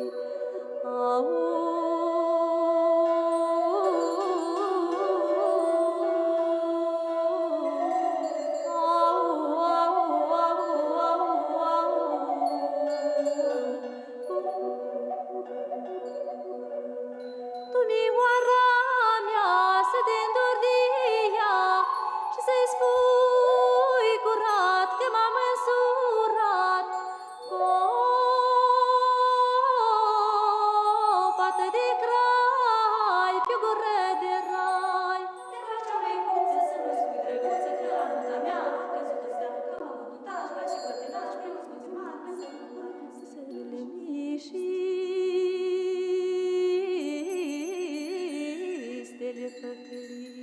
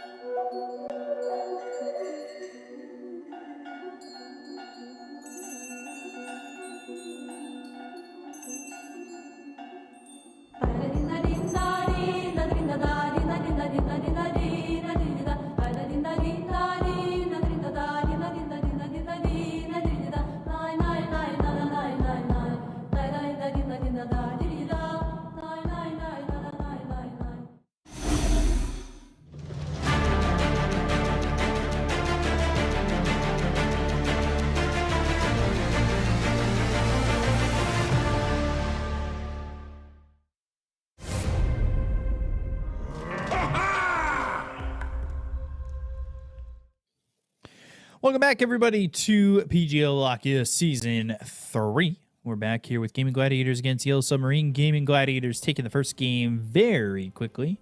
And we'll see if Yellow Submarine can force 3 games. It's been one series, 1-2-0 for us. I believe Xtreme A also had a 2-0. So things have just been 2-0-2-0 so far. And usually there's some sort of trend that everybody makes up that is definitely happening. And it's all going to be 2-0s from this point on. I'm kind of worried, honestly. Like, I've had a massive streak of 2-0s with Ares last year. Then I had another massive streak of 2-0s. And then I was casting Miswa with Snare, which is always 2-0s, no matter what. I don't know what's happening, but I know production usually loves me because of that. Yeah, let's see what happens in this game number 2. Maybe this will be the curse breaker, the curse breaking game. Even though if you go by game number 1, it probably shouldn't be the case. Yellow Submarine do not look as strong as Gaimin, but they do get themselves a Magnus now, snatching that away from Ace. Yeah, snatching it away, but, you know, of course we know Ace is ready to go with plenty of other heroes. He definitely is. What he wants to go to, if it's going to be the first pick. Because we've seen carries be the first pick quite a bit. Yeah, we've seen some Slarks into Magnus today even, right? Like, you get multiple ways of dodging RP, and it's really not that hard to dodge it. So maybe an option for Watson. When it comes to other heroes, you have your Marcy, you have your Warlock, you have your Terrorblade. They're all still left in the pool. I still feel they're pretty damn good. But I also feel that there's a lot of heroes that are unexplored in this patch and that can be still played. So let's see. You know which one is really interesting to me, at least with the state of the game. It's Arc Warden. Like, his magnetic field facet actually pulls in the rune really damn fast. Does it? And now with the runes being so important, just chill in mid next to the tower and using magnetic field can get you the rune. You know, it just goes to you. Plus, you get bonus. You get bonus attributes from every rune you take. Power rune, at least. 5 seconds remaining. Do you think that it's better than some of the things we've been seeing overall? No, I don't. I don't think he's good because of some heroes that are being played as well, such as Abaddon, that just absolutely destroys your hero in the early stages. Right. But yeah, let's see. They get the Abaddon as well into Magnus. You can always pop that ulti, shield another target. Just overall a very good pickup. What do they ban out? They ban out the Weaver. I'm seeing a trend of Weavers being played as 4 more often now as well. And last night on my stream, some chatter was like, yeah, I'm having a really good win rate with position 4 Weaver in this patch. And I played the 4 Weaver, and it's like everything is same. Like the hero didn't really get changed that much, but I guess the items actually make him work more. And that was their point, actually, not mine. 10 seconds remaining. So, yeah. Interesting, too. Like these... 5 seconds. The bugs like, got increased, at least, yeah. It's definitely interesting with these stronger 4s, I would say. And more core-ish 4s. I mean, that's always been the trend, right? That 4s have just been building more carry-ish. Mm-hmm. But it definitely seems like more carry heroes are fitting into that trend of being able to be picked as a 4. Yep. I guess, like, the bug change is kind of big. So basically on Weaver, the Geminate attack, not Geminate attack, sorry, the Swarm. The Swarm actually, on level 2 you get the 4 hits. And before you had to get it to level 3 to get the 4 hits. So Right. it is a decent buff overall. 10 seconds remaining. Well, now they picked the 5 seconds Jakiro. remaining. And they've picked it with the Abaddon. We saw it earlier against the Abaddon. Mm-hmm. So now you don't have to worry about that aphotic shield, and that's going to make the Jakiro even stronger than what we saw previously. No, I just feel that the hero is a no-brainer. Position 5 right now. If it's in the pool, you pick it. I still like Rubik. I still like Warlock on the other side. They go with the Warlock. I wouldn't mind a 4 Rubik if they want to play it. Their Marcy didn't look that great. Sometimes you have these position 4s that like to play these outskirts heroes, but they're not really that great at these heroes that are head-on, head-first, like Marcy. Mm-hmm. So maybe a Rubik would be solid for them. Like, look, honestly, like Rubik is a insane hero in this patch. Like, if he's not played in this patch, because even just the 2 heroes he's playing against right now, hypothetically he would be playing against Aphotic Shield or Mephitic Shield and Ice Pad. Like, already looking absolutely amazing game for him. 10 seconds remaining. Instead they get Murta, whatever. 5 seconds remaining. It does seem like if Rubik isn't being picked when it feels like a Rubik should be picked, then maybe it needs a buff. But I don't know where it is that would, toe the line of going from good hero to broken hero. I think you just need to get some FY back into the game to spam it. Yeah, where is this guy? Come, that's it, please unretire. Yeah. And then everyone will follow suit. Yeah, like imagine if Yellow Submarine had Rubik instead of Murta. Murta is great as well. You would steal Fissure, you would steal Ice Bat, you would steal Aphotic Shield. It's like you're spoiled. There's just so many meta heroes right now that are playing. But speaking of meta heroes, PA, Shaker also definitely are too. And what's interesting to me is this Shaker pick. Is it going to be a mid Shaker? If it's like a good game for him, if they get like an Ember is banned, but if they get like some hero that's bad against him, they can definitely put the Shaker on mid. And the Shaker mid's pretty strong, right? Yep. Solid hero. Like he's bad versus some matchups, like Huskar can mess you up. There are definitely matchups that you're not great at, but we get ourselves a do. Yeah, I guess Doom coming back into the mix, but I would say there's more than one Doom target in this game. Makes me a little bit worried, but the team fight for Yellow Submarine is kind of off the charts. Yeah, it is. Magnus, Warlock, on top of that, some Doom. They have really good team fight. It's not that bad on Gaimin. Maybe a bit lower committal on Gaimin, right? Like they can have solid team fights, but they're definitely better at just skirmishing. Gaimin Gladiators A little bit of a fissure, some Ice Bat, Abaddon resetting tools 24/7, using his shield and stuff. Yeah, I can see that Yellow Submarine's teamfight is better, but what worries me is that in game number 1, they didn't really present that aspect of themselves in the best light. 5 seconds remaining. And Gaimin have a very fast-paced draft. Once Earthshaker gets a blink or something, like they can just get pick-offs. Gaimin Gladiators. They just need some active mid, and that's it. Is it still the timing that like around 20 minutes, PA just goes Battle Fury BKB and runs in? I'm not sure if that has to be the item build, but I think so. What else would you go for?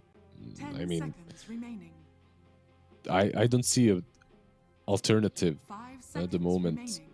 Like there were patches where you'd go Dezo, but right.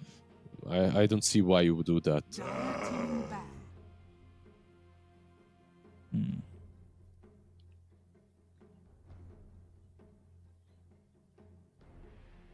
Banning the Tiny and the Storm. Keeping that away from mid. Yeah, a lot of very active mid laners gone. Storm, Tiny, Puck on the other side, Ember as well, gone earlier in the draft. So, yeah, so let's see what's left. Dire team pick. Gaimin Gladiators turn to Okay. I didn't expect that. But cool one, right? It's cool, but what? I don't know if I don't know. That was a sigh. I don't know if I like it. I don't know. 10 seconds remaining. Like it's control. It's control. It's fast. Yeah. They don't have a way of catching her besides like some fissure ice pat. It like when it comes to there's this facet that I'm seeing played quite a lot, like the kill shot. We'll see if that's what he goes for. Also, you build into items that are really good versus PA. You may now select your This is a really bad matchup, though. Yeah, if this is a pretty damn hard matchup for Windranger on the mid lane. Yeah. Unless something is changed, because Queen of Pain started being played with a lot of farming potential, right? Like with Scream of Pain being the focal point and not Shadow Strike. But if Quinn goes for the Shadow Strike into Windranger, I feel like Rainbow just doesn't come online. We saw XM go Shadow Strike heavy in his matchup against the Leshrac. We'll see if that's the case for Quinn, like you're saying. And it's also a hero that moves and kind of rotates pretty quickly. Get level 6, you could fight. Like you were talking about the pace of this lineup, and it opens up the map for Watson. Yeah, it really does. A lot of magic damage, burst, mixed damage, I would say, for Gaimin. Where are the upsides for Yellow Submarine? I think they still have a very solid draft. I think their carry is in a good spot. I think Shaker and Abaddon are in the strongest lane, and Yellow Submarine can perhaps get way more on Nesphere than they did in game number 1. Doom eventually I feel like Doom is much easier to execute than Brood is. Like in game number 1, Brood fell off in the laning stage, and then she could never get back to the pace of the game. Right. Doom definitely comes back even in a bad laning stage. So it just feels like maybe they could shut it down completely, right?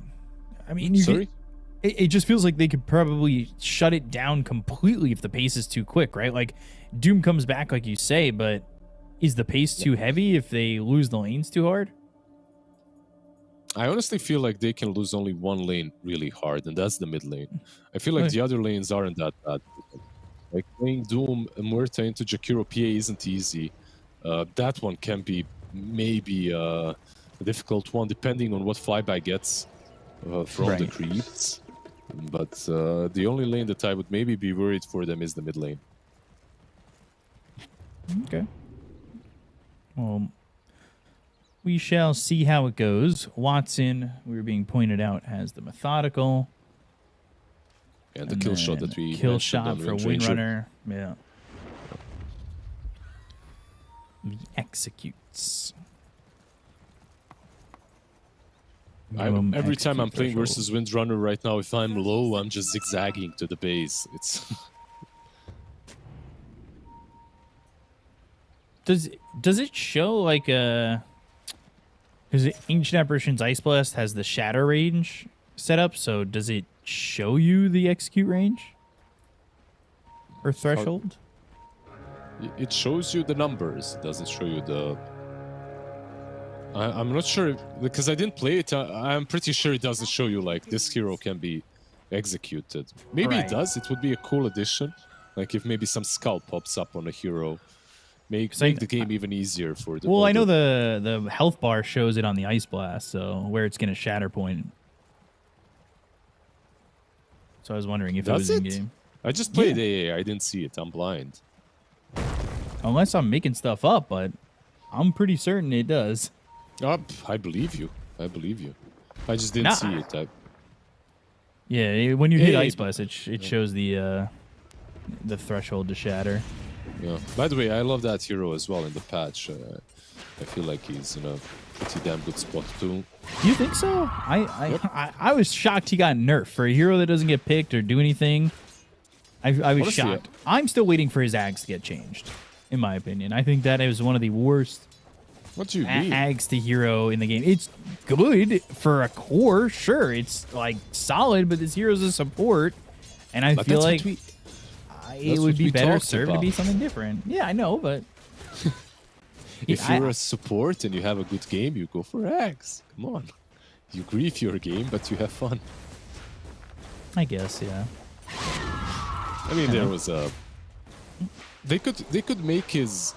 What is it? The shard makes targets frozen after Frostblast connects, right? Like yeah, when the Ice Blast connects, it freezes. I feel like that could be the Ags if they buffed it a little bit, you know, because it's really solid.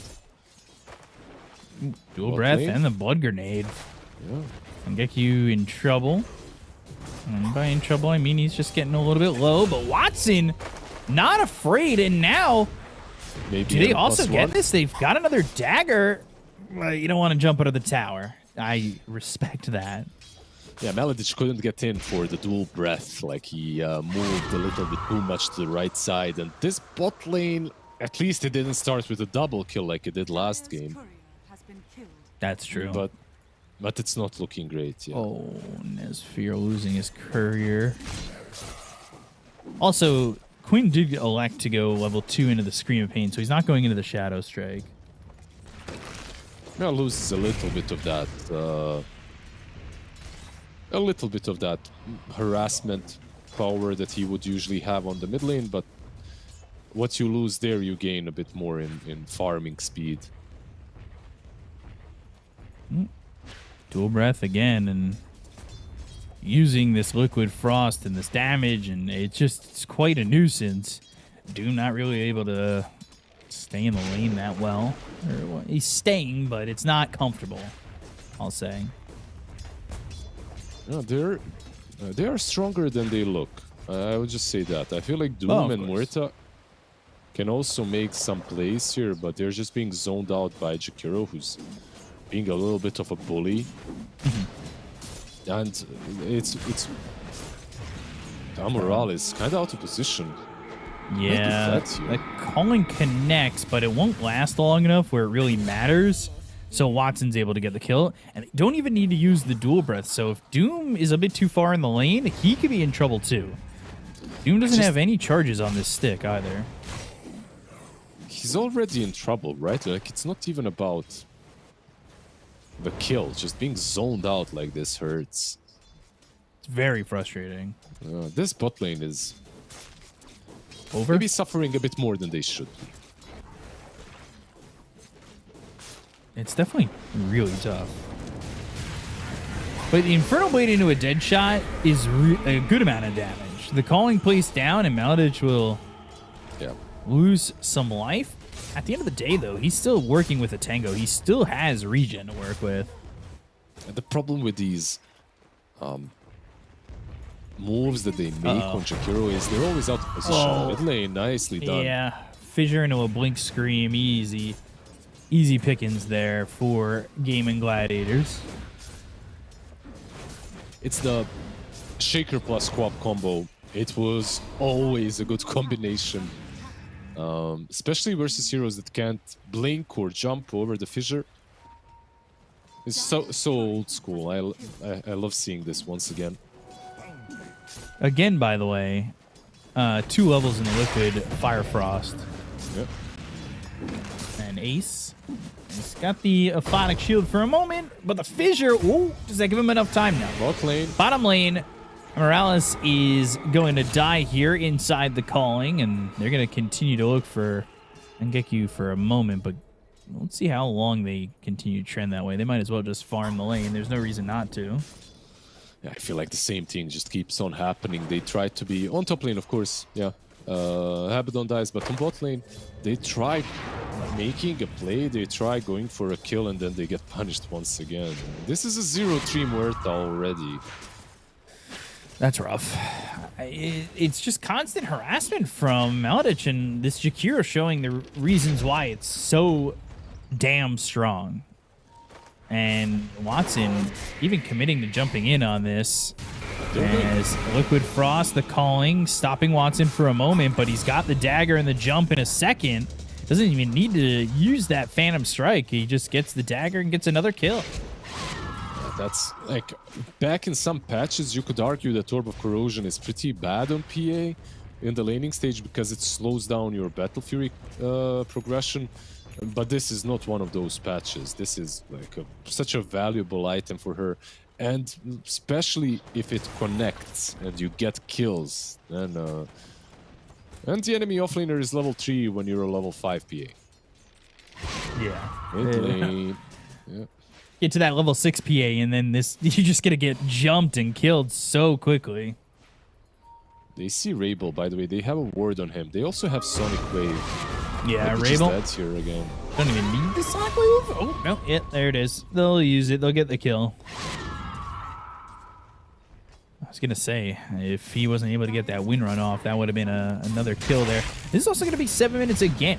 They're bringing Queen of Pain over to the right, and it might just be this. Did you just say Queen of Pain? Yeah. It really is. Maladich. Maladich is going to hold his ground while he waits for everybody else to come over. A scream, calling, Morales. Dead shot, decent. Isn't going to be enough, though. Maladich with another dual breath. Nice. They're going to get 3 kills overall. The Fatal Bonds come through, but oh no, now the Ice Path. Oh, Rabel. Power shot, looking for something. Finally, Nesfear comes in. But they get that Shrine of Wisdom, force the RP, and there's the Shackle and a power shot execute. Well, at least something for Yellow It costs Submarine. all 5 heroes to come over here, Bo. They had to. Like, if they don't get these kills here, the game feels over to me. Once, like, I know it's so early to say, but you just... You had to get some counter kills there. Your Wind Ranger basically has nothing. Might be dead again. Oh, Queen just doesn't use Sonic Wave. He had him. He wanted to. Maybe he doesn't even need to. Maybe. Blink, Sonic Wave, and they're saying enemy has vision. They would be correct. Not that it matters. Quinn, mega kill streak here, 5-0-1. Tofu. The call is being put through, but oh no. Quinn is coming. Yeah, with an amplified damage. Jesus. Yeah. Bot lane, Doom. They were thinking about it, but this is so damn rough to watch for Yellow Submarine fans. And it's tough. Are they even going to make it to the second Wisdom Shrine? Like, that's how fast-paced this game feels. They're only up 3,000 net worth, so I'm going to cut them some more slack. I'm not going to be so negative. No, yeah, Magnus is doing really damn well. Like, Nesphere, he's only 350 gold behind the Quap, and this Quap has 6 kills. So he's doing an amazing job. Oh, no. Rabel. Queen doesn't have Sonic Wave, though. He might jump. But he might just blink and scream. Yeah. Okay. TP out. Can they get there in time for the dead shot? Oh! It connects in base, by the way. he got feared, but in the base. And Watson's just here farming for free. Yeah, RP. Uh-oh. Mangekyu, though, getting jumped. Ice Path on the money. Only level 5 for this Doom, and eventually the crits and the damage over time is too much. Kind of crazy. It's just like such a hard game to play. Your mid laner has power treads and a bottle. The enemy mid laner has a Dagon. Quinn's just... he's having fun. Pretty much. And Yeah. it's not an easy game to play versus Quap post laning stage. Like, there's just not a lot of catch for him. They have Doom, sure, but versus Quap plus Abaddon, that might not be enough. Very quick Dagon, level 1. Doom buying Blade Mail, by the way, as the item of choice. Doesn't strike me with... Yeah. No, he doesn't have Doom. Doesn't matter. They're bringing everybody over here, but Watson's just going to back away. At least thinking about it. They have Rock as well. This could be a kill. They need level 6. There it is. If he gets the Doom out, they just get this kill. Meanwhile, on Nesphere... Oh. At the same time, Chaotic offering bottom, but the jump away. They got the kill onto the Magnus, and now Watson ends up juking them north. The Fatal Bonds are on him. He's just trying to avoid this Doom. The calling is out. The Shackle doesn't connect, and now he goes the other way. Doom is going to be committed onto the Queen of Pain at full health. So you get level 6, but your Doom doesn't matter. Ace is in. He's got borrowed time. That means he can chase. Eventually, Doom's going to run out, and this will be brutal for Yellow Submarine. Dagon used. Amorales is dead. They'll look for another one.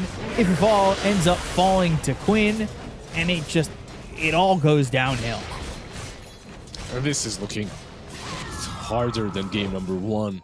In game number 1, minute 11, they already took down a tier 2 tower. They're about to do it once again. The win probability is 84%.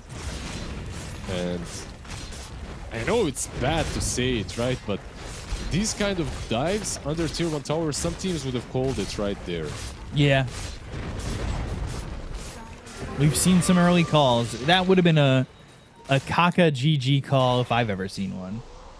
I mean, Kaka would have called it 5 minutes ago.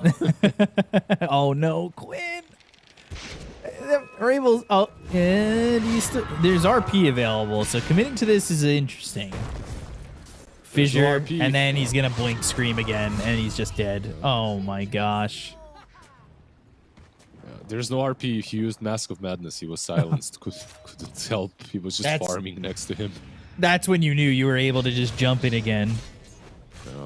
And I mentioned this matchup, right? Like, it's pretty good for Quap, but honestly, for different reasons. Quinn is just owning on a different way together with the Shaper. Level 4. Amarales.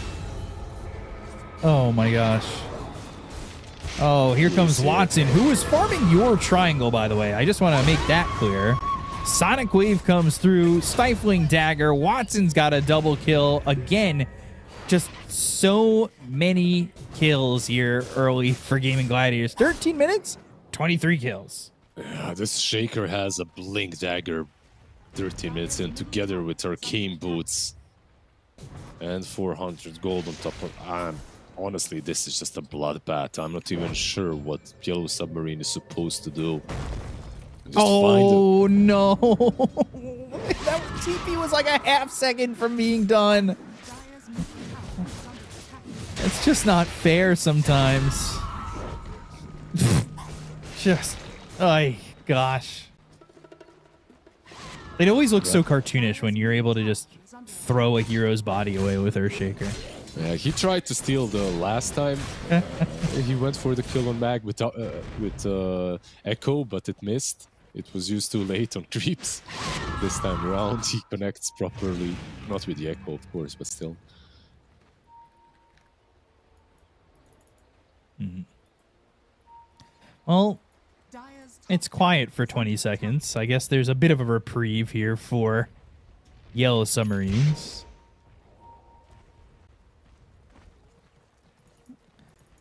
Gosh. What do you do if you're a Yellow Submarine? And you know what? Like, they have this Mag who's kind of farmed. He's only 2,000 behind PA. And you have a Doom, you have a Warlock. Like, there's a chance. There is no chance. But there is a chance, you know? There's always a chance. There's always a chance. If you want to keep things positive and light, like... Last game he was playing Sven. Sven, Magnus, these sort of heroes, they always have a chance of coming back. Very unlikely, but possible. Fissure. And forcing Pierce the Veil. Chaotic Offering. Shackle doesn't connect. Dagon's there to get the kill on Amarales. And I would say you just keep chasing, right?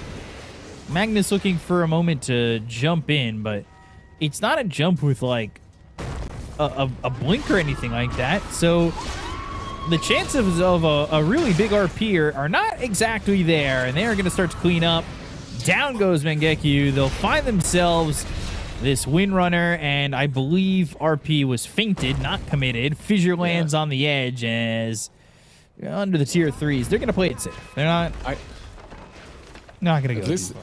At this point, Magnus is like, can you just keep them away from me? Just let me farm. While they're fighting around the tier 2 tower, he's farming the Ancients and just trying to get his items up, but he can't even go for the full Harpoon. He needs to get that BKB first instead. For Gaimin Gladiators, it has just been full steam ahead. Pretty much. Steam ahead, Mr. Boatswain. Full steam ahead. Watson not going for a BKB. It's SNY instead. Maybe we're gonna see that glimmer again. Can't escape it. Yeah, Pierce the Veil. Another Shadow Strike. And so, all right. Quinn, conservative. There have been games where Quinn would jump in right there, and it might have cost him his life. It's a shame. The man is reformed. Such a shame.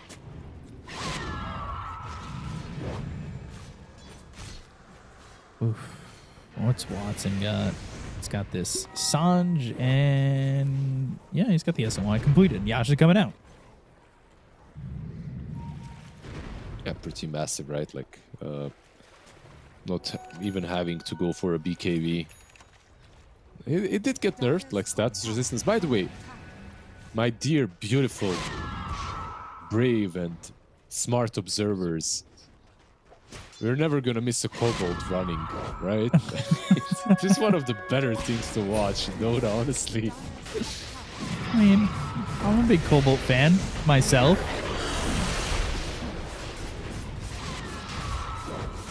It's just so funny to watch it. Drink out of their goblet. There he There we is. go. There he Let's is. go. That's what I think that sound like. He just Pretty much, yeah. you see that Kobo and you're just like, That's all exactly right, that. well, Aegis and a kill. 29-3. As this continues to go from bad to worse. Don't worry. Doom has Blade Mail completed. Almost. It's in the base, the recipe. Okay. We're It's getting there. one of the poorest Dooms that I have seen in my life. Like, hands down.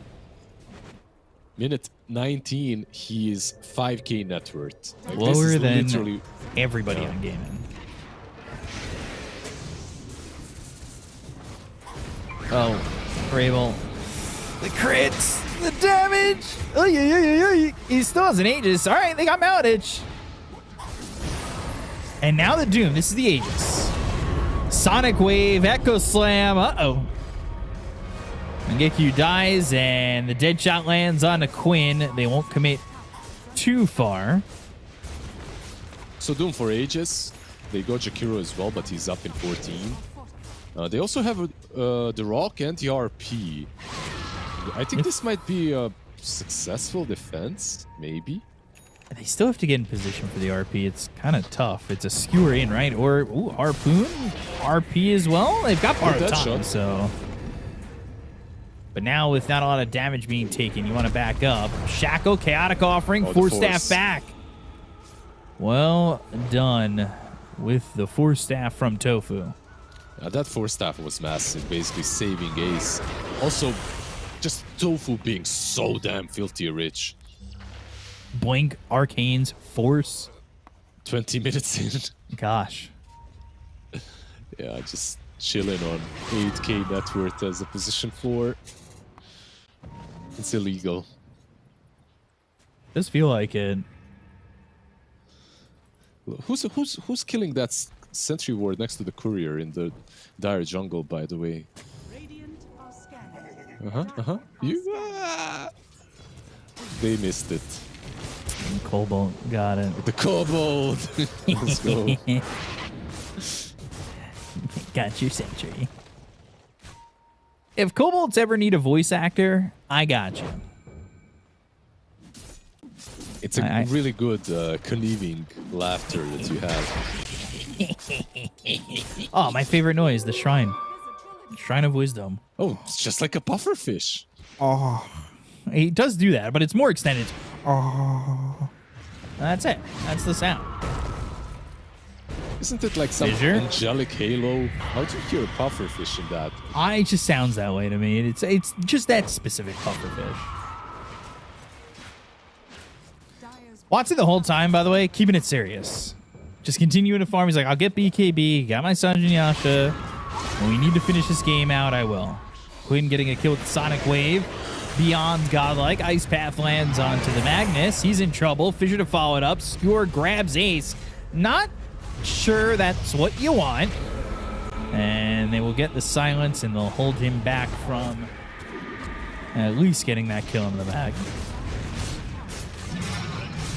Meanwhile, Flyby Doom is in the Radiant jungle farming. Only now he TP's back.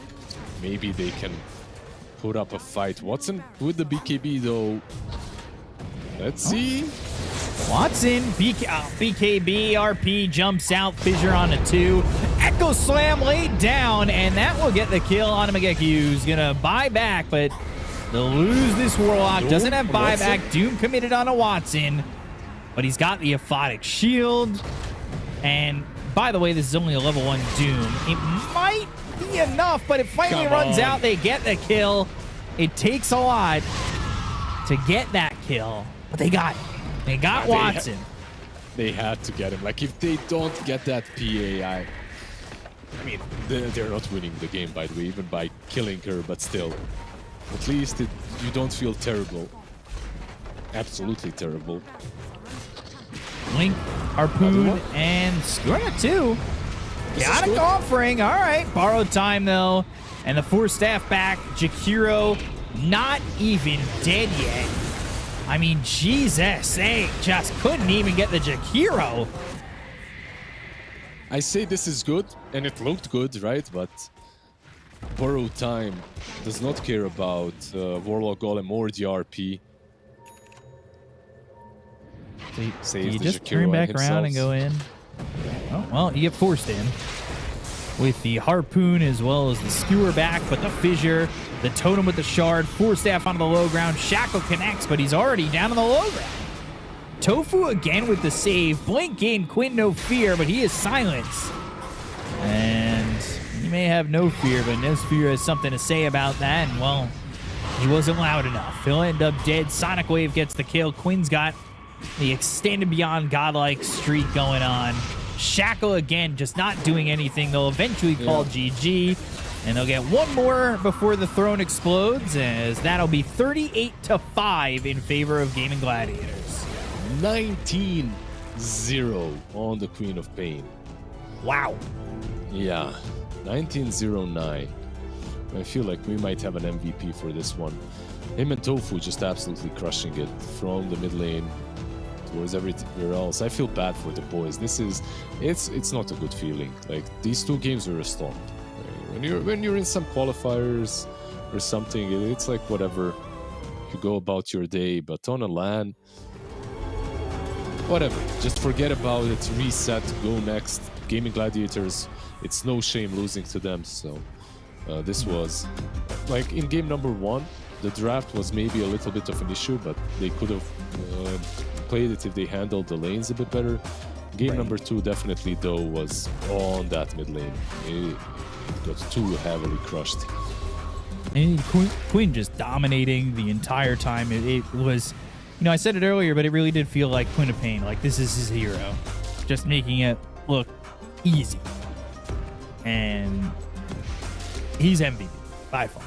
Although I will say, he's MVP. He has such a good game, but like, there are things that Tofu did in that game with the 4 staff and with his farm that were pretty MVP-esque. Oh, for sure. It's just unfortunate that Quinn has an amazing game, and I just can't bring myself to not give it to Quinn. Yeah, it was a team effort in general. When you think about it, the safe lane as well just went. They crushed safe lane too. Doom and Muerta just didn't have a game, and I don't feel that Doom and Muerta are that, like, they're not stronger in my opinion from PA and Jakiro, but they should be like 0-6 combined. Either. Agreed, and they finally get Watson there. That was their biggest victory of the game, was getting that kill on Watson, who ends up 10-2-13. But there's the Queen of Pain, 19-0-9. 4-0-19 for Tofu. Like, he doesn't even die in this game. Yeah, Tofu doesn't die, Queen of Pain doesn't die. Like, these 2 combined did the majority of the work, I would say. Everyone else just kind of connected when necessary, but Tofu and Quinn, they were literally just controlling the pace of the game, controlling the game, the way the game was played. Yeah, there we go. That's a good pick. That is a really good one. You guys see that over there? That's me kicking your ass. Oh my god. Yeah. All right. You know what? We can. Yeah. I appreciate the double MVP. Both of them deserved it because, like, Queen of Pain was winning mid, but Shaker sealed the deal. Like, his rotations behind the tower, his fissure blocks, warding behind the tower as well. He kind of sealed the deal and allowed Queen of Pain to just have all the resources to rotate, secure the Wisdom Rune as well. Like, 2 games in a row, sorry, not the Wisdom Rune, the Shrine. 2 games in a row, they get the Wisdom Shrines. So it was a massive fight for them as well. Where it's really rough to play the game when you have these supports that are like Warlock. They need the experience, even with the Black Grimoire, and they don't get it. Mm-hmm. So, yeah, definitely a very tough series for Yellow Submarine overall. I mean, it really is not the way you want to start it. It feels like that is just unfortunately for them, it was a devastating series. I think that there are a lot of things that you got to kind of pick out there that need to go better for you as we continue on in terms of this Swiss stage. So we'll have to see. But, I mean, they have till tomorrow to figure it out. They'll be in the 0-1 matches. And there's more to be seen in the tournament. See who's going to be joining them in the 0-1s, who's going to be joining Gaimin Gladiators and Xtreme in the 1-0s.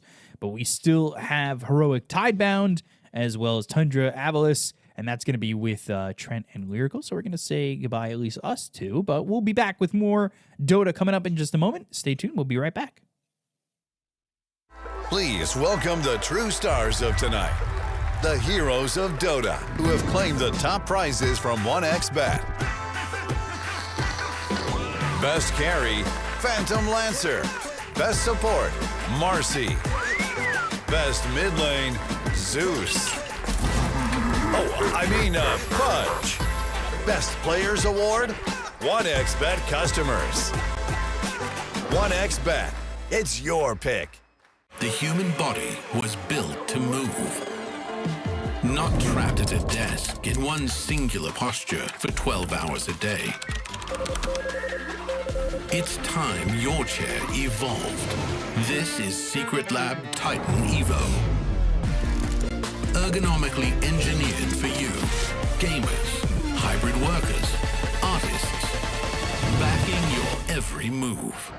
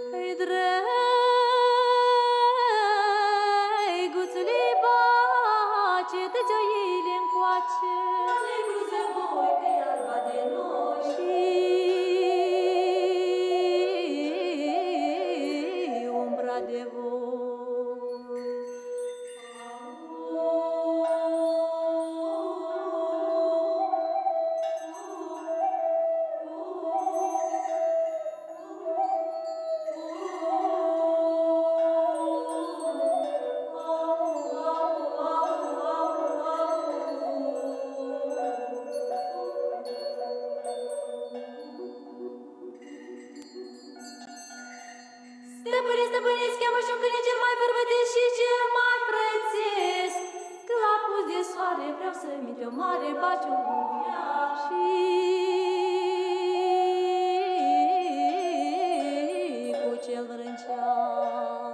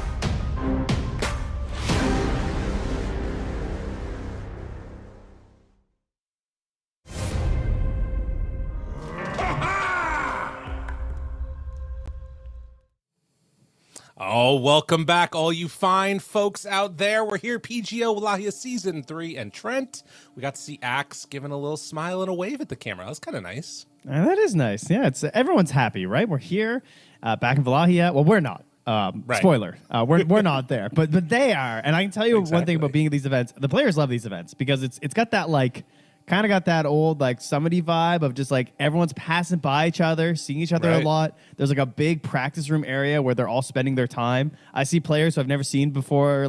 I've never seen those two players interact. I see them hanging out on a couch watching a game. It's good. It's good vibes at this event.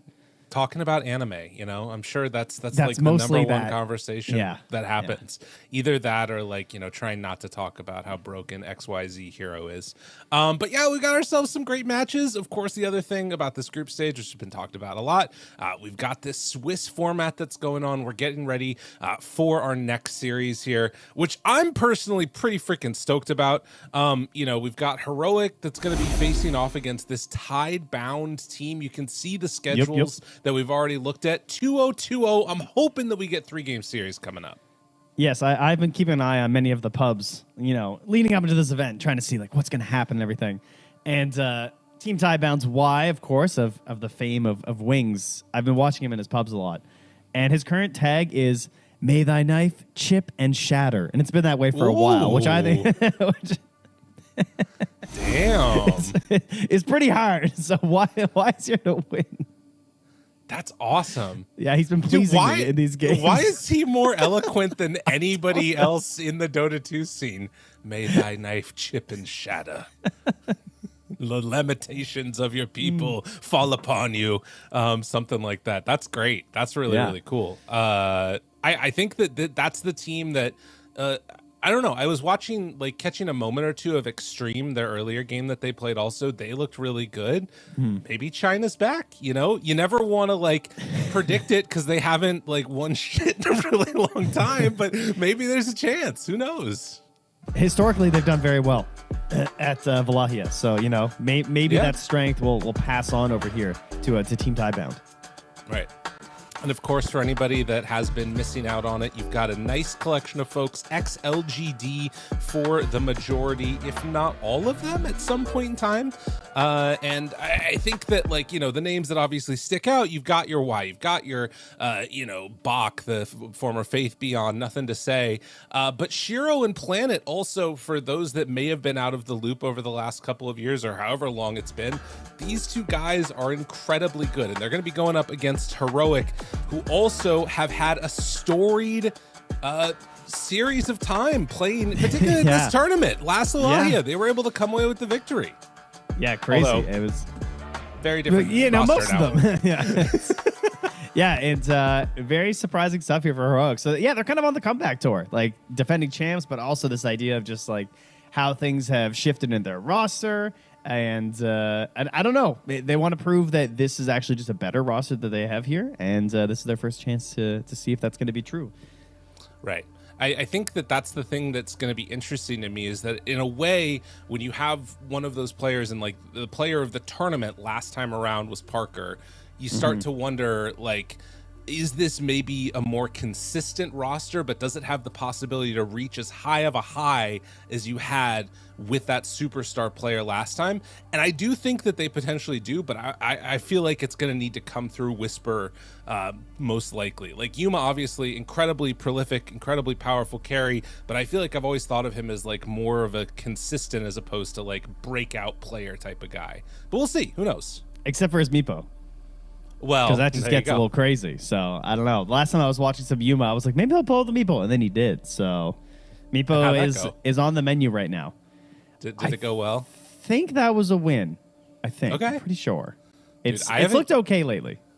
I'm trying to think when the last time I like cast a Meepo game was, and it's been years because like you don't get them that often anyways, and then Meepo has also been like garbage.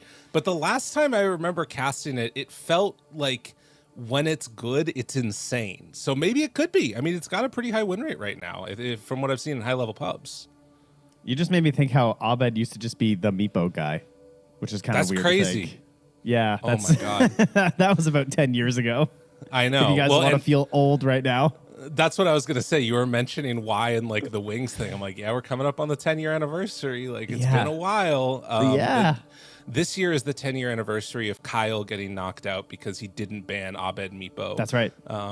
Which was correct. You know, wild. I don't know why, but it happened. Abed was like 13 at the time. Anyways, we've got what should be potentially a pretty awesome matchup. I believe we have all 10 players in the lobby, and they're just getting ready to get underway.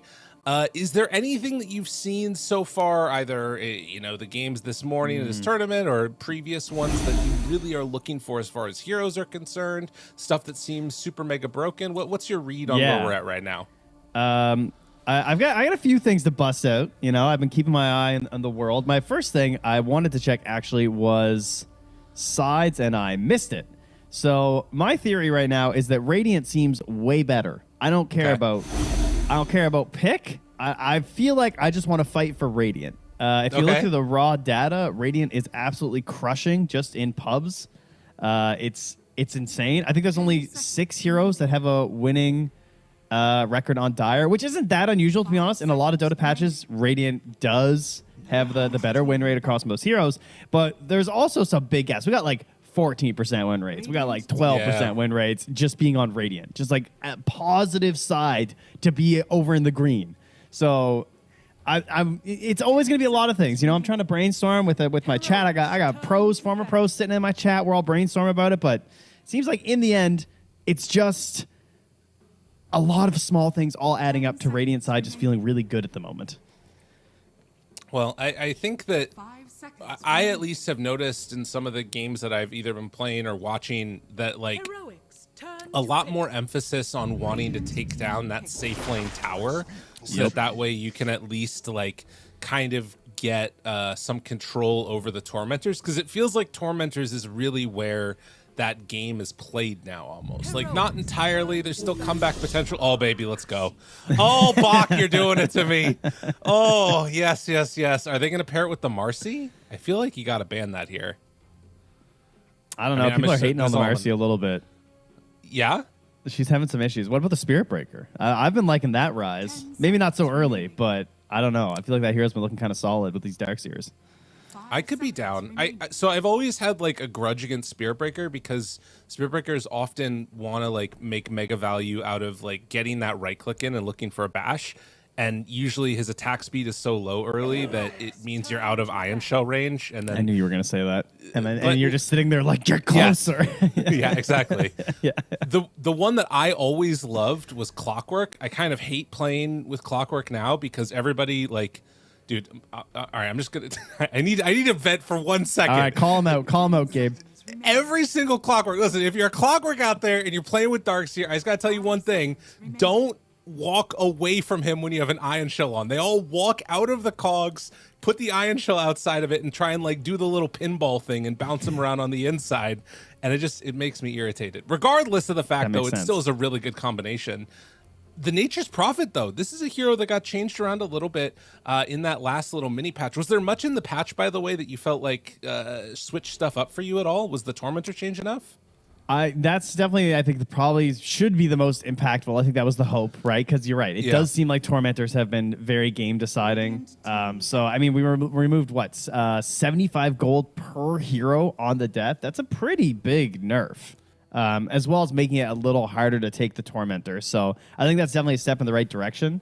I'd almost like to see a bonus maybe applied to Roche in compensation, because who cares about first Roche? Do you care about first Roche, Gabe? You're like the #1 level 1 Rocher I know in the world, and you don't care about first Roche right now.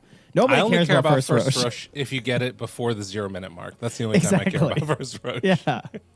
Other than that, first Roche feels like trash. So I don't know. I would like to maybe balance that out a little bit. But other than that, I think the patch, rightfully so, was mostly nerfs. We're trying to tone some stuff down. Bro, KJ, what are you? My God, what are you doing? This guy he's just been nonstop. I was trying to look away, and this is just in through my soul, out the back of my head. Please have mercy. Holy shit, man. How long are we? Okay. All right. Thank you. The entire time you're talking about Tormentors. Yeah. Roshi was well done. I thought we had a pause for a second, but we actually don't. They're just really going in here on this last ban before they try and figure it out. But yeah, I mean, mostly nerfs, right? A couple buffs, which might bring a couple heroes up. Trying to save drinking buddies, I thought was nice, because that was like a way too broken facet, and then everyone was like, "Oh, too nerfed," and we never saw it again. Hivemind Weaver has been a big one. I looked through the drafts this morning. I didn't see much Weaver. Kind of expect that hero to be a little bit everywhere at the moment. I don't know about you.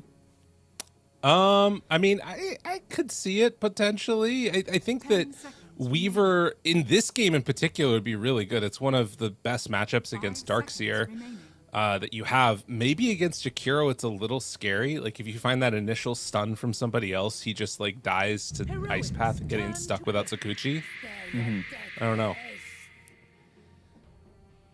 But yeah, Nature's Prophet as well, as you were saying, that hero is looking pretty crazy. I'm imagining that some players will probably start flexing it to the mid lane again. It won't just be this like safe lane Nature's Prophet that we've been seeing. With the idea of taking down the tier 1 tower being really good, it always helps to have Nature's Prophet in your team.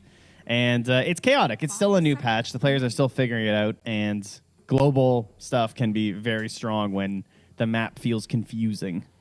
I mean, that was something that I had said with the initial change a long time ago with the I remember the map huge. And I was like, listen, when he gets good, Nature's Prophet is going to destroy everybody because it's how could you not? Like he's so freaking good in the huge map.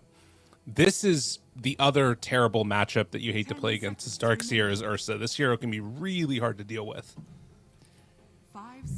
And there's a lot of position 5s that can really make this painful, huh?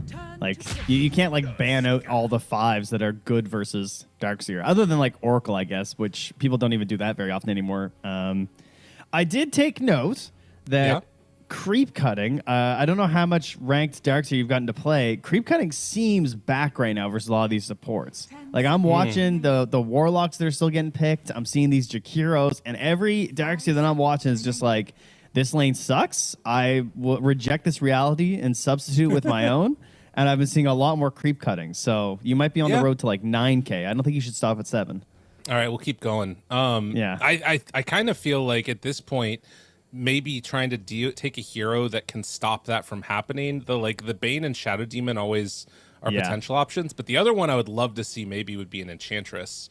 That can really make things tough for you to deal with. Although, I don't know. We'll see how we decide to go with it. But like being able to just take off a Surge, take off an Ion Shell if they want to, could just set Ursa up for such a good game. And Phantom Assassin not yet killed, it would seem. She's still a very popular carry. She was the absolute most popular carry in the previous iteration of the patch. She was absolutely everywhere. Leading into our giant changes and has decided to stick around. And then we do get a Tusk who, again, did get a buff on Drinking Buddies. Don't know if we'll see it. Still feels like tag team is just a little bit too powerful at the moment, especially when you've got Tormentors and Roche that you want to get done really quickly now.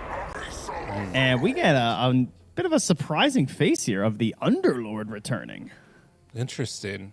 Yeah, I think this is one of the better matchups that you get. Just big tanky heroes that don't care about Ion Shell against the PA. I don't know how that one goes too much. One thing that I do feel like this hero got as like a mega buff is Gleipnir on him now is insane. I think that item is great on this guy. Yeah, 100%. I always liked Atos Underlord. I always thought it was very solid. And then Gleipnir came out and it's kind of like, But now, better build up into the Gleipnir. Feels really good. Of course, the Heaven's Halberd is also fine. He benefits a lot from everything in that whole build up there. So he's itemization wise, he seems like a pretty happy hero right now. Plus, you're doubling up with the global reach and potential here of Nature's Prophet and Underlord. So Team Tidebound will have to be very cautious about their positioning as well as their vision across the map. So before we get to these final picks, I want to kind of get your read. I'm kind of coming in slightly favoring Tidebound, just without looking at any drafts. Do you feel like you're on the same page at all, or would you sort of be leaning a little bit more towards Heroic?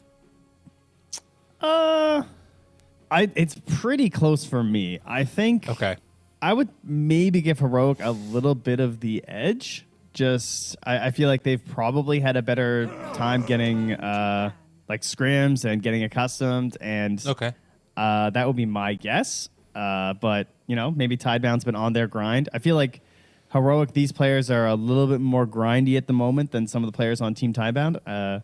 Just like, I don't know how like super serious their Dota life is at the moment, Right. because China's obviously not super competitive at the moment. But maybe Blink is like got them in full coach mode. I don't know. You know, he liked winning TI. He so maybe they're on the hard grind. This will be a good judge, I guess. Yeah.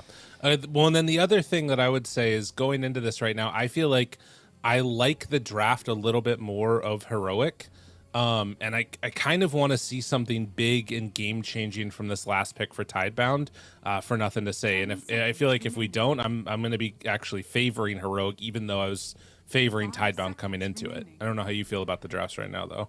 Yeah, I do think Tidebound need a big one. There is not a lot of spirits left. Hey, Ember's like a first band, first pick hero right now, so he gets taken pretty early, which hurts Darkseer because you always like those later Ember picks.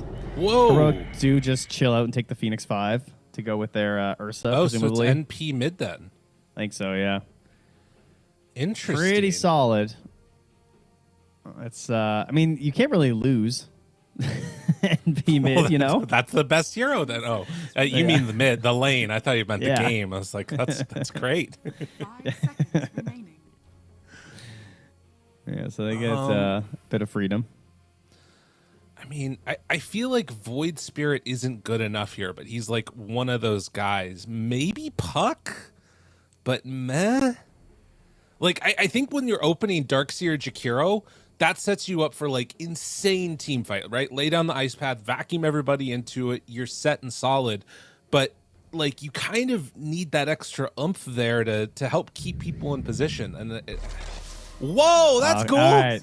So this is the hero I was going to bring up when you asked me about anything I've seen this morning. I was going to say I really want to see Dazzle because I haven't seen a lot of this Nothel projection. I haven't gotten to see all the cool little tricks and everything. I've watched a little bit, and I saw that we had a Dazzle game this morning. I didn't get to watch it because I was asleep. But I did see that it absolutely stomped for Wildcard for Game 1. I believe they eviscerated the new Aurora roster 19-4 in a 23-minute game, just almost to total dankness. And we had a 10-0-7 Dazzle in the mid lane. So that's pretty good.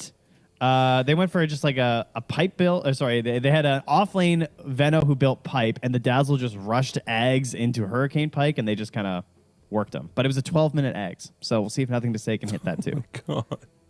Yeah, that's kind of crazy, but it does feel like, I mean, you're seeing them, they're talking about it. KJ is trying to figure out what they want to do. He had a very intense stare down with us, the commentators, and the viewers.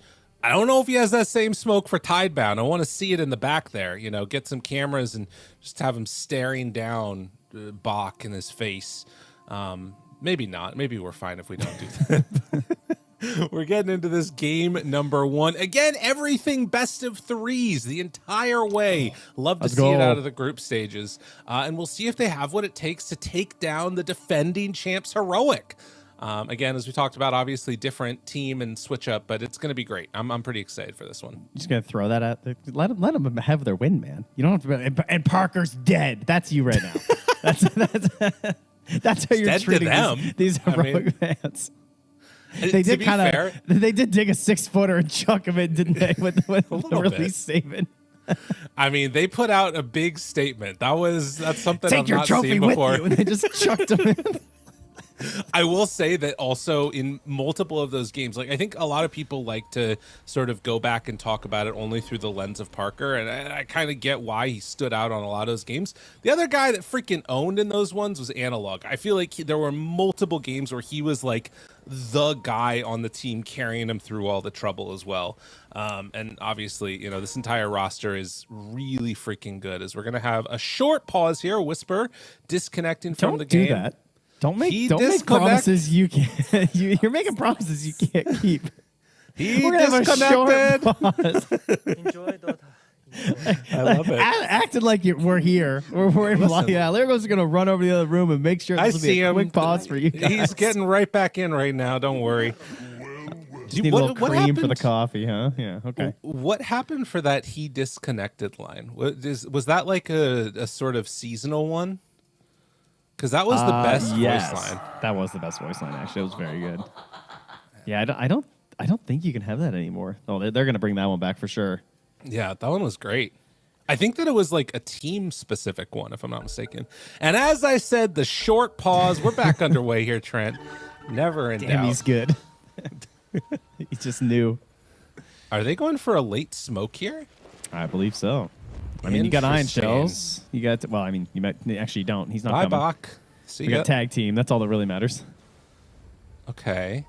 They are also on Heroic going for the late smoke. And it looks like they could walk into each other. Planet up in front. This might actually happen. Oh, Muerta, if she runs in here, this is going to be tragic. The wraparound's coming. Maybe they're level 1 Roshin. Smoke breaks. Maybe. They both know what's going on here, but they send in the Treant. And that's going to get some extra vision. No, now it does. Drop down the ward. They see Planet. And in the meantime, there's also another battle for the runes. They might get away with a lot of these, actually. Bach gets the other one. They're going to get 4 runes, maybe. They are getting all 4, yep. Oh, what's happening? Trent. China's coming with the strats. They might not check, actually. Yeah, it looks like they're not going to check. It's more important for them to get out to the lane. So it'll be 3. Still Okay. huge. Oh, there it is. Yeah, I wasn't even showing you my fog of war, but yes, it is indeed there. I have gleaned some vision here. All right, well, that's a pretty sweet start indeed. That's what you like to see, especially if you're going into a tough matchup in that top lane. Good news about this Nature's Prophet, a hero that hopefully... Oh, wait, it is going to be 4. There you go. Nothing says... yeah, there he goes. All right.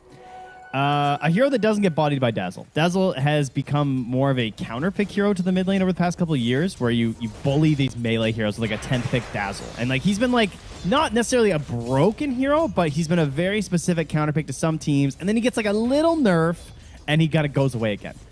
Now the question is he out of that? Are we just in like broken Dazzle stage? Because they picked him into a ranged mid laner who you're not going to be able to bully, but you're going to have a fine time against. Oh, yeah, I mean, that's going to be something. You'll have to tell me a little bit about that. I was not listening to you, Trent. I was looking up top. No, I That's the knew. worst. I'm sorry. I know, there's a Darkseer in the game. I know you're not paying attention at all. Well, the other reason that happened He's taking notes on the side. He's like, okay, so I gotta. All right, if I Iron Shell at 58 seconds. The other thing that was going on was they left KJ alone down, or they left Yuma alone up top. And they sent KJ bottom and got the Ursa level 2 quickly. Which does mean they got a free pull-off behind this tower, but now you're going to be a little bit behind in XP on bottom lane. We'll see if that ends up becoming a problem. Probably not, based upon the heroes they got. It also meant with everything that happened that the top camp was completely freed up too, so they'll have that to work with, which is really good. It's the battle of the camps, as it always is, in the safe lane once more. Right. We had a patch that removed a lot of these sneakier spots, so now you can really make sure you're getting the D wards. You can see that Bach is just getting the solid creep shenanigans and manipulation here. He's like letting one through, keeping these all alive, trying to reduce his need to actually interact with the Ursa in this earlier part of the game. Absolutely. Get those out of there. As mid lane, some extra damage coming into Analog. He does not have any regen and doesn't have a point for TP either. So he might... Well, we'll see if they can get any extra pressure on. I guess Poison Touch is back up in a second. We'll see if they can get any extra aggression on him. Yeah, he's going to be careful. He just has to make sure that he stays far enough back that if he goes with his Poison Touch, he has to really dive to commit for the right clicks. Right. Well, contention still going on here. And Yuma off to a pretty good start. Doesn't look like anybody's getting completely walloped. It's mainly just the Dazzle who's having a good time right now against the NP. Yeah, 6 to 9s, but only 9 last hits is a little tough for Nature's Prophet players. They love to get, pretty much every last hit between them and their Ironwood Treant. They're very much used to dominating, so right, kind of relying on that gold as a hero. And, the decision to go for the Dazzle, too, certainly opened up his ability to itemize towards the more common, Maelstrom builds, as opposed to, maybe an Orchid or something, had they gone for that Puck. Because I like what you were saying. I thought Puck was also definitely a viable route to take this game, because the catch was pretty weak on Heroic, but he's not going to have to like get an Orchid to like salvage that for them. Yeah, no, he can kind of play it a little bit differently, it feels like. I'm kind of keeping my eyes across all of these lanes, and it feels, at least now, like you're kind of getting a lot of what you want on Heroic. They're not really able to zone back that much down here on the bottom lane. Schofield and Whisper seem to be having a perfectly fine time. And they're off to a hot start. The only thing is that you're seeing up top, Planet and Bach having a pretty good time pulling this wave over to the side, and Yuma's still farming though. So yeah, and this was a super early Darkseer pick, and he's just having a good game, which is great because in the past he's a hero who's had these struggles where he can be counterpicked. But I mean, this is what I'm seeing, and why these Darkseers can be first picked is we'll finally get our first blood here. Schofield will just get whittled down, but these Darkseer players, like once they get a couple levels up, you're not going to see them close to your tower. You know, they're just going to cut the wave, they're going to jungle a bit, they're going to cut the wave, they're going to jungle a bit. Right. Your time is now, friend. I mean, it definitely feels that way. And then I guess the only other question really is when they start bringing people. Well, actually, they might start bringing mid. It looks like Planet making the rotation over. He'll get a ward behind. We'll see if they try and make a move. But at that 5-minute mark, they got one on each side. Yeah, they're seeing a lot. There's a lot of hate here for this Nature's Prophet. Interesting. I guess they just want to make sure that, like, if they bring Dazzle forward and try and dive, it's going to be an easy bring down. And I mean, he just like walks into it. Hello. He's like, I'm still here. Yeah. And I guess, yeah, like Bach is fine here. They can't do anything to him. They would need to bring numbers, and you would immediately know if he was gone. And now NP has to play like so freaking safe. They're thinking about. Oh well, there we go. See you. They're thinking about something down bottom, too. KJ is lurking behind the tower. They're ready for a dive and Fire Spirits. They have the ward. They're pushing the wave in. Are they going to bring Prophet, too? Thinking about it. Whisper. Starting to get hit, but the turnaround as Shiro gets pulled back in. Managed to find him, but Dazzle shows up with that projection. Starting to get the poison touches out, and Whisper will go down. Can they find any more? Planet looking with the shards, finds KJ here, has the snowball still, but with the Fire Spirits, he's just not quick enough on that attack speed. So they get the Underlord with the Dazzle rotation, and immediately Analog pressuring the tower. Yeah, this is the benefit of not bringing him down to that engagement. But Shiro wants to respond. Only at level 4 here. Interesting. Be a little careful. Glyph, Analog. Maybe a bit too far forward. Wants to TP out. Will he be able to in time? No. That's bad. They bring down the Nature's Prophet. Great rotation so far. Yeah, that was pretty cool. I mean, the PA was only level 4 when she's in there, but with the Orb of Corrosion and then the Dazzle coming in too, it's a lot of physical damage.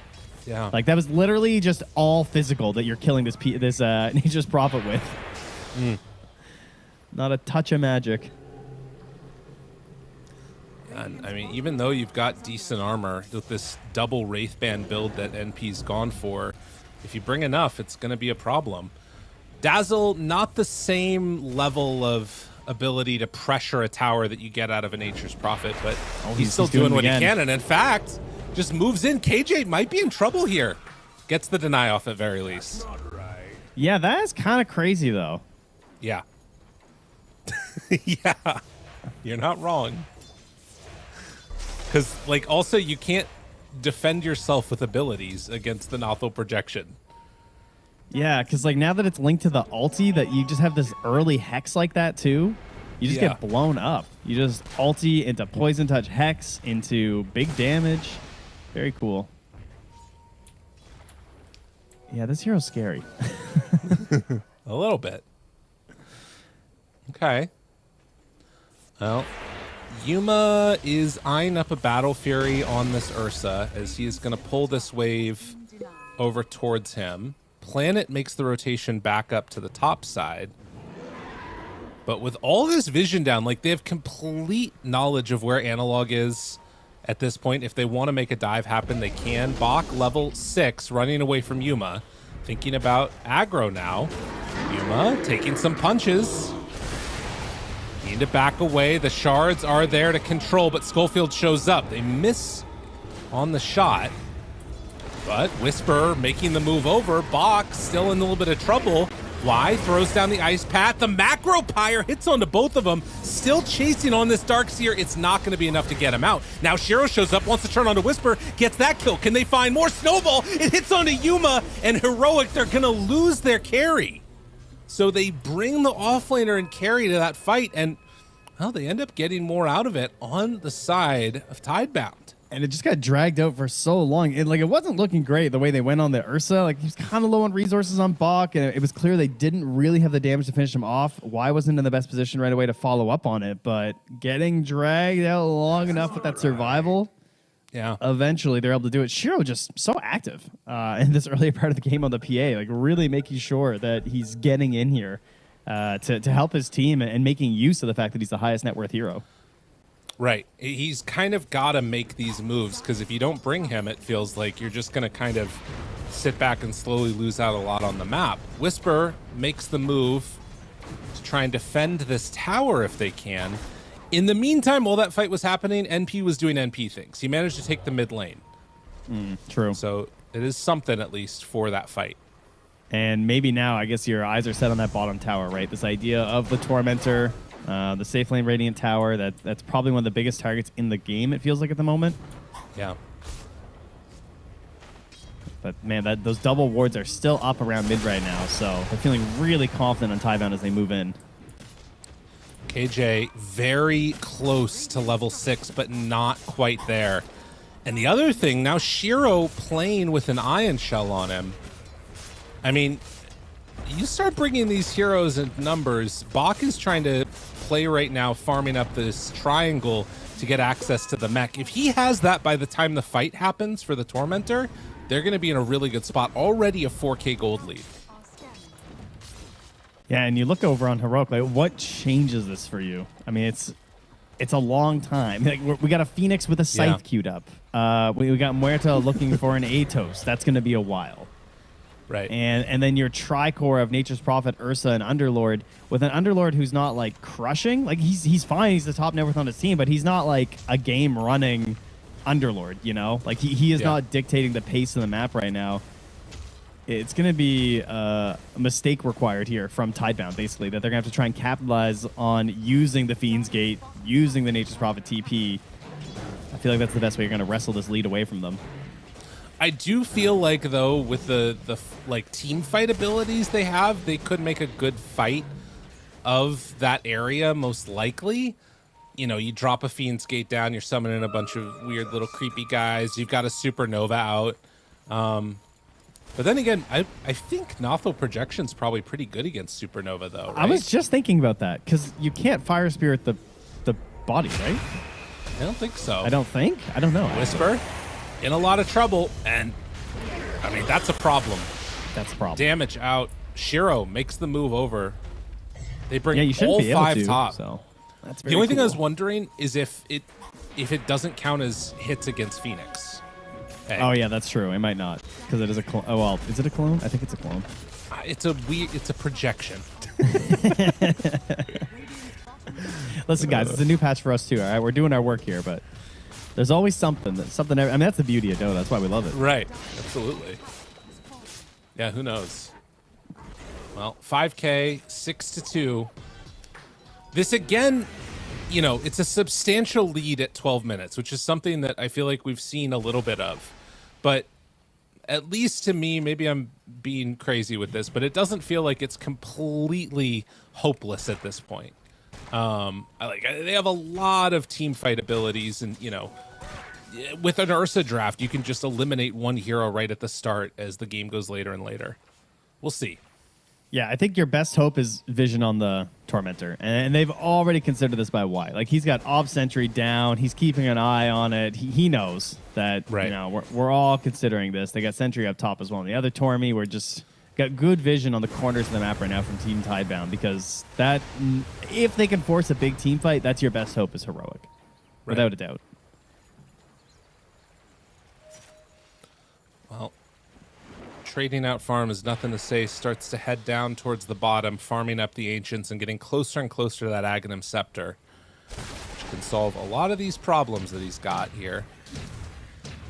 Tusk is working towards the blink. Likely will not have it by that 15-minute mark, but they do have the mechanism along with Vanguard done on Darkseer.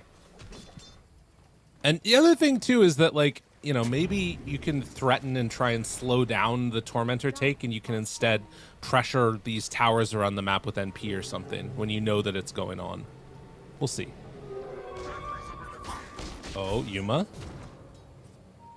No, they're not going. KJ is very deep though. And this is an ambitious play to go for the shrine. Not Make a space. going to happen. Tried to go for the vacuum back. Won't be able to get it. The old level 1 vacuum, not quite enough on that one. No. Well, still sitting pretty at that 4K gold lead. And Aghanim Scepter completed 14 minutes. Okay, so this is the can now target and bounce between enemies in addition to allies, which is kind of terrifying. And then, and then obviously the whole thing is that now the Ag's very similar to the old one, but the problem is that you have Nothal projection. And so now that is also increasing the amount of times you can cast Shadow Wave. So the Ags is just like even more busted than it used to be. Right. And it looks like they're not even going to contest it. This is a really defensive position for the 15-minute mark when you know that they could be going for this. I mean, I don't know. I don't think you would have to know exactly when they were doing it. Oh, and they're going to go. I mean, this is a cool play. They are taking a long time to get there because, I mean, I don't know. They're not going to be quick enough. He was so slow. Yeah, Roche, why? You gotta pick up the pace, bro. He's gotta hit the peloton. We need Roche to hurry up, dude. It took him to like 15:30 to get in. That's why pretty is he so rough. slow? That's painful. That's painful. So you can't even trade for Roche because he's just like lackadaisically just like wandering over to the other pit. All right, guys. So if you can tor me fast enough, then there's no chance the other team can steal Roche. Yeah, that's fair. That's a painful one. And now they just gotta get Roche. Yeah, that's pretty bad, Trent. All right, send in the gate. Let's go, Whisper. I mean, maybe. Oh, God. YOLO. KJ, watch out, buddy. They're trying to slow this as much as possible. Oh, KJ's got the slot open. Come on, brother. You got this. He's looking. He's thinking about it. I mean, fly like an eagle. No! He goes down. It was ambitious. I mean, listen, KJ, he's a dreamer, right? He's got the sheep stick queued up still. You know, he knows what they need, and he's going to try for it. Yeah, that's a worth it play, 100%. If you get it, it's very, very helpful for your team. You die, it's not that much of a big deal. Analog, though, he gets caught. KJ stares into his opponent's eyes, dives into Roche Pit. doesn't work out quite as well that time, though. Man, 6K gold lead. Still, it's been steady, sort of. Yeah. You know, it hasn't exploded. We've seen worse leads even just today. True. In the earlier series. I mean, that is the thing, is like sort of taking measured losses throughout the course of the game. If you know that you're not capable of fighting at this point and you're trying to wait for a later timing, it kind of makes sense. And I do think that like this is a roster that's going to get stronger as they pick up a couple more items. It's just a question of like, will it be to the same level as, you know, when Bach actually starts getting points in vacuum, for instance, and he has this pipe done. Like, there's some scary stuff there. Yeah, it certainly is.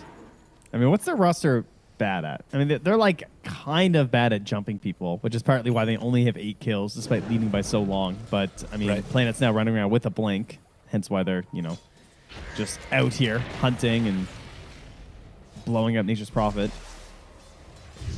Honestly, Schofield.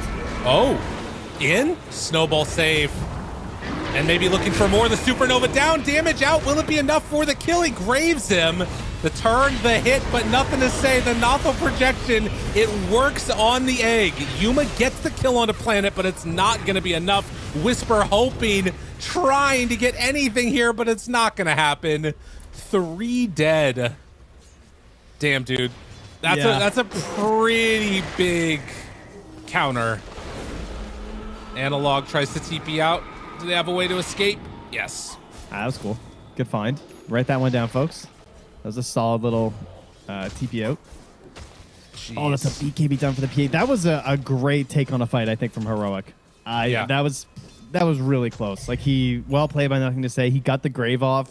But considering the position they were in, I do think that was a pretty good risk here from Heroic, but just outplayed here, as we can see. Man, he was silenced for so long, but the snowball saved that blink. Not just offensive, of course. Stunned, and then, you know, graved because Nalta projection, because, you know. Yeah. Oh, when did he get the Nalta projection off? It must have been after the snowball. I guess it was, yeah, because he doesn't have the shard. I thought he had shard because he was stunned. Right. But, yeah. I think that's one of the things that's so interesting about this, right? Is like, in a lot of ways, the snowball save being able to cover already having blink done just kind of makes this Dazzle unkillable. I mean, granted, good on the Tusk to be able to get in there around the calling and make sure he didn't get silenced by one of those Revenants, because if he did, that fight looks completely different. But it's a pretty tough situation to deal with. And KJ? Oof. Maybe, oh my gosh.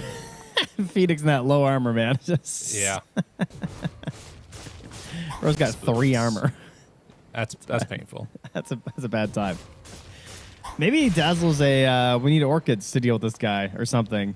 Because, yeah, if he gets off that novel projection, like, it's just not happening. No. I mean, max duration, 15 seconds. Like, he is just chilling. And it's free casting, too, right? Like, yeah. I don't think that there's much... I mean, there's nothing like it in the game, right? Where there's just nothing they can do to you to stop you from casting spells. And I feel like a lot of Dota is sort of built around, okay, well, I need to watch out for this stun. I need to watch out for a bash. I need to watch out for, like, you just don't have to worry about anything. You know, you can just cast your spells completely freely. And when you're allowed to do that in the game, it just makes it really hard to deal with. Yeah, I think you got to put the pressure of buying a Dispel on this hero, because that's like the last thing you would want to have to buy is a Dispel. Yeah. Because that would just feel bad, because your projection is not going to make use of it at all. So you have to have like some way to slow down his gold growth and his itemization. Yeah. And honestly, one way.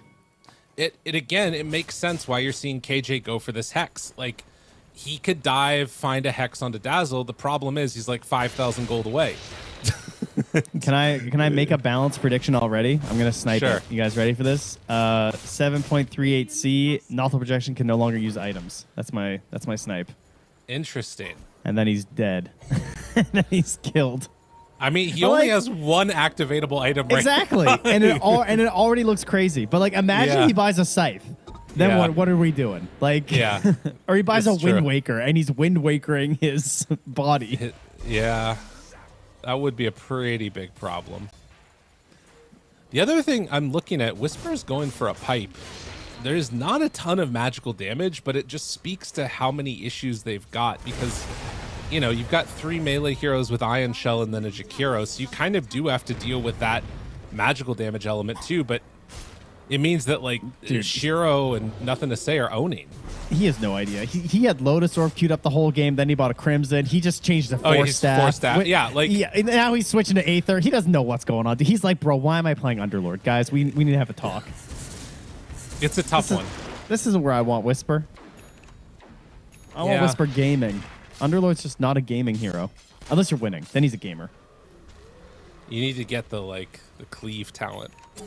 Then you're gaming, yeah. Get a harpoon. Right now he's just got the bros, the minions. He does get the force. Meanwhile, KJ caught again. The projection is out. Tries to get up to the high ground. Not going to happen. I have got to say, the amount that Nothing to Say and Shiro have played together this game is kind of crazy. Like every time I feel like I see Dazzle throw out a poison touch, like Shiro is right behind him blowing up a target. Yeah, we've talked a lot about Dazzle just because PA's been so common, but this is one of the most active PAs I've seen, and we've seen so much PA lately. Like this is really impressive. And look at how farmed he is still. Yeah. Like Shiro is having an amazing game. Yeah, playing exceptionally well here is they have now only grown it to a 10-kill lead, believe it or not, 13-3, but obviously kills are not the end-all be-all in Dota, and they are significantly ahead here at 24 minutes. Only a 67% chance of success, according to our friends at Dota Plus. That's kind of crazy. That is nuts. I mean, we talked about in the draft that like we needed out of Tidebound a big last pick that like changed the state of the game, and Dazzle is about as big as you get, you know? Yeah. Like this hero completely changes how you have to play Dota, and now Roche, it looks like 3 minutes. Okay, long respawn, but that just means they can go get another Tormentor.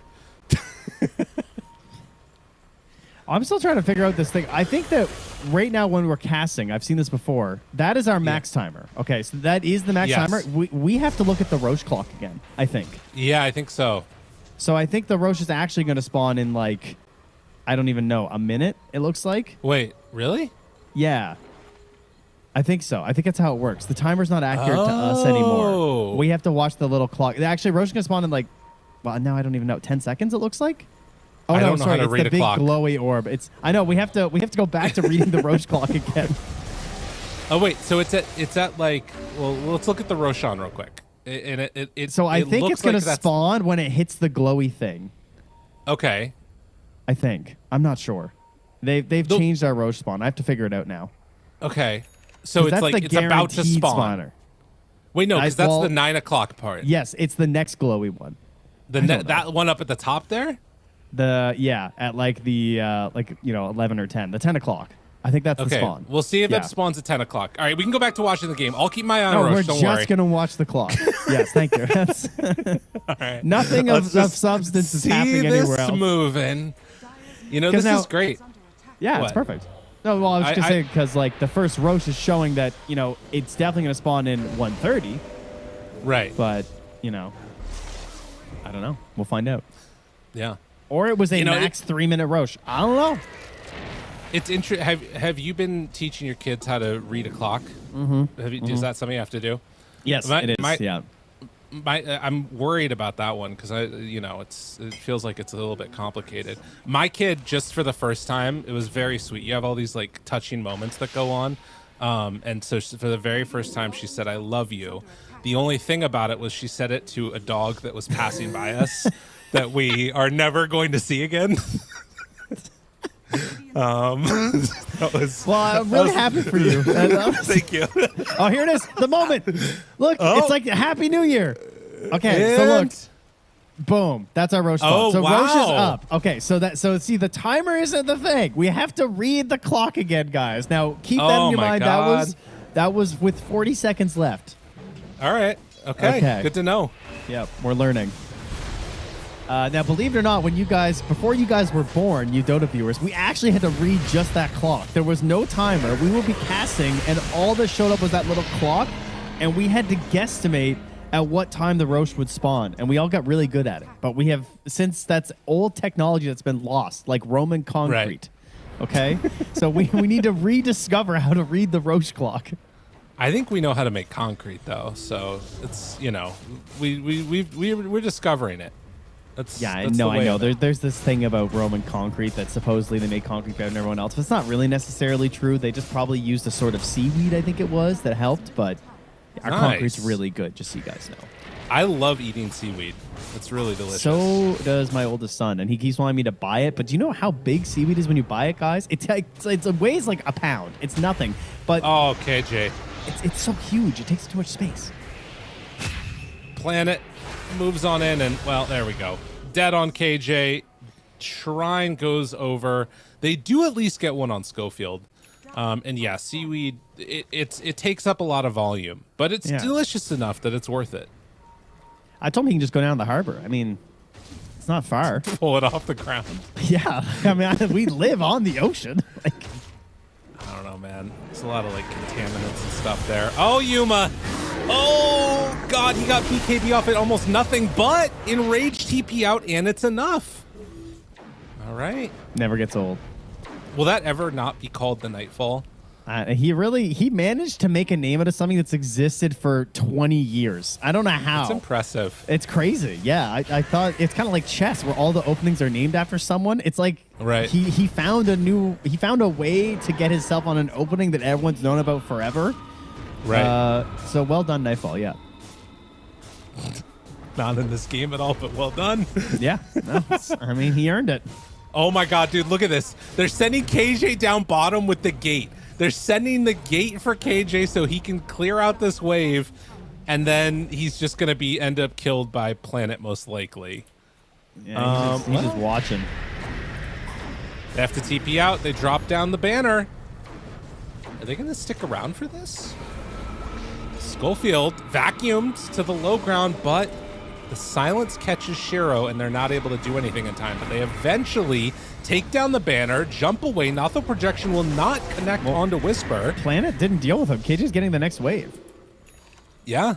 I mean, they've stopped the push. Genius. I mean, he's the GOAT. He even smoked for it. And he's like, I got 3 more.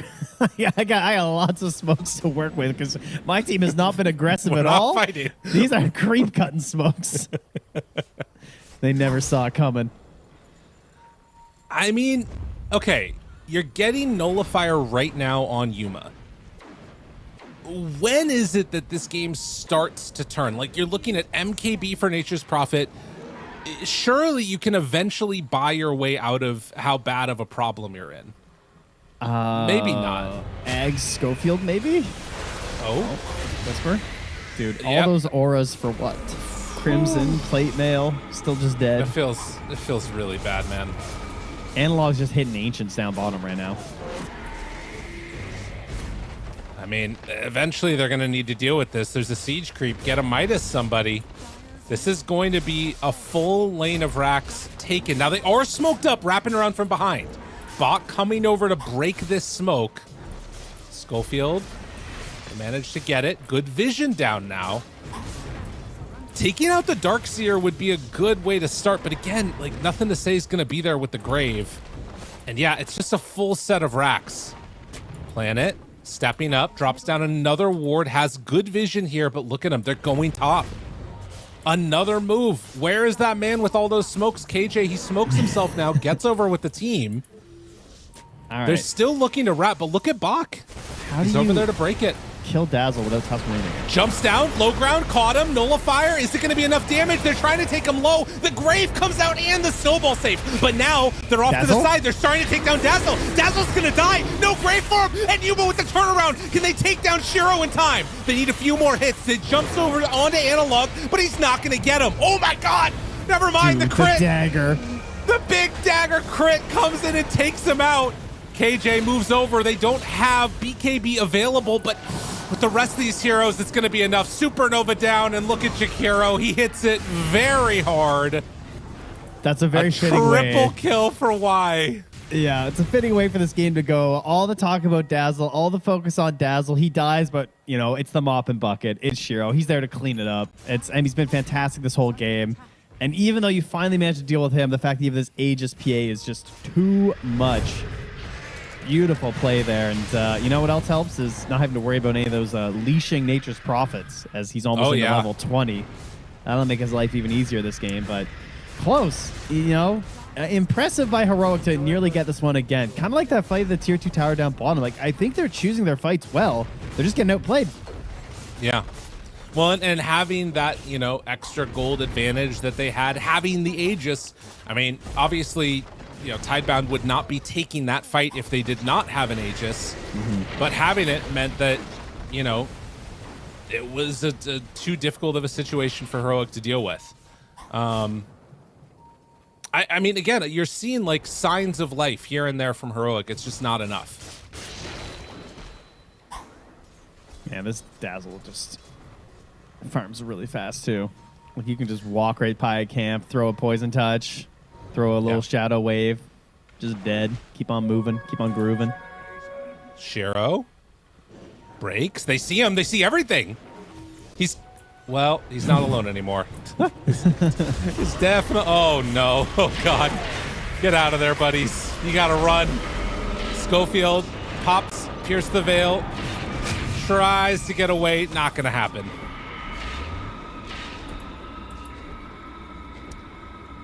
Well, they are sending Analog out to try and push these waves. But in the end, there are creeps that are going to be coming in mid. And with backdoor taken down, they'll force out one last glyph. It's not looking like it's going to be enough here. Buyback comes out. Pitamalis down. Y in trouble. Gets Grave. Can they find more? Jump forward from Yuma, wants to get on to nothing to say, potentially. They have him caught in the Sprout. Over to the side, Shiro jumps in. They have the Supernova down. It's a pretty good fight, but look at the hits. The cleave coming through. The stun is there, but with no Ursa now, they do not have the damage that they need. Maybe Analog could turn and hit onto Shiro, but he just has to TP out. Whisper 2 is going to die, drops the gem on the ground, and they are way too strong. Yeah, Schofield retreats. He's going to be found by Y now, too. Yeah. Staring down the barrel of mega creeps as you're just out farming on the map for Analog, and it is not going to be enough here. Well, Schofield gets the wisdom. Yeah, guys, I think PA is still looking all right. I don't think it's that easy to play this hero necessarily. I don't think she's like super broken, but Shiro just really playing to her advantage as well. And I mean, a laning leads taken into just like a full game control here. Like they really did win all 3 lanes, really. Which and that was the one thing that kept coming up in my discussions about like why Radiant might be better than Dire is a lot of the game feels like it's kind of easy to play with a laning lead right now. Like, sure, there are comebacks, obviously. We've seen a lot of great comebacks, mostly on the back of Magnus's, because that hero still seems pretty good. But if you just get yourself a lane lead, obviously Dota's always a lot easier. And it feels like laning's easier on the Radiant. Well, Creep's dead. Ancient falling. Analog starts to get hit. Yuma will not be able to do this one alone, and GG is called right as the Ancient is going to fall. Team Tidebound come out with the victory in game number 1. All right, well, with that game ending, let me just see here, actually. We got Dire 1-1. Oh, no. I think we're Radiant's 1 game up now. Haha. Okay. Good to know. Looks like Radiant's got themselves 5 wins to Dire's meager 4. I mean, it's something that's going to be interesting to track the entire time, right? Because I think that you try and figure out, okay, to what extent is it heroes? To what extent is it side? And as you're kind of talking about, like, the heroes were important, obviously, towards, like, winning the lanes and all the rest of it. But it's like, once you got that lead, maintaining it was that much easier, considering the side that they were on and always having access to that Tormentor. But. Yeah, I mean, good signs from Heroic for sure, but Tidebound just really playing super clean this game.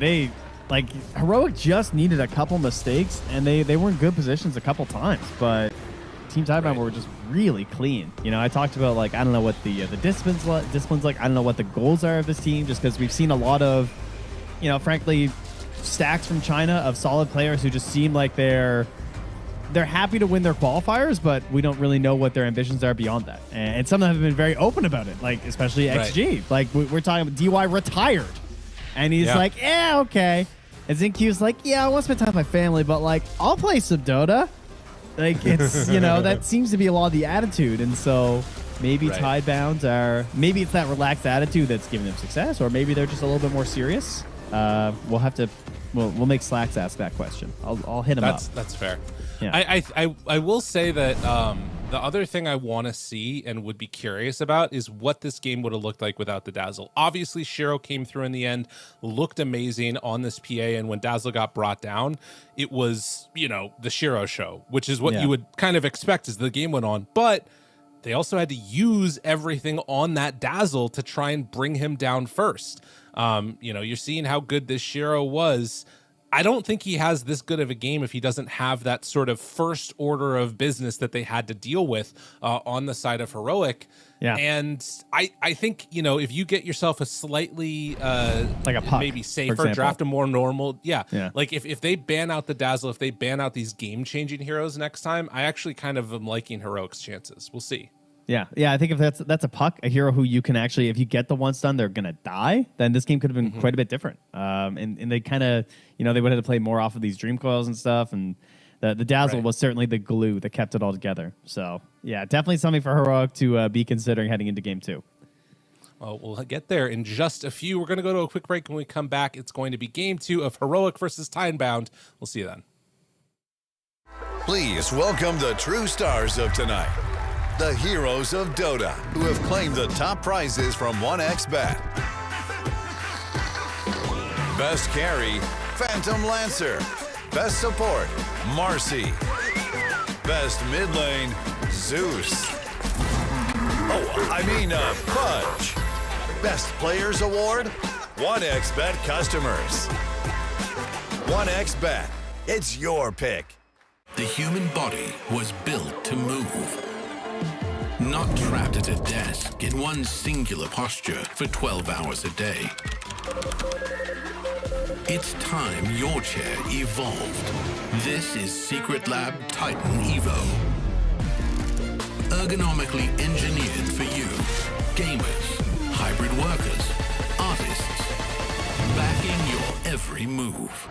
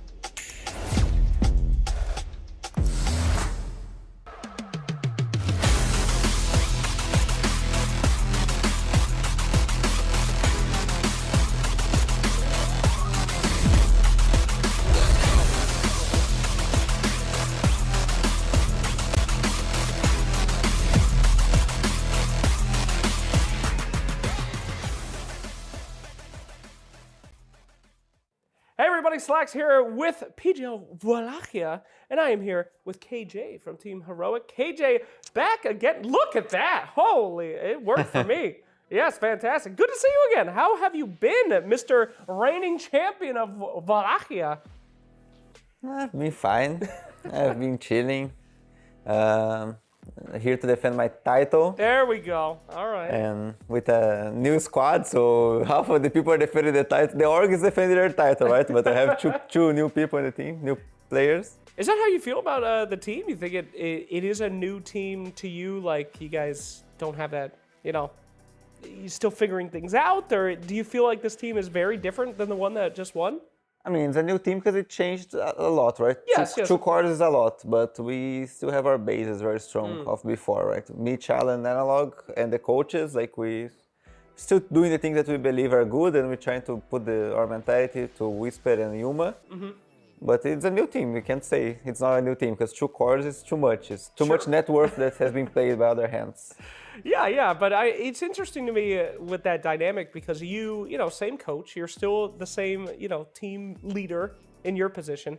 Do you try to mold them to be like that past team, especially because you guys were champions, or is it more like, all right, let's figure out what these guys are good with and change our team dynamic to fit them more? What do you think is the best approach? I think like you have to, it's hard to change people Dota-wise a lot. I think outside Dota they are great, so we don't need to change them in that way. Like they are very awesome humans. But to players, they are good, but in their way. So we try to enable each other, you know? It's more like trying to enable and doing what's good in the meta. So like everyone's gonna play what's in the meta, but sometimes he has like some way that he likes to play, and we try to enable that to make the team work.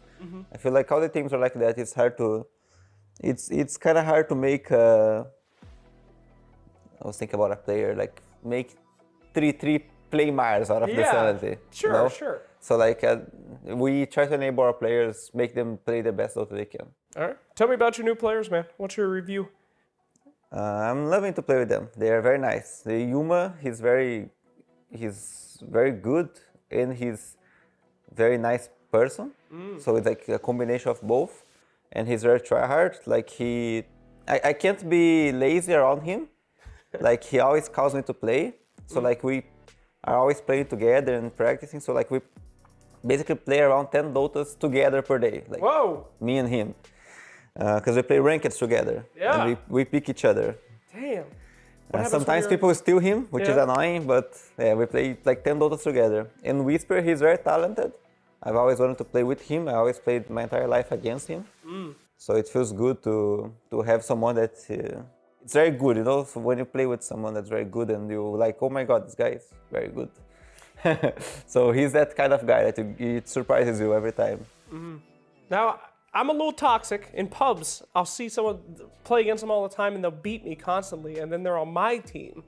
And then I'm like, this guy's not as good as I thought, you know, he sucks. Because I'm losing, because I'm the problem, not him, obviously.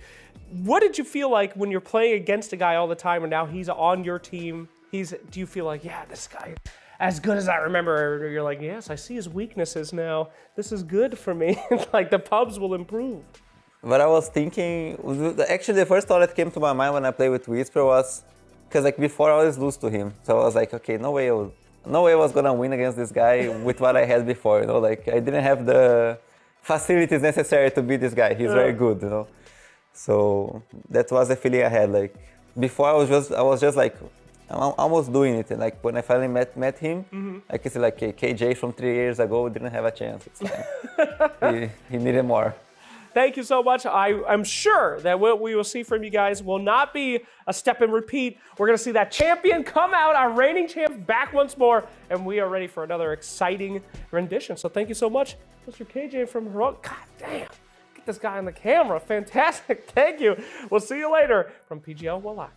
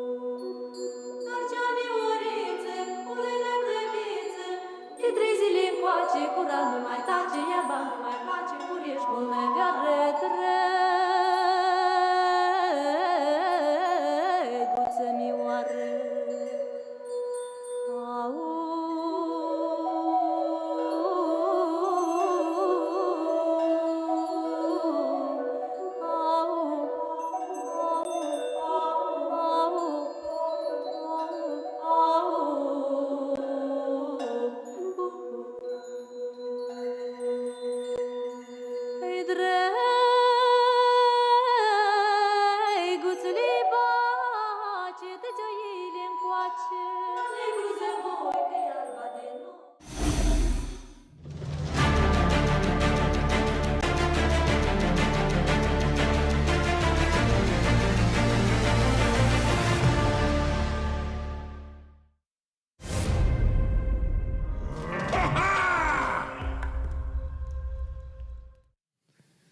And we're back, everybody. Hope you're doing great out there. We're getting ready for our second game. And Trent, I'm super excited. Yes. Are we going to see Darkseer again? Are we going to see Ursa again? Will they ban the Dazzle this time? All of those questions and more will be found out in just a moment as we're getting into this game. Both first phase heroes banned out is the first bans in this game too.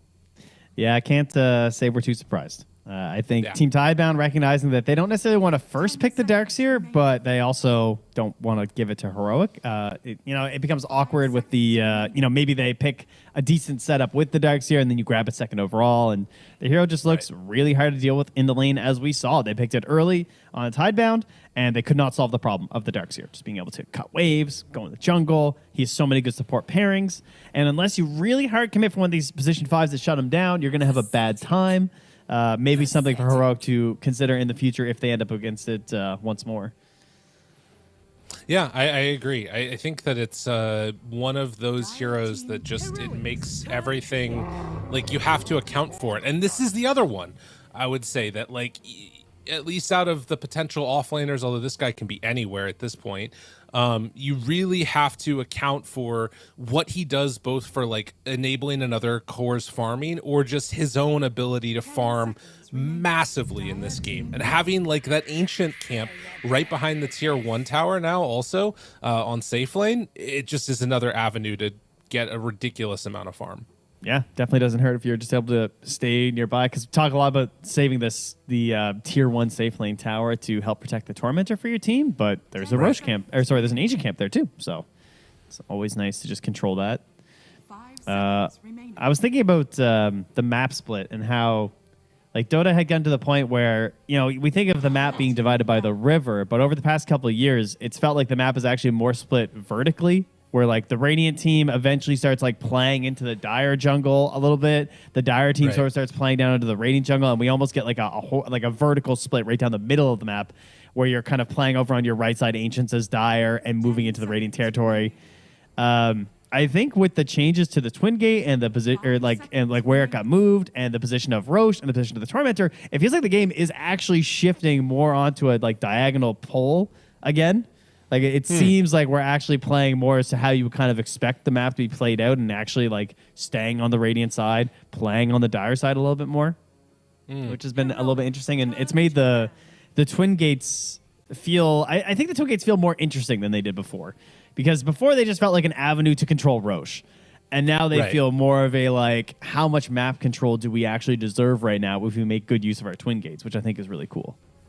Right, and I remember a couple of times in that last game where we saw, like, Yuma, for instance, playing up on that top side, and he had to play this, like, more survivable type of hero in the Ursa to deal with, like, the ganks that could be coming his way, and he had to have that BKB ready for TPs out. And so, like, that sort of speaks to what you're talking about, whereas traditionally that Ursa would just be playing in his own Ancients, right? He would just be stuck on in there. I will say that I kind of like the idea of Shiro playing on this mag, just to sort of get it back to that again, because one of the things that we saw in that last game was him playing super aggressively on the PA.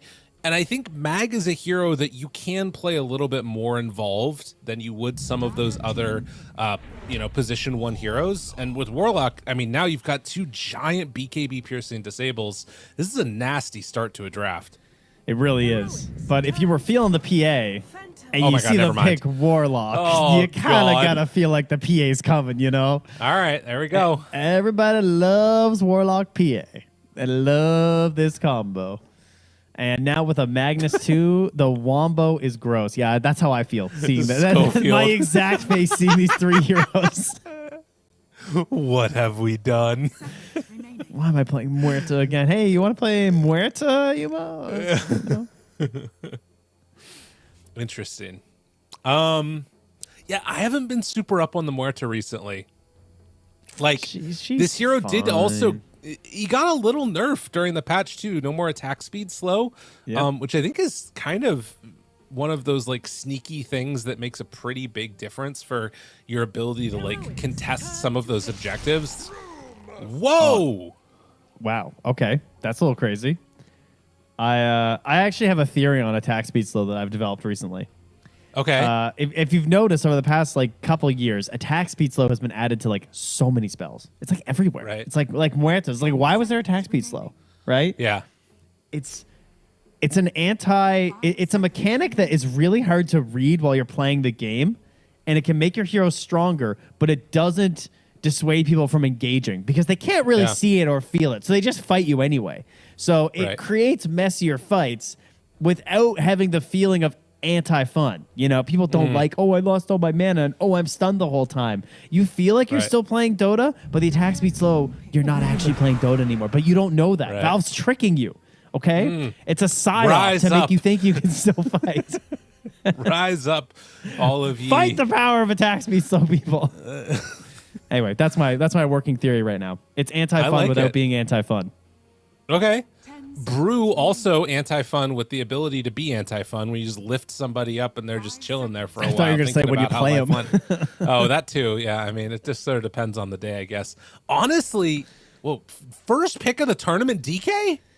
I mean, that bat was kind of hard. It was a little scary. I mean, I'm still seeing it all over my post. I mean, it's losing now, but okay. All right, interesting.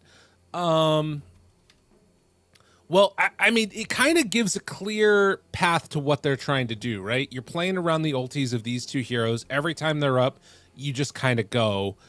I will say you run into a problem against PA for both of these heroes. You know, one stun and maybe a crit, and suddenly Brew is gone. You look at DK, you get the shard on PA, all that armor's gone. There's some problems that you run into. Granted, you can do like some void stance stuff and other stuff like that with Brew to try and get the ulti off, but you only need a second or two on that PA before you're going to get blown up.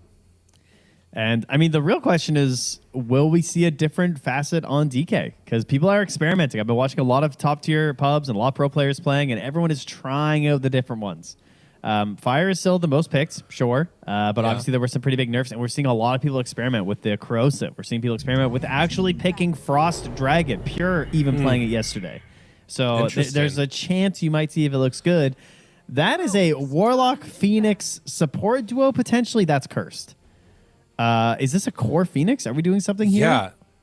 Well, I don't know. This is really strange because your stuns at this point are like on, you know, at least 90-second cooldown on like all of these heroes. That's not great. I almost spit my coffee. That was close. That was almost bad.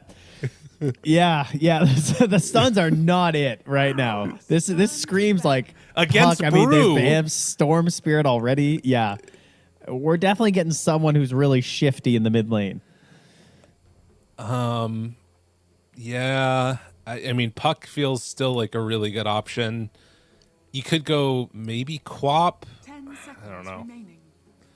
I think Blink cooked too much on this one. I'm out on this draft. I kind of like Pango with maybe the Corrosive Dragon could be kind of cool. Okay. But, you know, it's also 10th pick, which Pango doesn't necessarily always feel really great on 10th pick, but it's because he doesn't like dominate many matchups, but I think he would fit well. I like Pango versus PA because of just the stupid evasion. Like, at least you have damage that gets through, you know? Like, you actually are just rolling and killing her, and it can feel successful.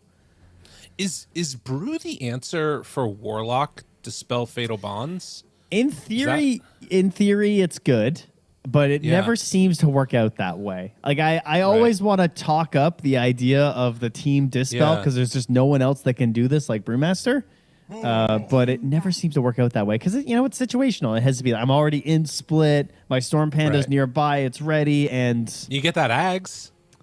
True, yeah. I mean, if someone ever has the Primal Companion, we might get there again. I do love that, but it doesn't seem to be great. But it's cool. It's a good idea. 10 seconds remaining. Bristleband along with the Tinker. I mean, there is the other element of this where you just like get a PA that's so fat and like you win your lane so hard that you're not in a position where you can take the fight into all the ultis and you just like walk around and collect objectives. for Tidebound. Yeah, they banned the puck. That makes a lot of sense. Yeah, their disable is most certainly trash. And it will be the Marcy. Okay, so we got some mix-ups here. We don't know where we're going. Clearly, the core lock is back. Or offlane Phoenix. Oh, okay, yeah, there you go. That could be cool. Yeah, they got choices. Most likely, it's Marcy, PA, Magnus, Tricore, I would say. But obviously, there's definitely choices. Interesting. Still a decent amount of reserve time here for Heroic too. Okay, do you just pick Viper and slap it down? You just take that big green slug, slap it on the table, and say, "Who's coming mid?" Like, yeah. I mean, I would be like that, or Razor feels like the option for dealing with the lane counter. I do kind of feel like Heroic would be well served by having some like intermediate, non-super committal stuns, or like initiations, a la Void Spirit, Ember, something like that.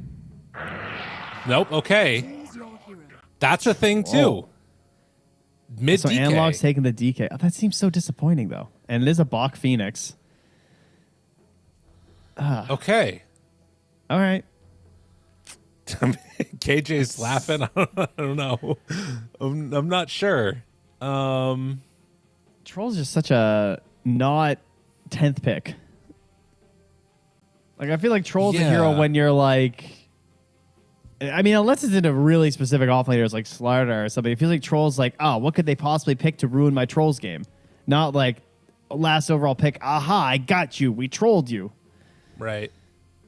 But maybe the safe lane DK is just a little bit too cumbersome now and too slow or something. So they're going to try and rock the mid instead and just be presumably rather aggressive. This is probably going to be a blink on the earlier end kind of DK, moving away from this Armlet Mask of Madness into SNYs and all those items instead. I don't know. I kind of don't like either draft. Like, can we just redo it? Run it back again? We'll see how it goes. I don't know, man. I'm a hater on offlane Phoenix for sure. Yeah. I was interviewing Amar after one of the qualifiers recently, and I said, Amar, the people need to know what's your take on offlane Phoenix, and he went off. He was like, I hate it. He said, you will never see me play offlane Phoenix. He said, it's a 10-minute hero. He said, after 10 minutes, it's garbage. It does nothing. It is trash. Damn. So he was really throwing out that energy, and we'll see if that's what happens to Bach. Amar has never been one to like say things emphatically in a strong way that he later regrets. So it's definitely never happened. So we'll see if it is indeed a 10-minute hero or if they're going to be able to make it last a little bit longer than that. Tidebound coming in one game up. Will we be able to see a series go to the full 3 games? If I'm not mistaken, everything has been a 2-0 so far, which is funny because last Wallachia, it was like everything was a 3-game series. So that's good. We got to make up for it. Changes. Yeah. Absolutely. Oh no, excuse me. Aurora Wildcard went 2-1. So never mind. I'm a liar, Trent. Ah, yes, indeed you are. It's true. It's okay. Oh, so Aurora cleaned up, eh? They won 2 and 3. Apparently. Damn, NA loses again. No. Damn, we're catching L's game. Listen, it happens. It happens to the best of us. Thankfully, our other North American teams will win for us. That's true. Wait. Yeah. Well, we've got it. We got it handled. Oh. Yeah. Yeah. There's always Falcons. All right. That's right. Snaking that's and Howie and Crit, honorary Canadian. So that's right. We got 3 out of 5 on that squad. Or, Shoulder 6. check. Shoulder check. Shoulder check. Shoulder check. God, that's such a good video. Bach slowed. Bach dying. Bach dead. Okay, he's not dead. And in fact, they got 3 bounty runes. All right. But a counter. Oh my God, I did not see. Why is? Do you see that little courier that Marcy had? She. Oh, like why? How it's got the unusual effect or whatever? No, special delivery apparently keeps a little puppy near you. Oh, I didn't see the puppy. Oh my God, there's a little puppy animation. We'll look for it next time. When special delivery is back off cooldown, we'll watch for it. There's like a little puppy animation. I hadn't seen that yet. It's a very cool ability. Yeah. I haven't had much chance to see people abuse it, but I want to see like stuff brought up for your carry and stuff. It's great. Oh yeah. Well, watching each of these lanes, you talked about it earlier. Warlock PA has become this very classic combo. And down bottom, it looks like Bach, not a fan of laning, is going to end up in some trouble here. Chase, couple more hits is all they need. In fact, there it's going to be first blood. Yuma takes him down as Planet tried to pull this direction, and now they connect the creep wave over here. Yeah, he'll get back in time, but obviously not great to gift a first blood over to a Troll Warlord, who's already known for dominating lanes, and you have to win. I cannot be more clear. This Phoenix must be the top net worth hero in the game, or at least like number 2 or 3 by 10 minutes, or I actually fully agree that it's useless. I'm a big hater on this because it just feels like all they do is they win their lane, and then they sit in the side lanes until they have like 4 items of like Scythe, Shivas, and whatever else, Spirit Vessel or something if it's good that game. And this is not looking great. Well, they will be able to. I mean, we talked about this at the end of last game too, the sort of like, what would the PA look like if there wasn't the Dazzle in the last game? This Analog is going to be skewered back under tower while they're pressuring down bottom. He is still a DK, though, as Yuma is brought lower and lower. Is it going to be enough damage? Yes! Planet, though, is going to pay the price. So they do manage to get the kill on to that Troll. Yeah, that's big. Good job there. And despite being a very strong offlane or a strong safe laner, he does not have a Dispel yet, so does still have to deal with these Fire Spirits. So as long as the Bach hits them, I mean, that's obviously the key to offlane or mid Phoenix, is just bullying with your Fire Spirits, just never missing, to ensure they can't actually turn and fight you. And it's cool to have the Marcy too, because you do have a good reach and initiation on this hero to just like force engagements in the laning stage if you think you can win them. Right. And a way to, like, you know, you can dive out afterwards if things get a little bit too spicy for you or whatever. You were seeing her puppy because Marcy has a puppy now. She has dog. Oh, I didn't know that. Yeah, they added the doggy. What's the doggy for? It comes with her set with the Little Red Riding Hood set. That's crazy, man. That's such a cute little dog. Yeah, it's like CM. I love you. She got the poop. Yeah, exactly. Yeah. That's how it went, huh? Yeah, pretty much. That's too bad. Well, 18-3 on the PA, so having a really good time up top here, as you would anticipate, and a whole creep wave coming in as well. But Whisper, he's also having a good time, and he's going straight in for that Spirit Vessel. So we'll see how he plays around with this like Cinder Brew Urn build that we've kind of come to see every now and then out of the Brew. And, you know, obviously there were some complaints on Reddit. You know, is this the worst innate in the game? Was one of the top posts right before the patch. And what happened? Patch comes out. 15 more seconds on Belligerent, baby. Let's go. Yes. Yeah. Huge buff. Schofield trying to TP out. Oh! He's alive! Oh, no. He didn't go home. Yeah, well, he has a salve. Yeah. So that's actually pretty good for him. Okay. They do need an Urn charge, though. And, well, why? He's going to take some damage up top here. He's in some trouble. Hits the heal onto Shiro. And now, why will he go down first? They do not manage to quite get the deny on Schofield. But that is 2 Urn charges now for Brew. Yeah, why playing a little bit too far up, probably assuming Jakiro had gone all the way home. And so he gets caught out with a blood grenade. We just get a little trade going. This is going to be a problem for Shiro, actually. Now that they've got some levels on Jakiro. Oh, but he doesn't have a TP. Ooh, rough for Schofield. Oh, yeah, that's true. Yeah, it would have been nice to bully him right now under tower, too. I see that after we left bottom, Yuma's doing great, and Bach is not. Yeah. Seems not good. I'm wondering, I mean, for this point at least, I guess that Bach still should be able to kind of play a lane and be relatively safe in it, but it definitely, as you're talking about, does not feel good being the, you know, towards the bottom of the cores at this point in the game. The absolute bottom of the cores is Analog, though. Yes. He's been skewered back twice under tower so far. Yeah, I was going to bring that up. He's just, like, what can you do? This does not feel like you should be getting dumpstered. This was the first overall pick. Am I crazy? Rotation. Isn't that where we started the draft? KJ. They're finding him. Feared back in. Ice Path down. Good damage. Will it be enough to bring down Shiro? Whisper looking, hunting for that kill. The heal, though, it's not going to be enough to keep him alive. Now they throw another Urn Charge onto Y, trying to keep him hurt. And Whisper finds another one. Yeah, and he's got his Urn, too. So that's 2 charges. He saved the clap there as well. Didn't waste the mana, so he can stick around right now. Heal up a little bit. Get salved. Nice. But yeah, this was the first overall pick, Magnus, and he's winning mid. This is definitely the one issue with the DK in terms of like going into their 10th pick and saving it for the carry specifically, is that they really did not get a punish on this Meg at all. But thankfully, Tidebound bailed them out by picking Phoenix as an offlaner, so that's good. True. Okay. Fair enough. 7-minute mark coming up right now. Whisper is close to 6, but not quite there. And nothing to say. He started to make the move over. Yeah, well, wait, he's not home. Oh, no.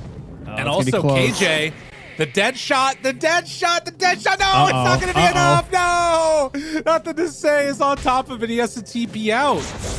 They used the RP even.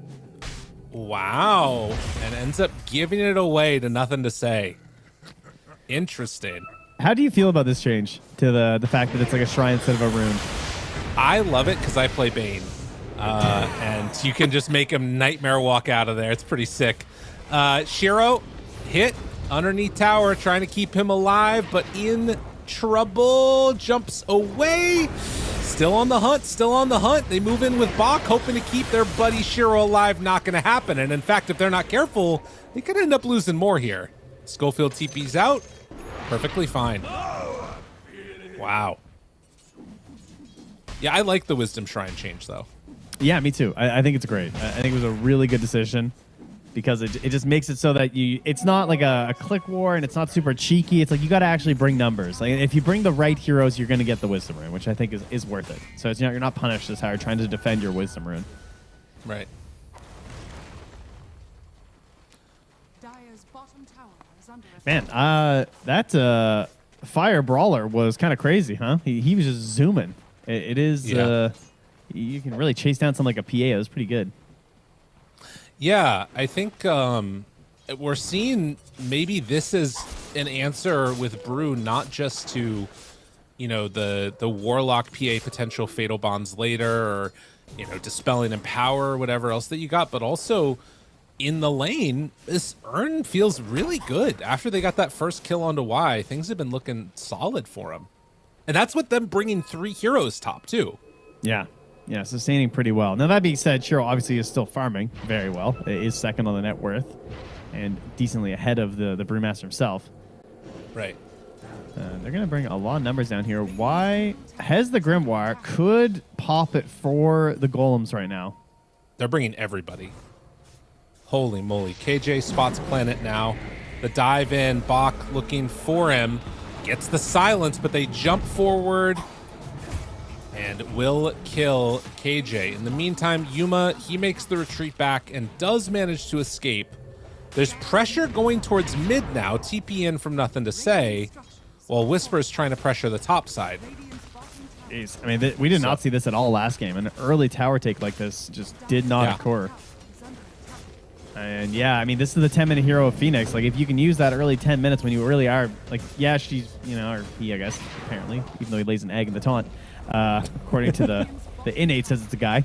Anyway, he he is lowest on the net worth, but his level 4 fire spirits are still very hard to deal with in the early game when you don't have dispels readily available. Right. Well, and the other thing about that too is that, like, it's now Tidebound that's playing on Dire, right? And that they wanted to secure that Tormentor last game. Heroic felt like they couldn't contest for it. Now they're in a situation where obviously Heroic would have loved to be able to hold on to that tower. It's not happening. There is a rotation over here, and you can see Radiant scanning, hoping to find Bach. He is going to be over by these double bounty runes. This is not an easy kill. Bach spots him. Can they find him? The silence out. Well played. Dude, and that's going to be enough. These Croakers, I've never seen a neutral more like snipe. Like every game I'm watching, the Croaker is hitting the impale. They're so good. It's the best neutral Valve's ever added. I don't know what's in the coding, but they don't miss. Like I see Nyx Assassin and Lions miss their stunts more than these guys. Pops the ulti, nothing to say, hoping to get out, not gonna happen. Skewers up to the high ground, pull him back in, or just kill him off. This is while also Yuma is taking the top tier 1 tower, so full commitment coming out from Heroic and putting the pressure on as soon as Bach died. Yeah, neck and neck with Shiro in terms of net worth, racing towards these Battle Furies right now. Similar outlooks as they're going to lurk around here with 2 charges on the Spirit Vessel. Zone back planet. What's the plan? We got an egg. Still have the Grimoire. Yep. Sitting here for Y, but it will zone them out. Okay. Well, I mean, it's going to be a close game. And I think, you know, as in compared to last game where you had this Darkseer that was just like so farmed, had all these like aura-oriented items, it was really clear that Tidebound had like access and control over the Tormentor, and we're going to be in a really good position to fight it. I still think Tidebound has the better team fight, but if you get this brew split off, it creates some pretty substantial problems for Tidebound. Yeah, so much of it will come down to those little plays. Does he like utilize the Dispel? Does he toss up the PA? Does he toss up the Phoenix, you know, Bach? Right. Still also going to be pretty important here. And the egg, you know, Schofield, Jakiro, pretty good hero versus Phoenix, even though, you know, the double tap, he just got to hit once, get some double value there. That's always pretty good. Analog with the blink as expected too. Positioning certainly a bit trickier for Tidebound simply because, I mean, what's their blink hero going to be? It is Mag early, so he's just going straight up treads blink. Okay. Right. Fair enough. Yeah, I mean, the big fight is coming up right now. So you're sort of gathering, it feels like, all of those pieces to get ready for an engagement. The other thing that's sort of weird is that you've got like the brew split lift into dropping the Phoenix into like a calling, but if the Revenant doesn't quite hit, like you could potentially just get egg off and then your fight goes terribly from there. Yeah, true. Don't miss. Yeah. Right. There's a lot of weird little plays that could go wrong. Yuma is gonna finish off a triple ancient stack now, and yeah, a hell of a game he's having right now. Top net worth. You know, I didn't even think about how the battle trance will work with the Broodlings. That's pretty cool. Because he has the allies facet for battle trance. So they get 50% attack speed bonus. Oh, interesting. I don't know if it'll apply to creep heroes. I did not test that. I assume it will. It seems like one thing that it would. Yeah, usually it would.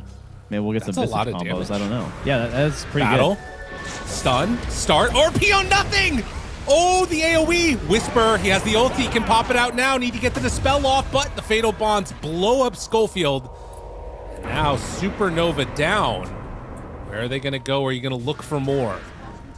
Looks for the stun, finds it on the creep, a couple more hits. Quick, Dispel it! Haha! Whisper, oh, but the Revenant's down. They get him, pushes him back in to the silence, and kills Nothing to Say. Oh, damn. Let's go, KJ. That was big. That was huge. Yeah, he really wanted that blink skewer. Because he's got so much damage right now on the Magnus because he does have the diminishing return facet. So, like, if he gets a blink skewer, brings him to his team, casts a shockwave back towards the enemy team, like, I would not want to engage into that. Right. That's going to hurt. But beautiful silence there from KJ's. We'll get the little replay on this whole thing. So what happens now? I can say here. I don't think anything hit him. Am I crazy? Because I clicked him right away, and his blink was not on cooldown. Oh, he just missed it then. He just, like, misclicked his abilities. I think so. I mean, I could be wrong. I'll have to check the replay later, but I clicked right away, and blink was ready. That's crazy. Yeah, that's a tough one. Not how you want this to go. And then, of course, right there, boom, silence. Oh, nice try. And Whisper also, he used the Storm Panda Dispel to kill the Warlock Golem, the classic. Damage to summons. Right. That's a good point. I hadn't even thought about that.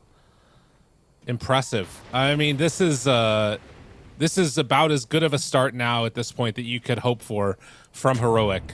And you're starting to work towards some really big items if they can get enough time to get there.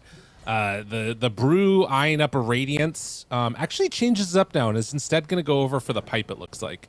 So that's like a less scaling build, but more trying to take complete control of the game now. Yeah, that's trying to win the Tormentor and like the Roches and stuff as we move through them all, you know? Like they got the first one, you want to make sure that you keep that up, win the Roche.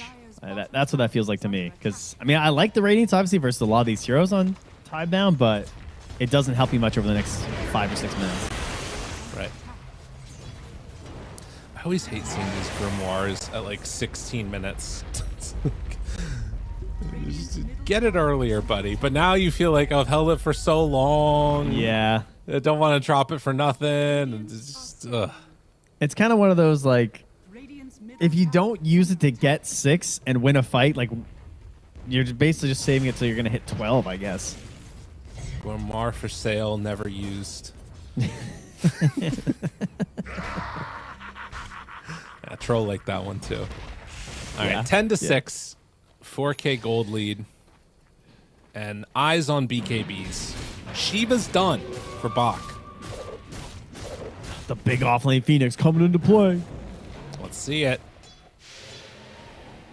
I mean, there's a massive item on the hero, to be fair. Schofield? Yeah, they pull him back in. Yeah, I feel like it's just a question of like when are they going to get to take a good fight. I guess it could be. I mean, they're close to BKBs on a couple heroes. I don't know if Shiva's is enough to make you want to take that fight. I think if you wait for triple BKB, Tidebound feel a lot better. Yeah, I think they want Roche or BKB on Shiro. Okay. And then they could fight because like they have 4 points in Empower now. Nothing to say is sacrificing his skewers to try and boost this up. So if there is an engagement, he could really help out Shiro. That seems to be the way to play it. As you can see, pretty tight game there. No probability. I would agree with that. It's certainly like Heroic are leading. They're in control, and they're going to try and push that now. But they pop smoke over a ward. Oh. That ward in the river really helping in combination with the positioning on the high ground there. Well, that mid tower is still up. You're all here. It's very tempting to just force this as Heroic because you spend a lot of time and resources to make this happen, but there's a Phoenix, and Y is lurking nearby. It's really scary to try and force an open engagement when your opponent knows that you're here like this. I mean, they're playing around Vision to set up for maybe a Roche. They have great wards around this area. I mean, this is a complete surround. Troll does have Sanj and Yasha, obviously very far away from a BKB. They're pinging like they want to go for it. Yeah, they have to go for one. I think if you go S and Y in this Essence ring, like you need Aegis on this Troll. If you want to have any involvement with your team, you have to get this for him. But this is a scary place to be versus Tidebound. Like this is what their heroes live for: Egg, Golems, Magnus, like smoke. And they're not that fast. Why? Moving into position. But they'll see him. He sentries, takes it down. Yep. Whisper throws it out. And yeah, they carry him away. Does manage to hit a fear there on the planet, and that stops any attempt to contest this. All right. Now they're kind of just here at mid. I mean, this doesn't feel good right now for Tidebound. You bring 4 heroes to smoke, and then you don't get to deny the Roche. Yeah, but Shiro's hitting pretty Ancients. rough.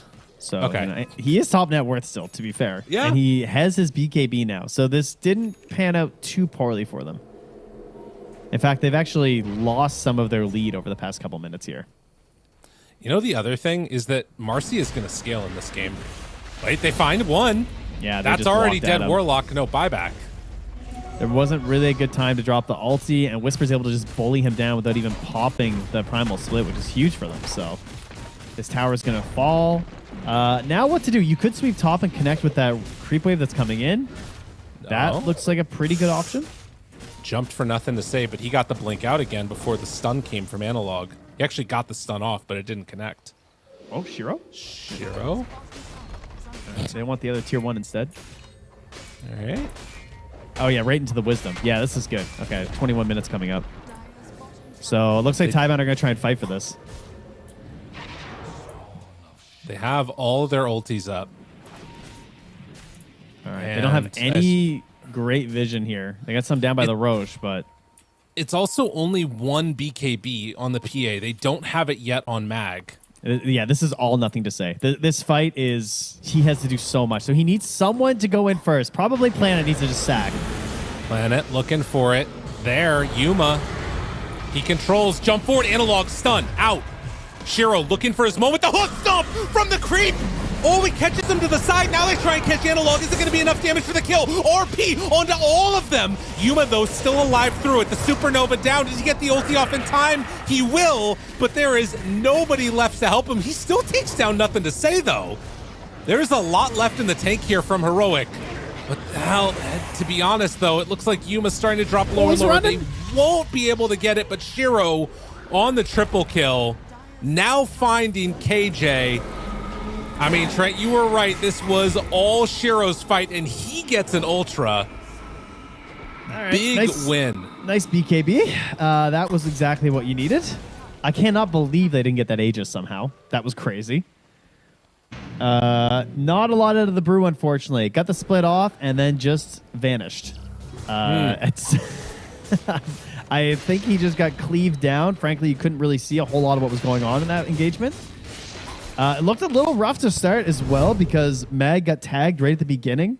When, as we can see here, like he actually gets hit right at the top of the screen. You can see that Nothing Say's lurking. He's waiting, trying to find his play, but then Analog jumps in. His damage tags Nothing Say. He can't blink. Then the stomp. Okay, so here's our Brewmaster. He runs in. He dodges the ulti, but then he gets RP'd and does not even get to play the game. He just gets cleaved down and dies. No opportunity to escape with the Storm Panda. I don't know if he didn't have it up, but maybe needed to try and whisk that one away faster. Maybe it died first. It was a little hard to tell in that mess, but the fight's just over at that point. Like, the Brewlings die. The fight gets too split for Schofield to hit any big combos. And unfortunately, a lot of the damage was so spread out from the side of Heroic that you've got this lower Marcy, low on the Warlock, but they can't clean them up. And Nothing to Say. Very happy to sacrifice for that one because this has just put them into the lead, frankly, unless he dies right here. But they don't have the best jump without Analog, who is at least jumping Y in the mid, who still has a black rim bar with 9 charges at level 12. That's kind of crazy. I mean, yeah, you should probably pop that soon. I don't know. I will say Troll getting out and getting a kill on a Nothing to Say, I don't think it salvages it for me, but it at least makes it not as horrendous as it could have been, right? Like, there's a big difference between getting a kill on Nothing to Say and, Yuma surviving versus if those two were reversed, this would be all Tidebound at this point.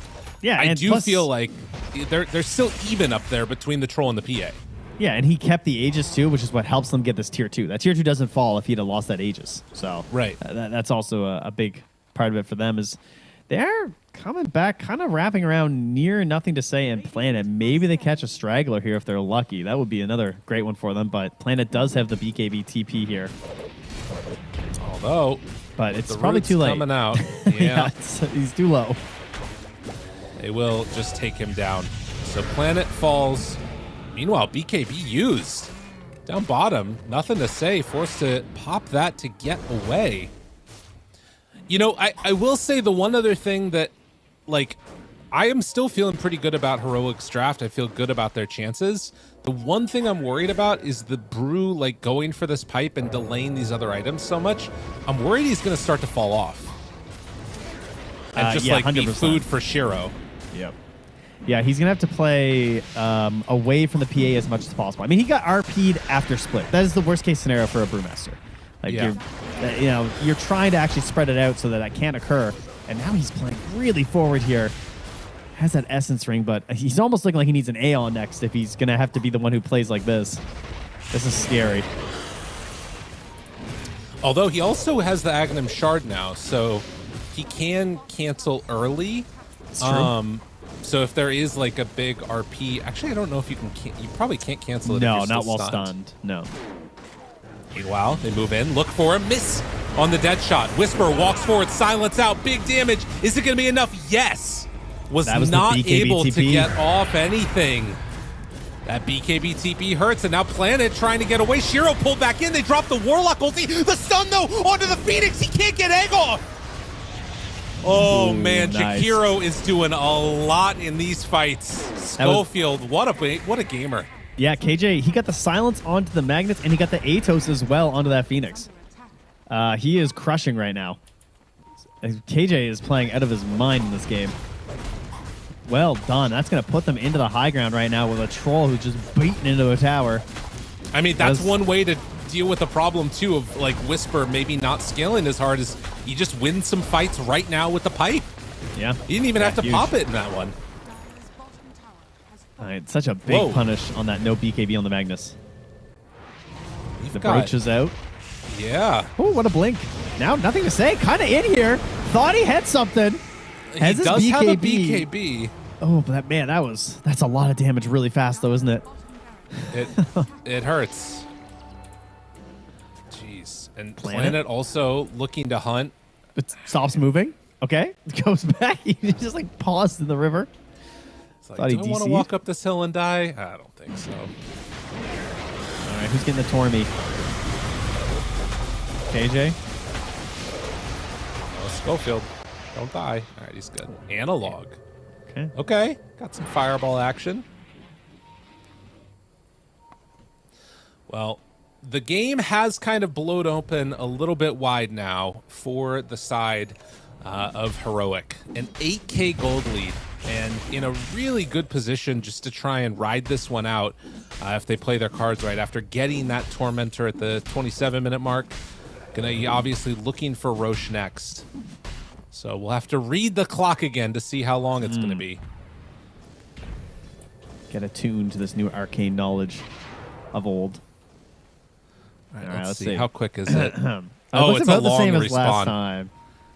I think that's a long respawn. I'm going to say that's... What was it last time? It was like with 40 seconds left. I think that's about the same. Yeah. Oof. Oh, wait, except... yeah, it's hard to tell. The power of the clock. All right, well, if you are Tidebound right now, you have your BKBs. You don't have golems for 9 seconds. Okay, so they're smoking up because golems coming down, it looks like. Great vision right now from Heroic. You know, they got the kind of a deep one on the Radiant side. It's away from that pillar, so it like gives you a lot of vision without being easily dewardable. They see where the Mag's playing and moving to, so they know that they know exactly where the Dire are right now. You can tell just by how the Magnus was playing. They might get Troll's Courier, as everyone hides their Courier in these trees right now, guys. You gotta just kill these trees all the time. If you have it, like honestly, every pro game I watch or top tier pub, there's a Courier in these trees. Yeah. Just check if you got any way to get vision. Well, smoke up now, and they're going to start trying to reconnect with that Courier and also potentially reconnect with Team Tidebound. Planet sitting on a high ground, ready to break a smoke, and Whisper, first man forward. They find him randomly with an Ice Path. Planet, he's going to take a ton of damage from that unless they pop BKB. He's just dead unless they go for this. They go all the way in. No, Planet is just dead. Are they still going to try and take this fight now?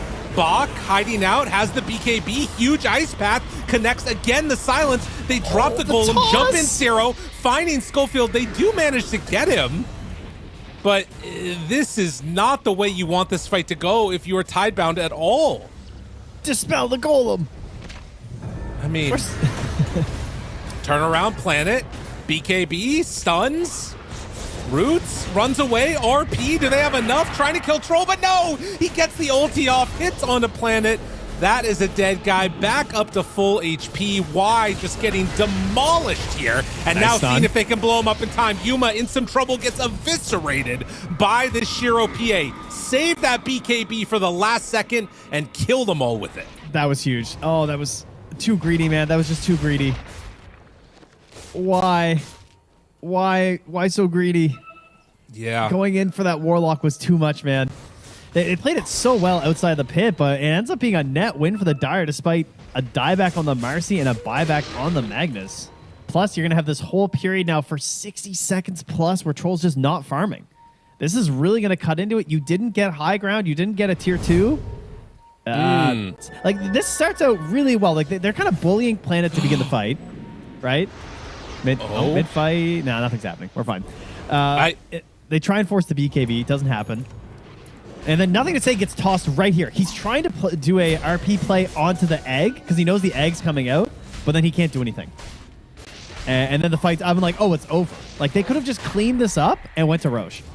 I mean, and now, like we were talking about, Roche is up. This is a really dangerous situation to find yourselves in, and KJ's going to be pulled back in. The silence is out onto both, and the BKBs, they're not back up yet. 20 seconds, disarmed on Shiro. That was Roche disarming him. KJ pulls him to the side. Roche is low. They need to get in there. They got to take it down soon. Shiro finds it. The stun is out, but they're going to get the Aegis on Shiro.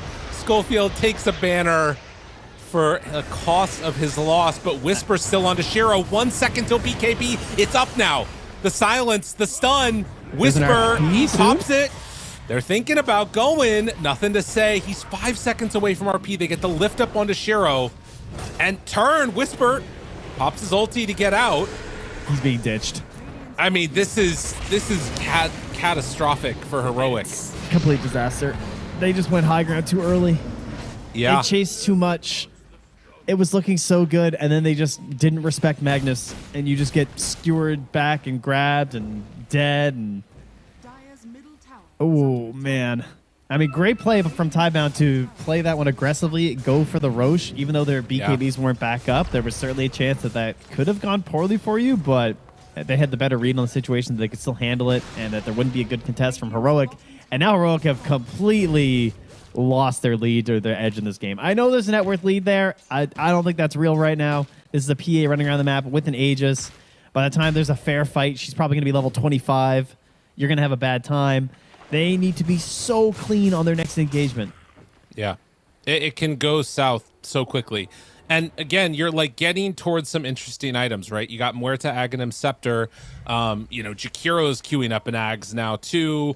Radiance for Brewmaster. Like, there's a lot of room to grow, which tells me that there's a lot of legs left in this game. But it's very, very possible that you just lose a fight from Heroic with a PA Aegis, and the game could be over. Like that is a very real possibility. That BKB on the high ground to dodge the Dragon Tail, like, I thought he got blink stunned by Analog. And then, like, I see the stun come out, and I'm like, oh, nice stun. That was me. And then I just see PA still swinging. I'm like, what? The BKB. It was too clutch. And that's what, ends up helping him get the kill onto Yuma. That's what's brought them back into this game. Shiro, game 1 and game 2, absolutely insane. Currently 11-2-2 right now. And you're also hitting towards an MKB for him on the PA. Yeah. Actually, no, decides to go Basher instead. Okay, so this Radiance pick actually is going to be really important for Whisper. I mean, having evasion for yourself, but then also providing that mischance once BKB is down, it could maybe spell the difference for them. We'll see. It's not like a foregone conclusion, but it's something to watch for there. Nothing to say. He's fully kitted out. No Force Staff, but he does have the Horn Toss, so he's ready to make the big plays to win this one for his team. Phoenix is queuing up a refresher next. In the meantime, Marcy wants a Blink Dagger. This smoke move that they've got going here in the mid lane, this is going to be a tier 2 tower for Shiro at the very least. The question is, what do Tidebound want to do next? Are they going to make the same mistake that Heroic did and go high ground too early? Time will tell, but that's Ags done. That's huge. Big dead shot.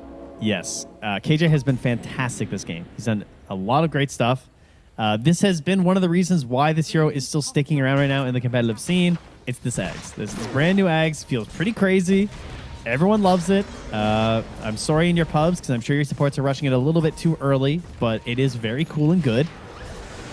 So we'll see if KJ can make the big plays, because they have a lot of moving pieces on the side of Tidebound. You have this RP, you have this egg, you have these golems, and these, they're trying to do things in sync, and they can certainly be messed up by this giant sphere that just roars through your team.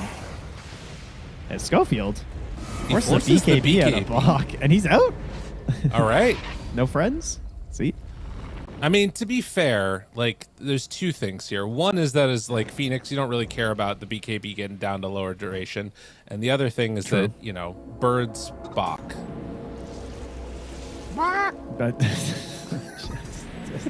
I needed that help, actually, or else I wasn't getting there, so thank you. No problem. That's appreciated. God, it's early here, man. Yeah, no, it is. Yeah, I know. You're even earlier than expected. We got the fast games going. You're not wrong. Glad you were up. That's right. You were up before I was. I just couldn't sleep. It's the way of it nowadays. Playing it, finds Whisper, tries to ninja gear, realizes that's not going to happen. And now he's got to get the hell out of here. And is he just... Wow. Yeah. Okay. Yeah, that's a problem. I don't know if even level 20 is going to help that much. It'll be some, but that's pretty tough. This is a really awkward part of the game, as you're saying for Brew. It's exactly that. It's the Brewlings are kind of weak before 20, and then you have to spend the talent to save them, which also doesn't feel great because obviously the expense of that is attack speed, which would be nice, but you have to. Like, just in the sheer hope that it gives you one, like that's literally one potential right click from a PA, the 1200, but maybe it lets you cancel the split in time to potentially like refresh and do it again. Or something else to salvage the team fight. Dude, are you ready for the bigness, though, that's coming out here? How big? Got double Ags on support. That's pretty big. I mean, the pubs love to see it. I think it actually is really interesting against PA because if you do manage to, like, wait out her first Phantom Strike in, she just can't move. You know what I mean? Yeah. And they're running it's also right towards pure Shiro. damage too, which is great versus PA because, you know, she's not the tankiest hero. Only 3,500 HP. God, what a world we live in now. Yeah, it's kind of She's quite literally the tankiest hero in the game, by the way. Nicely done. Well done. And then she has, you know, how much evasion right now? 60% evasion. So, you know, she's just really easy to bring down. But she's only got 32% magic resistance, though. So that's cool. Good. That's good. Yeah. So it's good for the pure damage. Yeah, it's perfect. Really helpful. Gotta get her a Glimmer Cape online. Yeah, someone's got to be helping out. Absolutely. All right. Well, they bring in the Brew. He's got Radiance now, does have Split back up, and he's so close to 20. Now, everybody on the side of Tidebound is up on this high ground, ready to jump at a moment's notice. They are baiting out Planet like none other, but they will not make that move. Rogue send this first time. Shame on me. Oh, no, yeah. I just did it wrong too. It's fine. I'm thinking got it. Bloodthorn plus Troll Battle Trance. That's kind of crazy. Yeah. That's, it's pretty intense. It's nice. Now that it's only you, right? It's only the item owner and their controlled units. So typically before it would have been great with Yuma just wailing away on the Bloodthorn. But now the fact that Yuma actually buffs your Dragonite means that you'll get more damage out of this thing, which is nice. I feel like they really need to find nothing to say. And the problem is, like, it's pretty tough to do that. Like, his RPs have really been game changing. They are all under a ward. Oh, they immediately take it away now with that gem coming forward. That could have been tragic.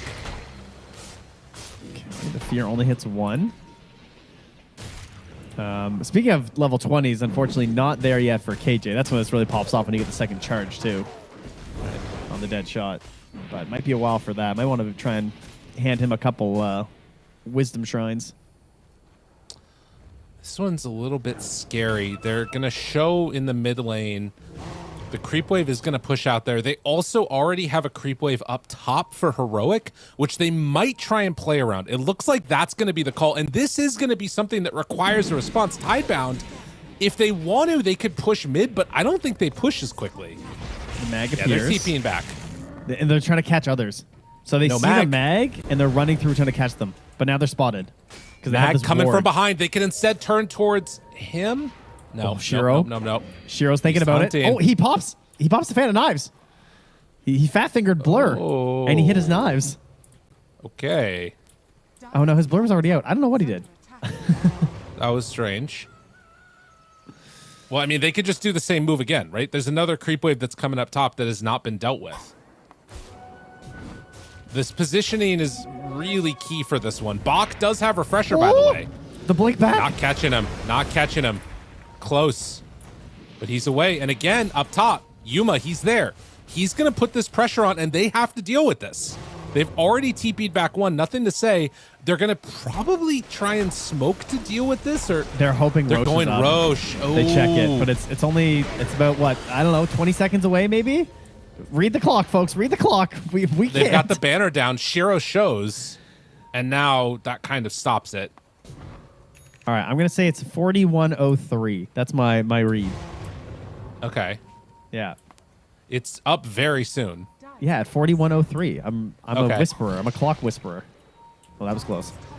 4103. All right, here we go. Analog RP on to 3. The Warlock ulti to follow, but the Ice Path isn't enough for the save. No, Yuma gets the ulti off, and he's starting to tear through him. Is it going to be enough, though? It doesn't look like it. Yuma controlled. Yuma dies. Jakiro did a massive amount in that fight, but you can't beat that RP Warlock combo. No, if the Wombo combos, I mean, that's it. That's team fight. You know, we talk about drafts and how much team fight a team has. If it all comes together, that's exactly what the fight recap looks like. Everyone gets the exact same amount of experience at 2,200 each, and it's just GG. Like, it's the fight's over. We won this one. Maybe you can still win the war, but the battle is certainly done, and that's going to be the Aegis now for the Phantom Assassin. Tough times here for Heroic. I mean, you're walking up the hill. That's already scary enough, and it's over. Like, the RPs are just too good. Playing they're not respecting the Magnus, really. Like, the way that they're just moving around the map, and this has unfortunately happened a couple times, where they're just thinking that maybe the troll is too much, but he's not 25. Maybe he's 25 and he has the Battle Trance Strong Dispels. Yeah. Maybe that's something you could potentially win a fight with, but like that, you're never going to win a fight. And, I mean, you don't want to have to commit a buyback here onto the troll. He's still 30 seconds away. If you don't, this is at least a tier 3 tower. They will throw out another dead shot, draw aggro on the creeps. And 17 away. Now, the big thing to keep in mind, no RP, no golem. You got to be careful in this positioning right now. And they jump forward. Broken, killed. They have buybacks, though, on the Shakira if they want to use it. KJ is there. Shiro's still with the Aegis. He has Aegis and BKB, you're right. Whisper gonna get stunned. Tries to get the ulti off, it's not in time! Oh, man. They take him down! And now Yuma Analog, what are you gonna do here? I mean, there's no golem. They have a good Jakiro ulti, but this guy is still just so unbelievably strong. Shiro, get out of the fire! I mean, there it is. BKB out, Satanic. Now the Phoenix Egg down. BKB reaction. And both of these heroes gone for a while. I think they can stick around now. They have RP back up. Yeah, they with have the a refresher shard. Yep. Oh my god. And Phoenix also just refreshed too. So they are in no hurry here. Creeps are coming in top and mid.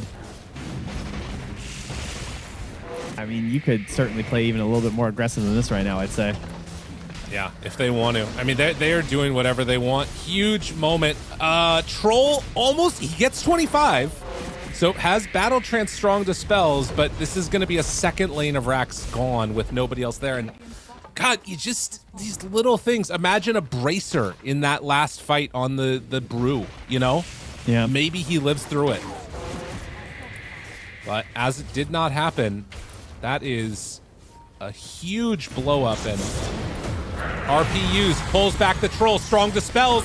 He's out. How much does he have left in the tank, though? They have the Supernova, a second salvo if they need it, and he's just gone. They do a buyback. And they also have, they have a Horn Toss and a Skewer on the KJ. Pulls him in. And now they are still hanging on to that RP if they need it. Although, able to live. Analog jumps the back line. RP onto 2. Oh, nice toss. As well as a lot of those little Brewlings. Now the Fatal Bonds dispelled, turns, hits. Shiro feared, rooted, silenced, dead. Can they do it again? Buyback comes from the mag. He's trying to move back in there. Does not have an RP though. Now they drop down the Macro Pyre. Good damage, yes! They got him killed. Okay, looking for more. Bach is being chased down by the Brew. They're finding that kill. They take down the Warlock also. Everybody's starting to fall. Nothing to say. He just came back in here, and with nowhere left to go, they lose everybody but Marcy. What? How? All right, it's their turn to stick around. They just got 24,100 experience? That's a lot of chunk of change right there, Trent. Holy shit. It's only a 5K gold lead now. I've never seen that. 24,000 experience? That's a lot of cheddar. What the hell? And also, like, again, Golem is on cooldown for 70. Wait a minute, they actually don't have, like, anything. Because they don't even have Supernova for 30. Even if they buy back, I don't think they can stop this. There's no BKB. There's no BKB, there's no options, there's no nothing. What are they going to go for, though? I mean, you've got to get everything. You need to get everything here. They're scared. Because if those ultis come back up, it's not going to work. They have way too much team fight at this stage. All right, they use a glyph. Pipe and go. What are we doing? I mean, you have 20 seconds till RP is back up. Golem is 38 seconds. She bought refresher. Shiro just bought a refresher. It's now or nothing. He's got double BKB for the fight. Double BKB is huge, but they got to get more here. They have now brought it down to just a 5k gold lead. This alone maybe is enough. Yeah. I mean, with all these ultis coming back up, I think you actually need to go. There's 30 seconds with no mag. Whisper at the bottom. Going, hunting, trying to find him. Refresher dead. No, he's gone. But he does have buyback. They might need to pop it here. We'll have to see how they go. Yuma, Analog, they try and back away. They have Fatal Bonds onto 3. Good Yule Scepter lift up and the Macro Pyre down. They pull him out of it. They need to get away. Yeah, no BKB on control. You got to run. All right, double racks. And in the meantime, they lose a tier 4 mid. Okay, that's fine. This game, it's going there. I don't... Do they have what it takes? Do they have what it takes to deal with like Golem and RP together? It feels so hard to play against this. I mean, they didn't, but now there's a creep. Like the creep imbalance is gone. So now, in theory, it's going to be hard for Tidebound to create these situations again where they're all 5 ready and willing to go. Yeah. So like, can you get set? Because before they had total map control, they had this creep balance. They could have just like played it around and been fine. Now it's going to be awkward keeping the creeps in the right spot. I cannot believe that defense. It did look like just free pickings. Like I don't even blame Tidebound for the way they played it. Like how Nothing to Say was like getting these grabs and stuff, but the comeback potential there from Heroic was finally shown. But okay, buybacks. There's one on Brewmaster and that's it. Yeah. Oh wait, Muerto just got into it too. Right. I mean, for gold, there's a couple that are going to be coming up soon. Marcy is a big one, and then DK will likely be able to get his, which would mean it's 3 buybacks to 1 with Marcy being the only one. Roche, I mean, dead, possible to respawn in 1 minute and 20. I don't know, man. I just, after that was a big investment to buy that refresher on the defense. Yeah. That was huge. He's queuing up Rapier next. Yeah, like he knows that he's got like one more in him. Refresher Jakiro. Schofield making good spending of that cash he's getting. That's crazy. Is that really, like, couldn't you got a Hex or something? Maybe Refresher is better. I mean, these ultis have been insane. Yeah. He also has the level 20 Macro Pyre damage talent now. So, I mean, it's a lot of damage. It is cutting through. How are we looking for other 25s? PA obviously has her. Troll got the hard dispels. We've got Mag, who has reverse polarity stun. DK's coming up soon on his. He has Aghanim Scepter done now too. So we've got the Black Dragon form. The other thing is that on the side of Tidebound, it's only the bottom 2 racks that are alive. They don't even have a tower there. So if you put enough I mean, granted, the tier 1 or tier 3 tower top is like basically dead. But hey, if you throw out enough, I mean, if you throw out enough pressure, you could maybe get something going. All right, Roche, what are we at here? Let's read the magical clock. Looks like it's another kind of middling one. Dude, I don't think that it's really a thing. That's what the clock? I guess, wait, I think the clock is by how fast the hand moves, because I think it's always at that position on the clock. It's kind of looking that way. Except I thought that too, but then it kind of moved a little bit last time. It wasn't quite here. Okay. All right. I think it's just old school clock. Maybe. Which, according to this, would mean that it's going to be at about 2 minutes. There'll be like a minute left-ish. All right. I think. Yes. Thank you, Clockwatch. Love that. Yep. That's a good angle on it too. Yeah. Just see it moving bit by bit. There it is, refresher on Mag. Okay, so let's not fight up into a staircase for Heroic. I'd like a relatively even fight this time. I mean, this is the thing. I just, with all of the changes, there are so many like little areas. They have a rapier now too. They fully went all out. I mean, I guess if you don't have buyback, sure. Yeah, still timer for 3, so. There is nobody who can deal with creeps right now globally, which is helpful for both teams, or else this would be really lopsided in one team's favor. I mean, there's a Boots of Travel on Whisper, but obviously, you know, it's kind of hard to make good use of those. Right now, I think this is actually favoring Radiant slightly because oh, top Schofield, lane, the creeps are pushing in. He pops the He smoke. breaks it, goes in, finds him, jumps away. RP not out, and Eul Scepter lift up. They've already popped the Supernova. Macro Pyre down. There's a weird fight to take. Stun is there, but the Ghost Scepter, second one. Refresher out, now looking for more. Yuma, second egg. Warlock ulti is down. That is a lot used. And all they get is a Jakiro. Whisper. Whisper's in the back. Whisper appears to be fine for the moment. Stun now onto Shiro, looking for a lift up. Do they have anything else to... He has to buy back. He gets crit and just splash and on all the Brulings. Analog jumps forward, pops his BKB. Yuma onto him. They get another destruction. The RP used. He needs to get it off in time. Where is it? Battle Trance already popped. Control and dead, and they're all gone. They just picked him apart. Oh, no. It's too much. It's what you said before. Like, if they didn't win the game in that other fight, I mean, there's... Whisper, you can YOLO. There's creeps there. KJ's picking him. Go, buddy, go. Refresher. He's going in. Let's go, Whisper. Base They race. got to make it happen. Gonna hit it as quick as they can. They have a glyph on both teams. I mean, it's a lot of damage, but this is not going to be enough. Yeah. Already hitting it. Roche, no way. The fight for it ends up deciding this game. As the glyph is used, they are going to take down the Ancient in a second. Yes, they get it. GG is called, and a 2-0 for Tidebound. I think what was so good about the way Tidebound played that last engagement was they just dumped their spells. Like, it was just on a Jakiro. Like, he just jumped in his Phoenix and egged. And then he's like, you know why? Because I got another egg. And nobody wants to try and fight into an egg that's just on a Jakiro, so they just kind of let him go. And then you're like, okay, well, now what do we do? The PA just kind of jumps in like, well, there's another egg. We can't just go on this PA. And then you pierce the Veil on the Muerta, and she backs away. And at first, it almost feels like, hey, we've kited out some ultis. Like, this is pretty good. But this was definitely where I thought the game was going to be surely over. It was like, okay, there's too much of a lead for Tidebound. Great RPs from Nothing to Say throughout this game, of course. And this was certainly his best one. But managing to battle back after this from Heroic and then having to lose after is pretty painful. I mean, that says it all right there. They knew that they were in a really bad situation.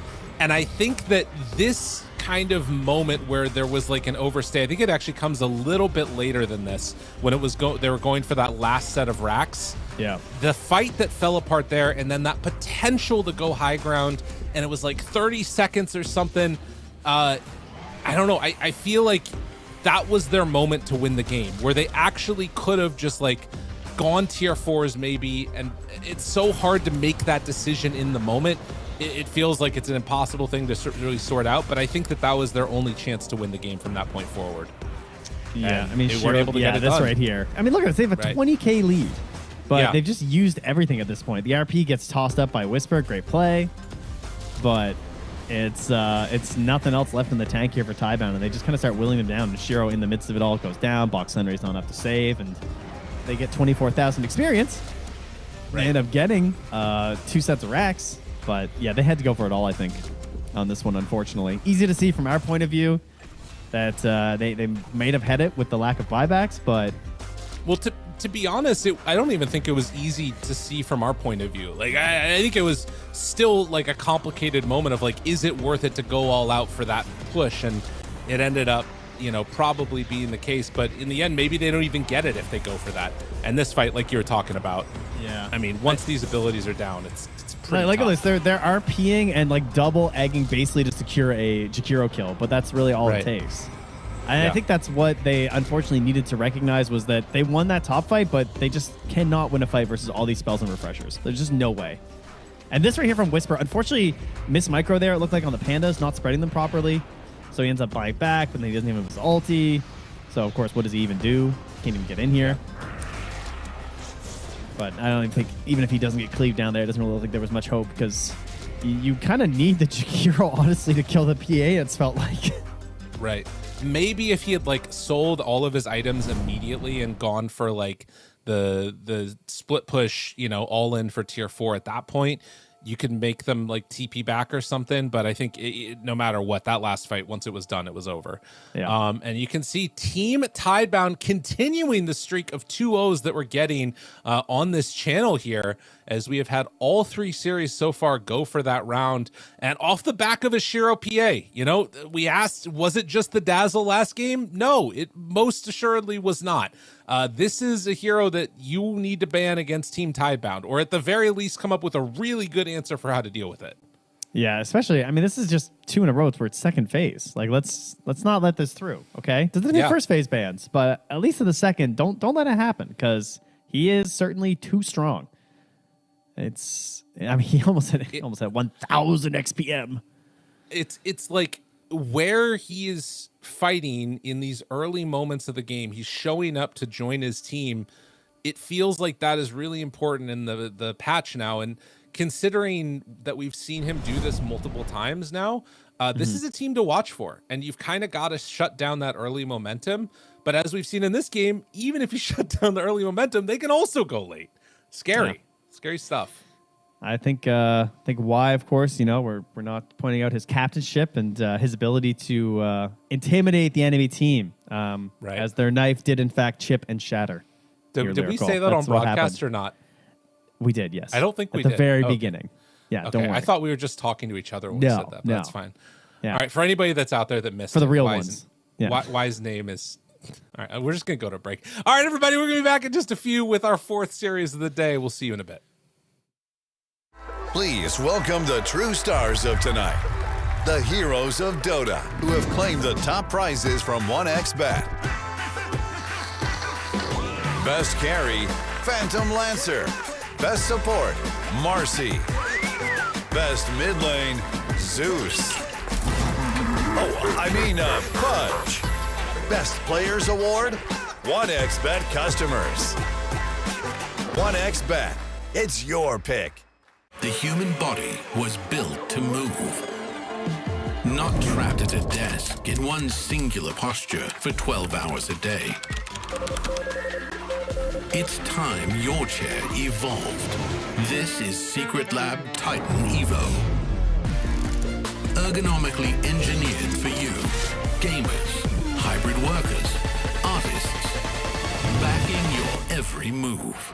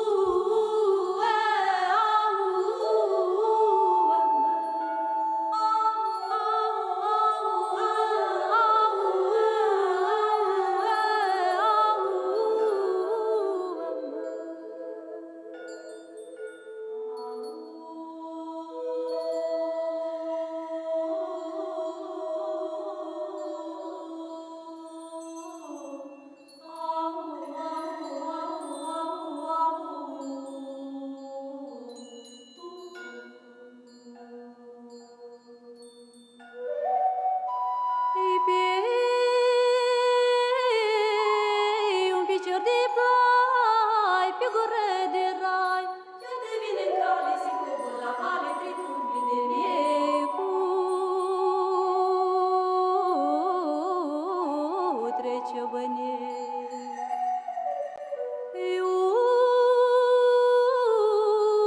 Unui moldovan, unui ungurean și unui vrâncean.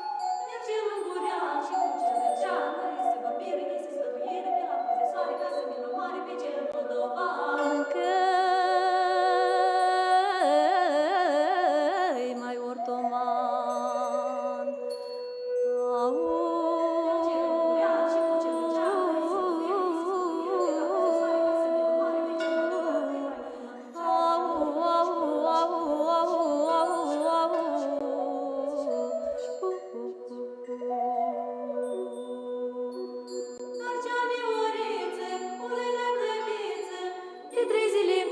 Cura nu mai tace, iar bani nu mai place, curiești mult mai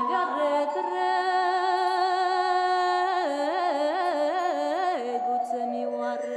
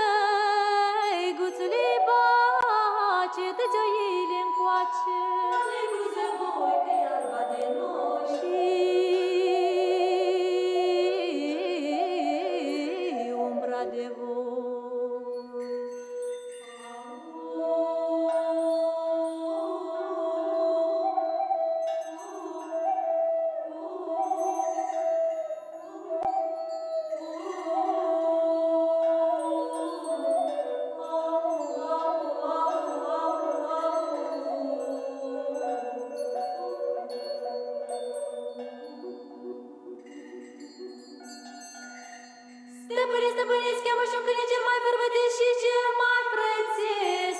Că la pus de soare vreau să-mi te-o mare baciu și cu cel vrâncean.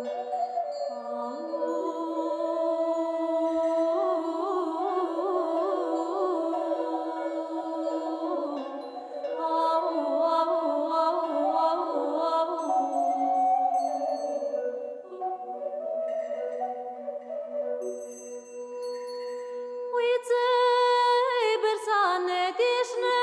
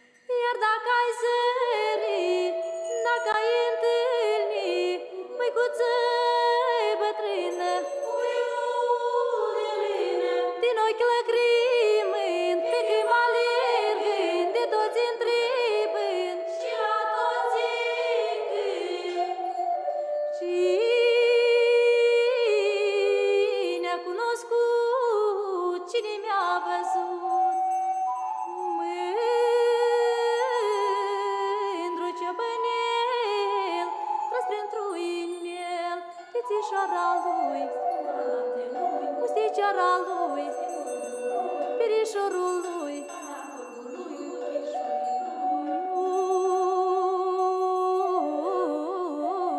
Ura câmpului,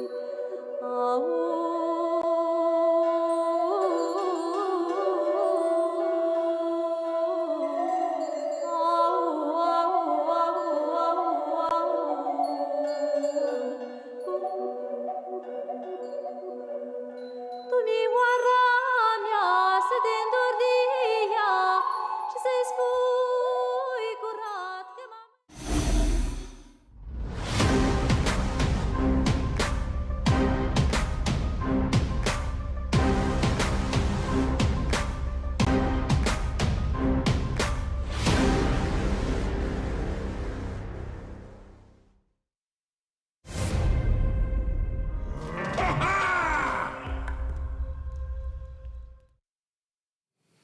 And just like that, we're back, all you wonderful people out there. We're getting ready for our final series of the night. We're beating out that other channel, Trent. It's happening. Tundra facing off against Avulus. How you feeling today? You excited to see these two teams face off?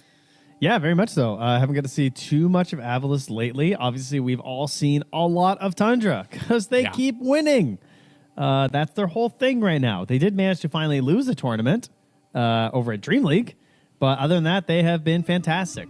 So it's time to see if they're going to jump right back on it or see what's going on. You know, contrary to the rumors, Dyrachyo is still here. There were many rumors floating around that he was gone, out of here, got a better offer, poached, left for his own reasons. I don't know. The rumor mill was flying thanks to Arteezy. And now and Bulba. Yeah, and Bulba. And now he's just here. So I don't know. We'll have to see if Slacks can gain us some info on the ground, but he's certainly still available. Maybe they were like, you know, Arteezy, Bulba, maybe they're like a little disconnected and they're like thinking, dude, he's out from Gaimin Gladiators. Dyrachyo's gone. You know what I mean? Maybe that's what's going on. They're just a little bit behind the times. As Avulus, you can see they're getting ready for their game as well. And we are about ready to pop on into this draft for this game number 1. We were talking a little bit in the first series that we got to cast about this like first pick, second pick, Radiant Dire dynamic. This time around, we saw that Tundra actually decided to take second pick first, which is a little bit of a departure from what we were anticipating. Everybody loves Radiant, surely. Everyone loves Radiant. Everyone loves first pick. Have usually been the two things. In fact, in that recent best of, well, it was a best of 5, but they played like 9 games or something versus Team Spirit. There was only one game where Tundra were actually second pick. They were always preferring to get first pick. So it is interesting here. Our working theory, at least for me, is that they would just want last pick versus Stormstormer because I think this team thrives when Stormstormer has a good lane and a good matchup. So best to make sure that he can't go for something that is too counterable.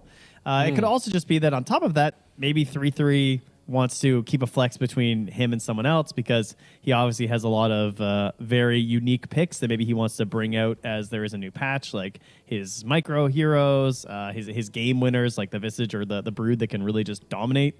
Keeping those options open is always going to be really strong for you. The other one that I remember seeing them play that looked incredibly strong was the 33 Darkseer and Saksa Marcy.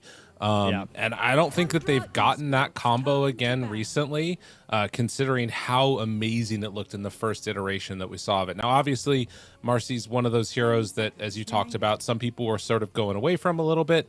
But I think that, 33 is one of the best Darkseers in the world. And if he sees a way to make it work, particularly depending upon what the first pick is that Avulus take, I think he would run for it. Yeah, and I think Saksa has looked like possibly the best Marcy right now. He was one of the first people I saw spamming it in pubs after the changes when she got the new facets, and he seemed to be really interested in it. So if there is a Darkseer or if there is the need for a melee support, I'm certainly expecting him to either pick up the Marcy or that Tusk that he's also still been playing and already looked good for us earlier because Snowball Save is still just great, and there's not that many disables through debuff immunity anymore, so it's always nice to have that too. No more, nightfalls, as they say. There you go.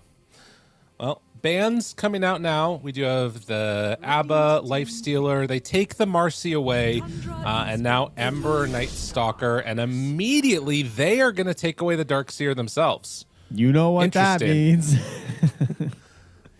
The infamous Nyx Assassin potentially here. That of course was the bread and butter of Avulus at some of the more recent successful tournaments. But Nyx Assassin, last time I checked, was actually one of the absolute lowest win rate heroes in top tier Dota of this patch, folks. I hate to say it. As much as I like the guy, he was struggling. When I checked his... Oh, he actually is the absolute bottom win rate right now in top tier pubs. Currently sitting at, after 216 matches on this patch, over 8,000 MMR at a shocking 38.4%. That is horrible, man. When I first checked with a lower sample size, he was at 29. I've never seen a 2 on that page before. It was shocking. I've never seen a 20s win rate, but he was sitting at 29% earlier this patch. So he's already up 9%. So that's great as people get more games on the hero. But we might not get that here. But there's a Tinker. That's interesting. I will say the thing about that's also so shocking is that, like, if you think about what the inverse of that would be, right? Like a 36% win rate. I mean, that's the levels that like DK was at before they ended up having to nerf him, you know? Like, yeah, it's an insane derivation from 50-50 that kind of puts you in an awkward spot. But this Tinker is the other one I've been hearing a lot of people talk about because of like all of these camps that are around that aren't great for like farming patterns of carries necessarily, but they are really good if you're just Tinker coming in and farming a camp that otherwise wouldn't be farmed, and also getting 2 camps at once. Yeah. And I think Insania already played this morning, I believe, in a win for Liquid. So he's already been busted out once today. 10 seconds remaining. The other thing I want to bring up was in terms of these melee heroes, the Bounty Hunter. Because that hero, you might think that part of the reason why Nyx Assassin is hurting so much is that the Sentry, there was a Sentry buff, but it's mostly just the other nerfs to the Nyx Assassin. It looks good because Bounty Hunter is still very successful. He's one of the top win rate heroes right now in pubs. He's in the top 10-ish right now, even though he's also one of the most played. So obviously that's a pretty good sign that you have yourselves a pretty strong hero when you're being played that much and you're still sitting around like 53.6% win rate. That's quite high, a little bit above Dazzle with even more games played. So I'm expecting to see that hero, but it hasn't popped up for us quite yet today. Tundra Esports turn to ban. And they take the Sven out now, having the Tiny removed as well. Yeah, I wouldn't mind seeing something like a Bounty Hunter. That would be pretty cool. I feel like one of the things that's also tough to deal with is just this idea that we saw from them before, which was like building up a bunch of stacks on your support, and then that way you can eventually get like an Ion Shell during nighttime on a like hero, and then they just like soak up all the experience. And Bounty Hunter kind of feels great for that too. You know what I mean? Yeah, like those early getting him a levels quick for the 6 tracks would be huge. Yeah, especially when you have someone like Stormstormer who likes to play some of these more aggressive heroes. Speaking of Stormstormer, I mean, Tundra actually, they banned the Brood themselves, and they've left in the potential for a Invoker heading into the next parts of this draft. He's a bit of a question mark right now. Obviously, everyone is wondering about Quas and Wex, because I haven't seen a single person play it, because they're all just picking Exort. Yeah. If you actually, in 8K plus games, he is a 1.1% are taking Quas, 1.6% are taking Wex, and 97.3% are taking the Exort Facet. That's crazy. Guys, you can at least try it. Just give it a whirl. We'll never know. We need someone to play it. Yeah, and, in this, Swiss stage, I'm sure it's fine. These games aren't important. Yeah. Yeah, surely. That's crazy. To me right now, I'm thinking, do you take something like a Jakiro to get a good combo, or do you take your partner? And this is like more of that first option. That we saw the Tusk in the last series, and it is a really good combo to pair together with the Darkseer. And now you also have this like global follow-up. This is some scary teamfight initiation coming out from Avulus. Yeah, and it's a classic counterpick. We've been talking a lot about history today in terms of Dota, but we've been casting and watching Dota for a long time now, and that whole time Batrider's been a good hero. Yeah. And way back in the day, Silencer actually used to be a good hero, believe it or not, folks. And used to see him quite a bit versus Batrider and Enigma, and this idea of like, if there's a lasso but you global, either You can sometimes lasso global before the lasso even hits, like you see the bat blinking in. But a lot of times you would just global after the lasso so that there wasn't a whole lot of follow-up to actually try and like kill whoever got lassoed, and then you sort of turn the fight in your favor because you just like rush in with a lassoed hero and start blowing people up. So jeez. We'll see if that comes into play as a counter pick. But we get another Ursa here versus a Darkseer. So Silencer not... Batrider not able to do much versus the pulls unless you hit a really good flame break. So we'll see if that's going to be the 5 bat or if it's going to be the 5 Tinker or if there's some other mix up here. I'm not even sure. And then we have the 3-3 Doom, presumably, back after being banned first phase for the past, 6 months, it feels like. Yeah. And, I mean, again, I talked about this earlier. 33 is probably the best Darkseer at this tournament, I feel like, right now. And he knows how to play against this guy, and Doom is one of those answers that really causes some issues. Now you're in this awkward spot, though, I feel like, a little bit, where Terrorblade is kind of a great answer against the Ursa, and some people say also against the Doom. I am not sure how this one is going to work for them, because it does kind of feel like there's a potential to, if you get out to a hot start and start winning your lanes, Avulus just running over Tundra. Because you kind of need a lot of things to get going. Doom's kind of a slow hero. You've got this Tinker that's he feels like he doesn't want to be in a support position. Everything takes time on the Tundra lineup, and you get ready to go quick on Avulus. Yeah, and they're trying to slow that down. You can see with the puck ban, too. So they're definitely on the same mindset as you, thinking about how this is going to go. Let's see. Whitemon's games, he has been spamming Ringmaster in pubs. Okay, interesting. And he has played 5 games of Tinker, and he's 4-1. All right. So he's figured it out. He's like, oh, okay, yeah, played 5 games. All right, I can win with this. Yeah, we could rock this. Cool. So that's probably where it's going. Sox has been playing the 4 Shaker. I do hate that. I assume this is bans for mid, though, presumably, and they're thinking this is a 4 bat, which is very likely. Every mid player, I have been saying for the past month, just wants to play Shaker. I think that's all mid players want to do. He's very fun, but obviously you need good lane matchups and stuff, just nothing that's going to eviscerate you. But it's all they want to play at the moment. So that's going to get removed, and Stormstormer will get the Storm Spirit. How fitting. Man, I'm liking it. Are we just getting a Lina or something? Something for the lane? I don't know. Honestly, that doesn't feel that jump. great. Yeah. But also, if you jump, you still have somebody that can deal with global.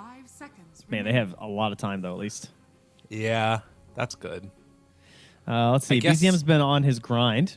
He's played 42 matches in the last 8 days. Well, his most 2 played heroes are Monkey King and Earthshaker. So Avulus, they're keeping an eye on what he's up to with 9 and 9 games. Next most played is at 4 games. Damn. So he's got a plan for sure. What do you think about Primal? I mean, it's a solid BZM hero. It fits what they need. There's nothing super annoying because, Pulverize getting canceled by Global isn't the biggest deal. Right. You buy BKB early anyway. I like it. You got ways over the shards. Yeah, lots of magic damage versus TB.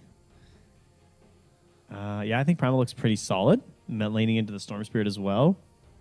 Oh, yeah, I've been seeing him play Morphling also in pubs. Okay. I watched a couple of his games, which has been kind of cool. He could get away with it this game, but then they'd be mega greed. Yeah.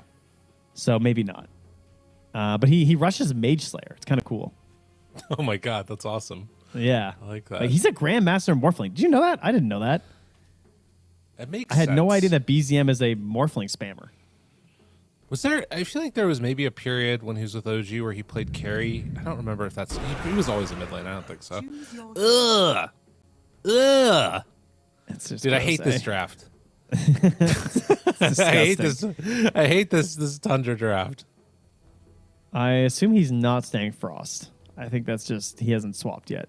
I'd be very surprised if he was a Frost Dragon Knight because I don't think it looks that good this game, right? Yeah, am I crazy? Because it doesn't do anything to Condemned. Yeah, he's not switching. Okay. I mean, we'll see. let's think. It does slow attack speed, which is really good versus Storm, but it's only 35 at max level. That's not great. Is he still on it? Healing reduction is one thing it does do. Oh, he's corrosive. Okay, we swapped. All right, there we go. All right, thank goodness. I was gonna say that like taking the Frost Dragon against the Surge doesn't feel like is what you want to be doing. That ain't it. Yeah. And against Reflection too. Like you might just end up screwing yourself over. Yeah. Okay, I don't really like the Tundra draft, but I do feel like they are the stronger team, and they're coming in as the favorites. And they could probably just like not even necessarily eke out, but they could just like draw the game out and go late, and they'll probably be able to come with the victory. But I guess to me, it feels like it's kind of down to like, can Avulus put the pressure on and, take full advantage of a lead that I think they're going to build? I don't know. Maybe they won't, though. Maybe they just get out late. Maybe they will. Maybe they won't. Who knows? Maybe we'll play a game of Dota and find out. How's that sound, folks? That sounds good. Yeah, it looks like it's Storm's game for sure. Like he got his Storm Spear pretty late in the draft. He just a DK mid, no big deal. It's fine. He can still get some gold, do his thing. He's gonna have to play around this Darkseer and make enough time for Smiling Knight to get a little large. Maybe join in with a couple metas early to take some towers. I mean, that could be a great thing about Terrorblade in the current meta. This idea of being able to transfer an early fight win into a tower take seems very potent at the moment with positioning for Tormentors. Yeah, I like that. Absolutely. Yeah, I do kind of feel like also there's like some weird tech stuff that goes on with Tinker always, where you sort of think that you're going to be able to make an aggressive play and kill somebody off, particularly like the Storm Spirit that wants to keep making moves around the map, maybe with a Tusk or whatever, and suddenly Tinker shows up and you've got this shield on that you can't do anything about. And it was a first phase pick, which means they value it really, really highly. Yeah, I'm curious to see it again since I didn't get to watch the earlier one. I know that he went max March into 2 points laser and then back for the shield after on Insane. Okay. So we'll see how it plays out. Repair bots, they're pretty cool. It's just so weird to see it again. Marching Machines? Yeah. I mean, I know it's been a while, but it still weirds me out. I feel like I thought I just didn't have to worry about it anymore. And then they were like, psych, now rockets are dead. I mean, to be honest, rockets were always, to me, the like worst way to go. It's like you just see it coming towards you, you just know, like, all right, I'm done. I know. We had no tools back then either. Like there was just, you really didn't have a whole lot of hope. Well, it does look like this game is going to be getting underway in just a moment as all players are back in the lobby.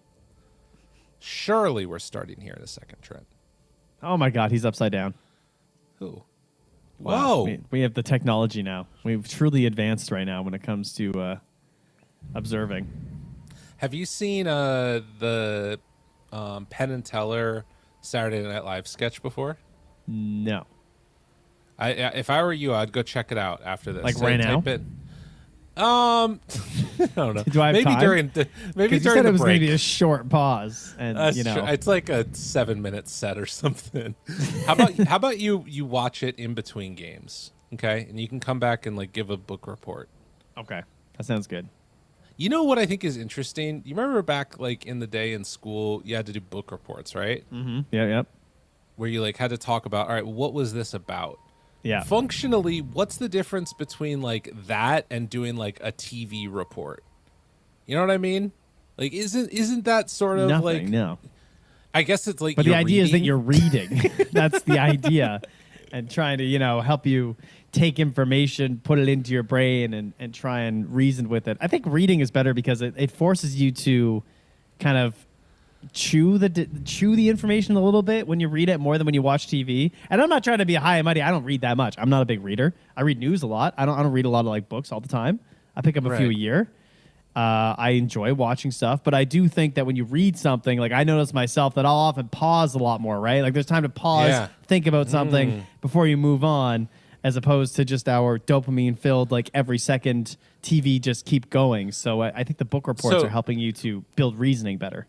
So let's And- go. Let's go on a journey together with this real quickly. Let's then, journey. Yep. Since it seems Okay. like we have some time. A really What long if- pause. Yep.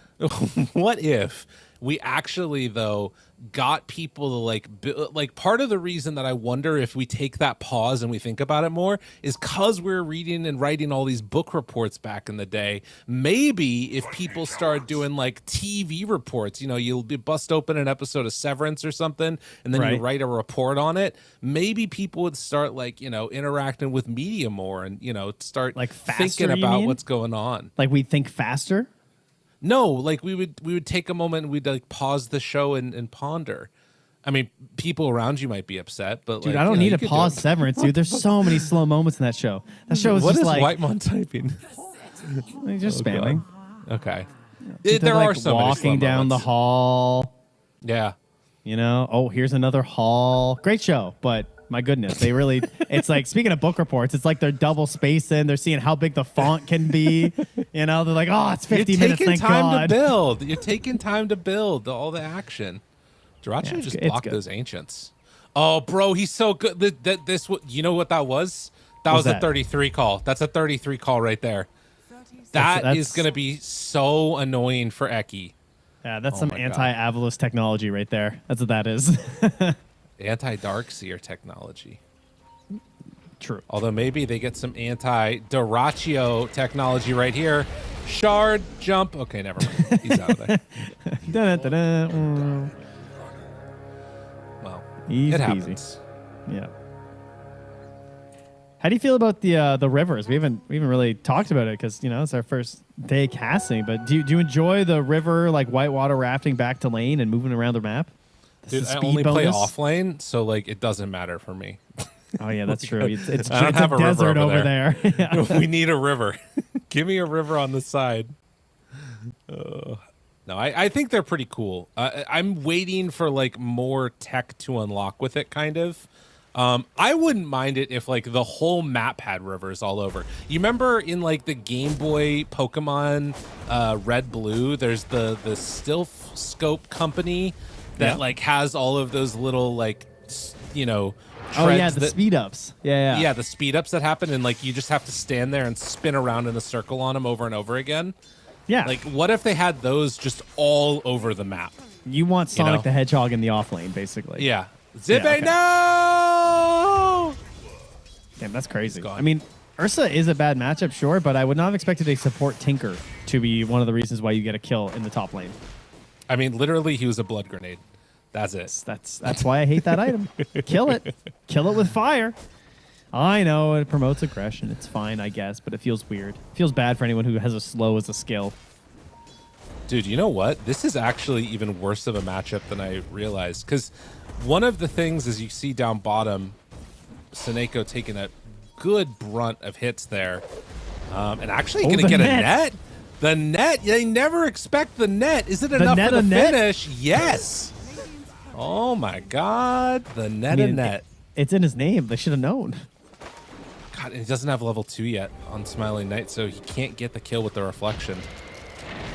All right, this is looking pretty bad. And Zibe, if he's not careful, he might be in more trouble. So I'm So the guessing thing your Darkseer brain's going to tell me that they don't get whittled down by Iron Shell. Well, so one of the problems is actually repair bots. Yeah. This is the issue in all of these matchups sometimes is like Treant or Abba, like you sort of, I don't know if it's going to be enough. The repair bots, bro. The repair bots, bro. Duraccio, never mind. They didn't have enough repair bots. They need more bots. And it's not going to happen. Whitemon, whittled, punched. All got they a lot of need Iron is a Shell left. little bit more. Ah! And Courier, no. Couldn't get the Courier. Yeah, why was he trying to bait him away with that? Because he almost lost his courier. Yeah, maybe. Duraccio just doesn't feel alive if there's not something at risk. That's what it is. It's like I gotta feel the danger. The rumors were true, but his teammates told him he can just throw more lane and he can stay. He's like, all right, Yeah. it's fine. All right, as long as I can just be crazy. Oh, weird. They get the Sucks Dior on too. Seneko dueling out the Lotuses here. Bad Rider not used to losing fights. God. I mean, yeah, that illusion makes the difference. That's Man, pretty he got nice. Beat up by Silencer. Some good punching. Holy. All right, well, how's our Snooze Fest mid going? Snoozy? 16-3 to 13-4? Yeah, that's snoozy. I saw Stormstormer miss a last hit because of the minus damage from BZM. Yeah. It's okay. Still These things happen. ahead, though. He missed another one. No. Brother, wake up. I mean, they were denies, so it's, not as big of a deal, but still. It is interesting, Oh, he though. missed the flag bear. Oh, God. All right. It's over. It's not often that you see the Darkseers manage to get a kill onto Ursa in the top lane up here, but if it does happen, feels very good for their game going forward. As mid lane, Eki's going to come over and try and help secure this. So BZM is not going to be... Does he step down here and he's still fine? He even dropped his item. He didn't care. He was still getting maxed out. Snowball dodges a lot of the damage, not enough. Gives over a free kill. Soxa. Now Stormstormer is dead too. They really bit off more than they can chew. Dude, I'm killing. Meanwhile, 33. Like Stormstormer, we need to check his camera. That he's not walking up behind Eki right now. He should be worried. Dude, like, I would not want to be near a mid laner who I did that to as a support player. Come on, bro. It'll be good. We'll gank him. Oh, you're dead? And me too? Nah, that's too bad. Well, I'm going to my lane now. Bye. Well, and it's also going to take a while to get there because he TP'd. So, yeah, that is a tough moment in this game. It's a disaster. It is a complete and utter disaster. Like, giving a kill over to a DK like that? I mean, 2 kills. At least he didn't get the full bounty. And then we also we saw Soxa lose that fight at the Lotus. Now he comes back down bottom. Right. Health, mana, gold, XP. Smiling Knight's dead. Jeez, man. Yeah, this is not what you want to see. That is for sure. The only lane now that feels like really, really good, it feels like, is going to be up top. Yeah, he should be dead here. He was trying to contest Jibe, cutting waves with the repair bots, but then Eki shows up and it's just GG.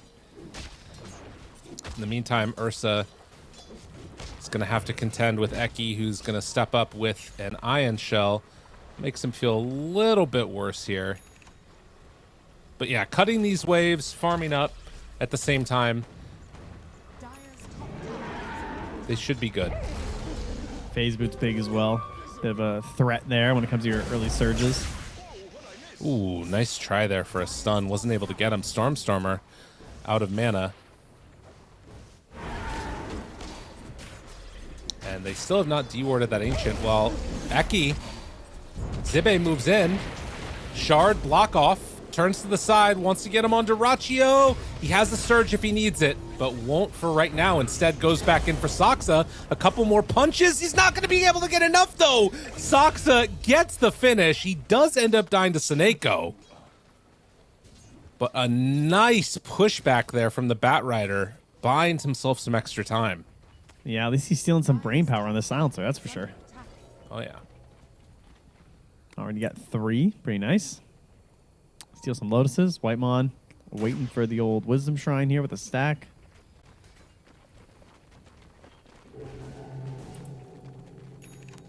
Does manage to get that one. Duraccio is left alone up top right now, while Terrorblade is retreating back through the jungle a little bit, it looks like.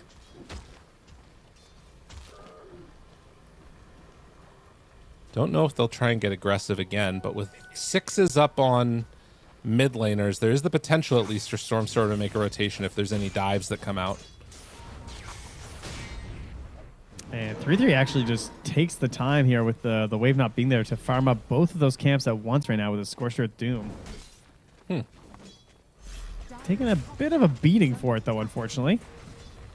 Tried to use the repair bot to help out a little bit, but it gives Whitemon the full lane as the rest of Avulus have just geared up to take this top tower. Bat Rider is hunting behind. Oh, man. And actually, they let the Ancient spawn, and then they're going to re-block it now. They do know there's a sentry there, but he also just killed Snakeo's Arcanes. Yeah. 3-3 is dying trying to kill these creeps. Yeah, he's just been left alone. It's a tough time right now for the Doom. Does have phase now. The Soxa will TP out. All right, well, this is the game. I mean, this is Stormstormer is level 7. They have Global Silence right now, relatively early, which is nice. Maybe they could try something. I mean, they have it versus an Ursa. Like, this was picked before the Ursa, which is kind of cool, right? I mean, sometimes Silence can be big versus him. They're fighting without Storm, though. This doesn't so they're feel not good. committing. They got to run. They used a lot for this. If they chase too far, Oh, they what do a have a flame wall break. ready. Wall pushes them.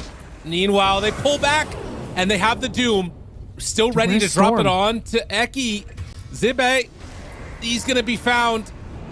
Oh, Zibe, he gets caught by it, and yeah, the TPs are just coming way, way too late. Smiling Knight shows up. Finally, the Storm is there with Doom used. I mean, can they get any more here, though? I don't think so. He was so busy farming because, I mean, he was just low on mana. So, like, he wasn't in a good spot to TP in despite getting so close to the tower, which is frustrating for Stormstorm, I'm sure, because obviously he wants me involved as much as possible. I think considering how that all started, you're probably okay with it on Avulus. Like, your Storm comes in, gets a charge, doesn't die. But Tundra they're showing that they're going to have this pressure. And Soxa is pretty farmed right now. Both supports ahead of the Radiant supports as Dyrachyo tries to finish Eki, but can't quite. Now he's stuck. Is there damage? Oh, he tried to even TP out there, I think. That He was sure crazy. did. Yeah. That's more brain power to Seneko. Oh, Rune Well, is it is a bottom. Dyrachyo death. It happens. Part of Powering the up. deal. It's priced in, as they say, you know. Yeah. 9 to 10. And Whitemon gonna start to get to farming. Already has the Holy Locket completed.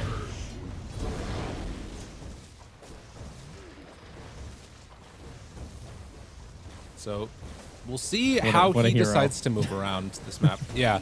I mean, that is the one thing to kind of watch for, is that with these like early aggro lineups, if it's just like not quite enough damage and Tinker manages to come in, you maybe end up in a situation where it's hard to kill off somebody like BZM. Yeah, this looks annoying. Like, he conveys to the tower. DK is just pushing, and he shields him and throws down a max level March of Machines with Holy Locket.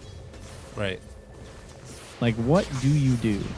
Also, why does Holy Locket get a charge every 8 seconds? That seems like too many charges. It's a lot. It's a strange one. Yeah, I mean, it's sort of an item that's not been touched a lot, so I kind of get it. I don't love it, but it makes sense. in. Whitemon tries to TP out, not going to happen. So another charge now for Storm. Up to 5, and they're pinging out this tower. Oh, that's an interesting Ob Sentry from Seneko, isn't it? Like, that's never going to get dewarded, but it gives you full vision of this little avenue. Yeah. That is... Huh. I mean, it's going to exist forever, but it's kind of poor vision to sack both Obs and Sentry. BZM pressuring. Does have a wall down. Can try and keep him in the area. The illusion doing some work and starts to die. Now the jump in pulls 33 into position. Global is out. Now looking for more. Stormstormer hunting, finding Soxa. And we'll go for the TP out. Nice. Can't manage to break that. That was a good play by Sox there. But huge. Yeah, Stormstormer now up to 7 galvanized charges. He's picking them up right now. And they'll use Smiling Knight to knock this tower down. That was all with just some pressure here from the DK, feeling relatively safe. Good layering of the Global Silence after the Vortex to make sure there was no Doom to come out.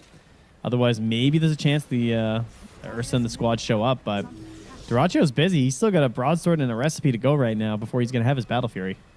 I don't think that they're moving quick enough on Tundra. Like, I am really concerned about the pace of this game for them.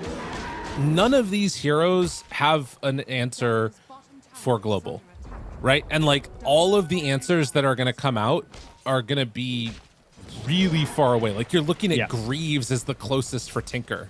You know, you're still going for a Blink Dagger on the Bat Rider. You're still going for like this Mage Slayer Blink on DK. So I don't know. I'm just I'm really worried that by the time those answers come online, they're going to be down like 8,000 gold or something.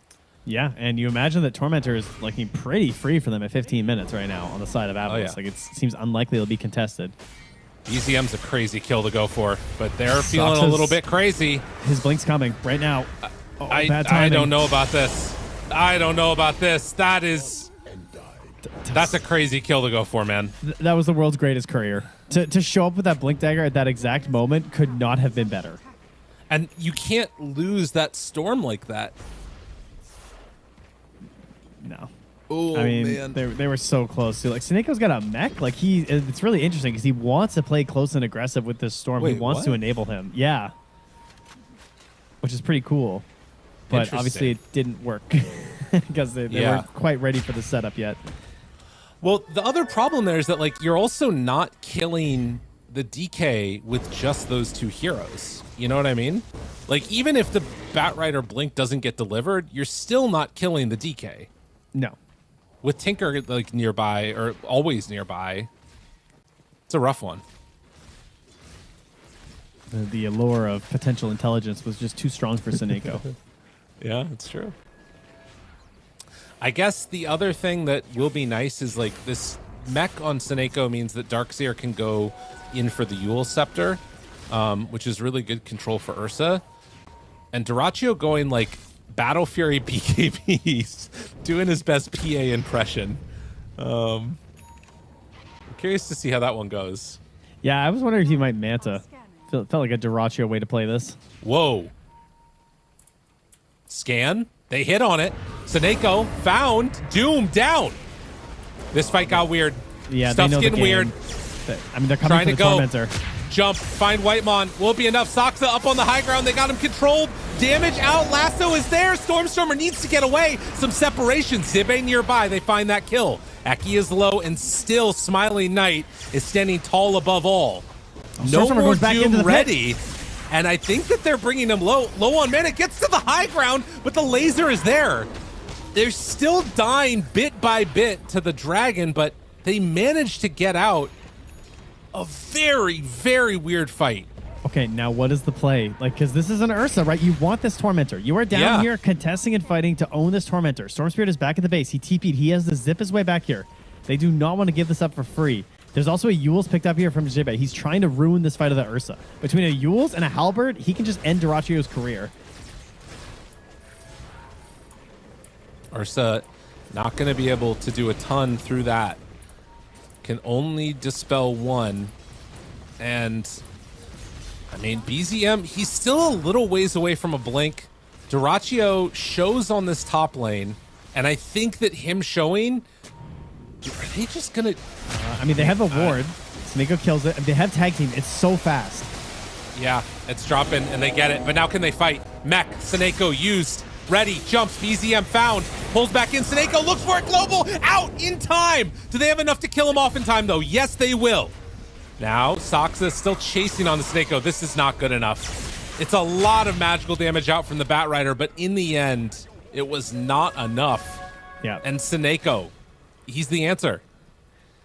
It is really working well for them. He's just in these fights. I love the mech. I love him actually getting a lot of damage out in these engagements too. Just like pumping a few spells out time and time again, standing strong, making sure he's getting the brain drain. And that's a fight that Tundra are coming into with no Duraccio. Like, he just ditched and bailed because he didn't have anything left in the tank. There was no Doom available for that one. So Avulus just utilizing this Tusk. I think you're going to see a lot of this. Heroes that are good at taking the Tormentor are just going to be powerful in this patch right now, even though they reduced the gold bounty. Well, this is my question to you then. You're seeing this lead that is like slightly there for Avulus. I can't help but feel like there's maybe this impending sense of doom that if they don't keep this pressure on, Tundra late game is just going to demolish them. Do you think that's true necessarily, or do you think that you can always fight with this lineup for Avulus? As we see a lasso and a jump onto Eki. Wait, Storm? Shows up to fight? Bro, what? Now they move it with Smiling Knight, and there's the Yule Scepter lift up. Oh, they got him caught. They try and get out of there. Disarmed again. Hits onto Whitemon. Smiling Knight. He does get doomed. So dead on the Terrorblade. It's 2 for 1, but that's a big one to get, and now they find a second kill with the silencer. Avulus just feeling a little bit too sure of themselves and their ability to fight. Yeah, they've been pretty dependent on Global in the big wins. Now, Stormstormer is still nearby. Global is up in 5 seconds. He's going in. No Doom. Chase got him. BZM turns with the stun, wants to blow him up. Will it happen? Stormstormer gets the zip out. Snowball is there, disarmed. I mean, they're not all alive. They're trying to play this too close. Oh, I do love the shard for Zibe. That is really hard to deal with for Dyrachyo. The slow is so annoying. I mean, this is actually like the ultimate Darkseer mess with Ursa build. It really is. Yeah. All he's missing is a neutral that somehow screws with him. But right now, this is everything you could need. And Dyrachyo, with the way things have been going, he just bought a Blink. Yeah. He says, I don't need to finish my BKB anymore because I'm getting the Aegis. Or at least I'm going to win the fight that gives us the Aegis. They're not going to quite get it yet, unfortunately. So he's committed for the Blink. Will he regret this if they get a good global off right now? That is the question. I mean, he wouldn't have gotten the BKB anyways, so maybe it doesn't matter, but I am right there with you. I mean, because the fight's happening right now. He didn't have enough gold for it. Oh, yeah, true. Oh, good blink out by BZM. That one just on time. Up top, they're going, jumping, finding. Couldn't connect onto the storm. And, oh my God. That was incredibly close. And now no global. Yeah, but now they're chasing with no storm. Break that pace. They find Eki resources. Stunned.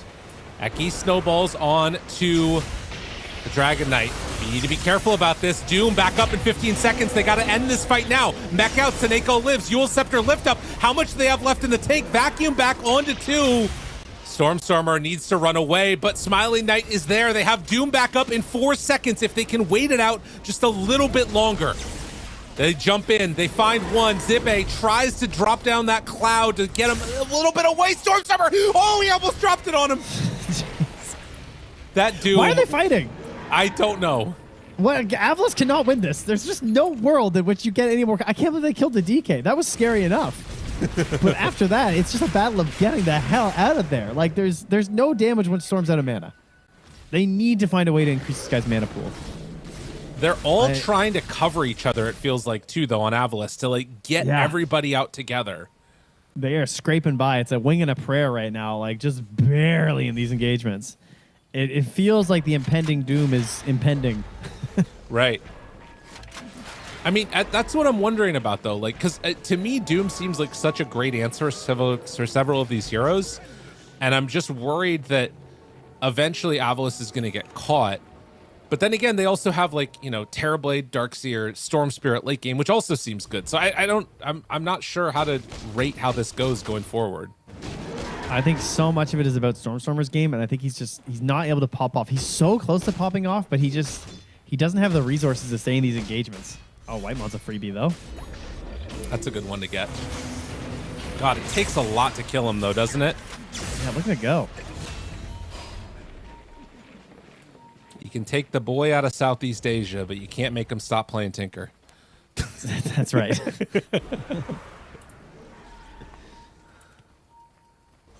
In towards mid. A Lotus would be nice if they can finish that one. Dyrachyo not farming, just sitting on a cliff ready to kill people. And Stormstormer, is he going to be that person? Lasso jump gone. Global came too late. Buyback. Storm. Okay, they know they don't have expensive. anything. Oh, wait. Is this going to work? I mean, they're going to kill the Ursa. Does that secure them Roche? Zip from downtown. Can't get him. Looks for the Doom. He does have Doom ready if he wants to turn and drop it. But he's not going to do it. BZM now also caught. He can't get out of there. The shard's blocking him off. Zibe just punching him for all he's worth. Slowed down. Can't go. Good Yule Scepter on the Tinker meant there wasn't a defense matrix there for him. Again? More brain drain? Thinking about it. In there. Pulls it. Got him. Caught. Whitemon dead again. Ultra kill for Smiling Knight. Dude, what a buyback from victory. Stormstormer. That was worth it. He just bought Galvanized. Yeah. Is what just happened with that buyback. He just gets back in and gets his charges back. A little pricey, but this should give them Roche. Wow. Ultra kills Mionite. Look at this. That's scary, man. To buy back like that is very scary. But yeah, they realize the Ursa just doesn't have a whole lot to play with at that point in the engagement. They run them down. They're so split right here from Avulus. Like they're kind of like, I don't really want to fight. They look like, sorry, on Tundra, they look like Avulus in that last fight. They look so bad. Yeah. Like they all just Delta split and start running away, and they get these great chase downs. BZM, the blink back in there was just not it. I mean, that guy was dead. He tries to salvage him, but it ends up just sacrificing himself as well. Just so much gold giving up those 2 kills. And then even Whitemon scooped up with the help of that Yules. I mean, I love Yules. I'm such a big Yules proponent. I think this item is just amazing in so many situations. Offensively, defensively, there's so many heroes that can pick it up and just make these big plays. I think Jimmy's build is just perfect this game.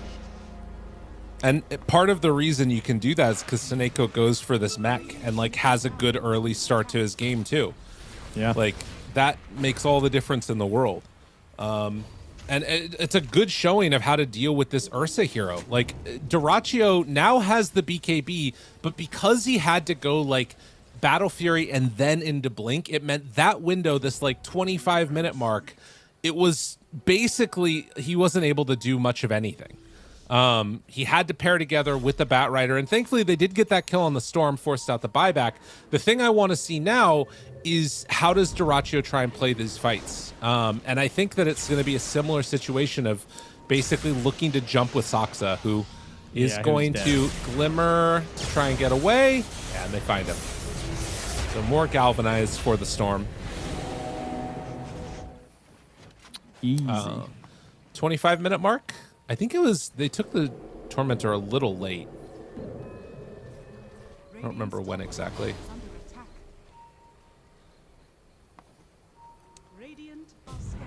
Yeah, not sure. Scan connect. Oh, wait, shouldn't it tell us? Or can I hold Alt and C? Or no, it doesn't show up there? I thought it did. So. No, it's not. BZM? So we got to write Tormentor timers now, but no Roche timers. Got it. That's right. Cool. Yeah. I didn't want to take that out. Writing is still valuable, apparently. Someone still needs the notepad. Understood. Well, Lotus is done now. So, an answer for the Doom. Jump in. BZM. They got a good read that he's alone. Wow. 16 stolen in. I mean, I really do think if you're taking this DK to be survivable and that's happening, like, it's not a good time, you know? We got to let him go, guys. I think he's cooked. he's gone. He's not a free win anymore. Or at the very least, some of these pro teams have figured out how to deal with him. Maybe he's still free win in your pubs. Who's to say? All right, status resistance. Oh, lasso Lotus. in. Nice. Good Lotus there. Soxa tries to get out. Stormstormer out of mana. The good news is that he had the shield on, so thankfully his lasso that was reflected was shorter, so he got to get out a little bit quicker. The unfortunate part for Avulus is that they actually popped global for that. That's true. Yeah, good time to smoke up and go in. Now, there's still an Aegis, of course, on a Storm Spirit, who's a terrifying hero with it. And they're not going to make the Tormentor in time, so really not a huge punish here. He's underneath a ward, though. This is a nice pick here. Can they get it twice? If they can kill him without needing to use Doom. No. Yeah, I think you either need to drop Doom there or maybe Soxa can hunt. Dude, that was crazy. How did... I mean, they didn't want to Doom, but they actually blinked into the camp and there was a Centaur, right? Is that what just happened? He got stopped? Okay. All right, fair enough. I think he got Infernal Bladed. I don't know if there was a second stop that's after. What it was. Okay, that would explain it. Yeah. I didn't see what stunned him. But that would explain it. And this is, I think, almost a full Lincoln's. Is that right? What he's going for on the Storm? Yeah. Yep. Makes sense. I mean, we got Doom and Lasso, obviously, and Dragon Tail even. It's a fantastic Lincoln's game. They're hunting back through this area. They showed Same Stormstormer. Yeah. And they might get a Terrorblade instead, which is a much nicer kill. That is great. It's so quick. Yeah, and they like get the D ward now. That's frustrating. Well, that's gonna get a basher for the Ursa now. So that first jump, Lincoln's or not, might result in a death on Stormstormer if he just happens to roll nicely. Terrorblade being dead is great because they feel a lot better moving around the map right now. So they're going to run into Eki, who has Blink. Oh, jeez. Oh, no, that was not the spot. A little unfortunate there. You know, just a normal position 4 with 2,600 HP at 28 minutes. Yep. Very normal Dota things. Just a little more, 4 more HP than the DK. Yeah. By the way. It's so crazy.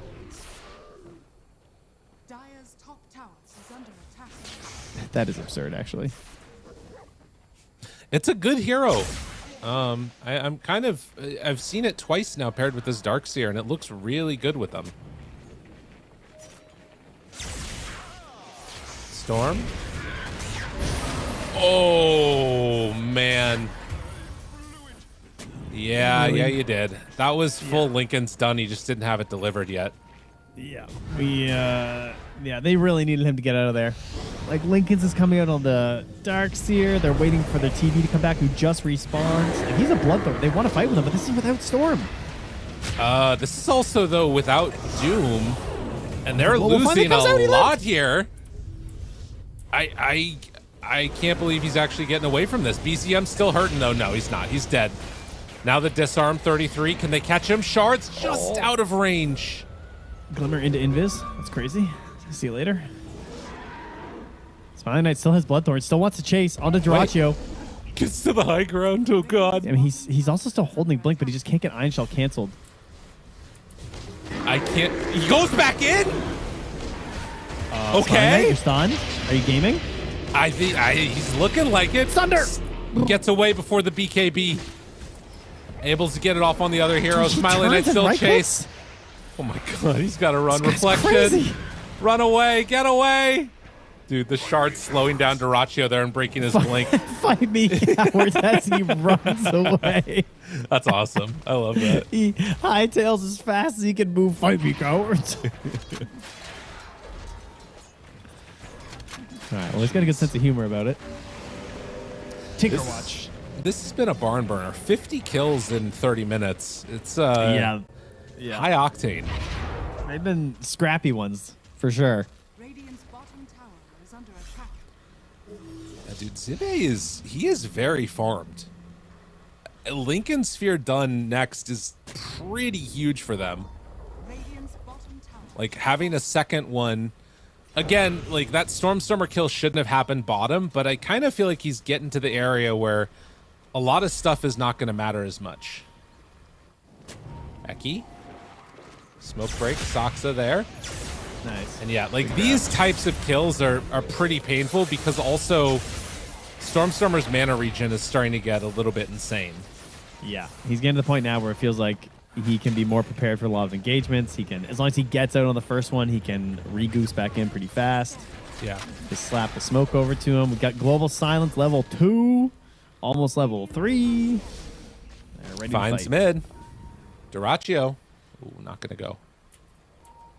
Yeah, he was hoping he'd blink back in towards Eki, I think, was the idea there with the reveal. Eki has that blink. Duraccio is a they kill see target. him. They know where Ursa is. They got the punch. Thinking, oh! He's too quick. What? That right click didn't connect onto BZM either? That was really close. I like how he just immediately goes back to farming on BZM too. Like, Duraccio runs to the well. He has to, like, regroup and think, and BZM's like, they won't come over here. I got ancient croakers to kill. Well, this could set up Roche for them if they want. It is back up. I feel like, I mean, again, they don't really know where the play's going, and actually they're smoked up and starting to head together now. Good vision in the area. We'll see if that gets dewarded or not. They immediately dropped out a sentry. Spot this one, playing around the vision now. Duraccio heads into the pit. Now, it was Radiant that took it, but they're going to send in an illusion. So no roar coming from Roche, but they know that this is happening. Great vision down south and actually behind the pit for Tundra. His Terrorblade is still so squishy. Like, he just has Bloodthorn, Hurricane Pike, like no defensive options outside of an SNY. Yeah. So his timing, his use of the Bloodthorn is extremely crucial, which means he has to rely on the Global Silence. Sentry Ward is down, looking forward. BZM jump stuns, finds one. They get him gone. No buyback means no global. Buy? No global ready. Jump in, 33. Oh! He gets the stun, but Eki with the counterplay. That keeps him alive. Abyssal down. Now wall. It's a good wall, but it's not looking good enough. They actually end up dooming the Terrorblade. He is gone. Oh, that was so sick. The Congregations of the Ancient from 3-3. They got him. Damn, dude. So Huge. he had the Devour can target Ancients talent and used it for the Ancient Croaker to get the 300 damage at 1.4 second stun, the upgraded one. Dude, he's like the Tidehunter old shard. Yeah, he's the old shard, the old tendrils of the deep. Oh, God. Yeah, that's huge. That, I mean, so that's a Roche now. Oh, man. That, I think, is how you use mid DK. I think that's the idea, right? He just blinks in and starts a fight and doesn't care what happens to him. Because they spend all this time trying to kill him. They don't even have the damage. Like, this is what you want, you know? He stuns, he BKBs, they're wasting time on him. It gives a window for Duraccio, but then, boom! That was sick. I mean, that was the fight-winning play there. Eki gets the snowball out, but there's no scoop. I think he was trying to grab Storm, it looked like, but he accidentally, I don't know. I'm not sure if he was too far to grab. Holding global as we're back into this game. Now they jump in from Storm. Catches onto Whitemon. There is a Ghost Scepter, a TP out. No way to hunt these heroes down. And another opportunity missed. At the very least, they didn't commit global for this one. Yeah. But I think as Silencer too, you've got to have buyback at that point in the game. I mean, we're talking a lot about history, but when Silencer used to be popular, there was nothing I raged at more than that position 5 Silencer not having buyback. It's really not okay. You have to have buyback. Like, it just makes sense because they are going to try and target you, but your whole joke is that you can be like, ha, psych, I have buyback. So what are you going to do? Like, I'll just immediately buy and use my ulti. He also just bought out for another item. Yeah, I noticed that as well. Yeah, that's tough. Seneko, he doesn't play that game. He said, I bought a mech. I'm not dying. Well, maybe not next time, at least. Oh, he bought a gem for Stormstormer. That's what it was. Help your team. Yeah. I mean, it's still a tough one. That means you're playing in the will, buddy. Farm these 2 camps and nowhere else. Yeah. Radiant's middle tower is under attack. Okay. Well, 30 has surpassed Stormstormer, just so you know. Yeah. Yeah. That's a tough one. Tinker gets a lot of farm. Yeah. Yeah, I mean, you can just tell the way that Snakeo's playing now too. Like he knows that he can't afford to be the first one picked off. Smiling Knight, global, no, he's just dead. They knew he couldn't get out anyways. Man,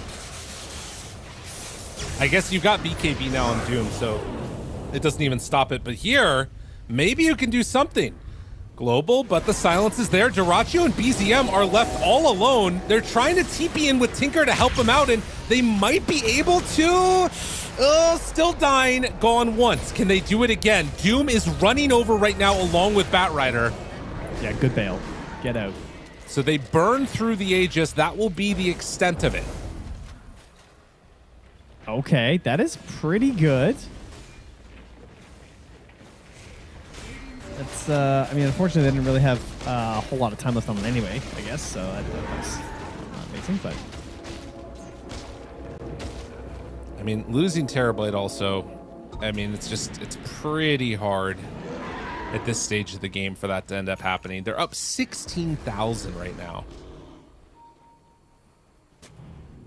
Meanwhile, tries to get away on Eki and will be able to dodge the converging crew from Tundra. Oh, he's going to get this courier too, maybe? I mean, it's just a TP scroll, so it doesn't really matter.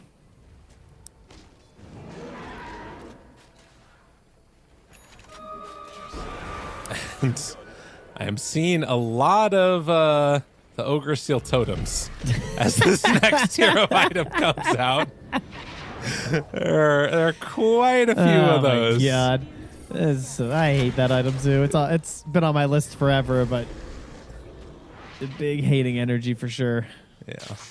That's not everybody, but there are 4 of them already. Not all the neutrals are done. Get the monocle on bat for the cast range. Nice. Love that. Pyrrhic Float. Meanwhile, Storm zips away. Level 20 for him. Oh, Ceremonial Robe for the Darkseer. Okay. He's being scanned and chased down here. Stormer. Running. Zip, zip, zip.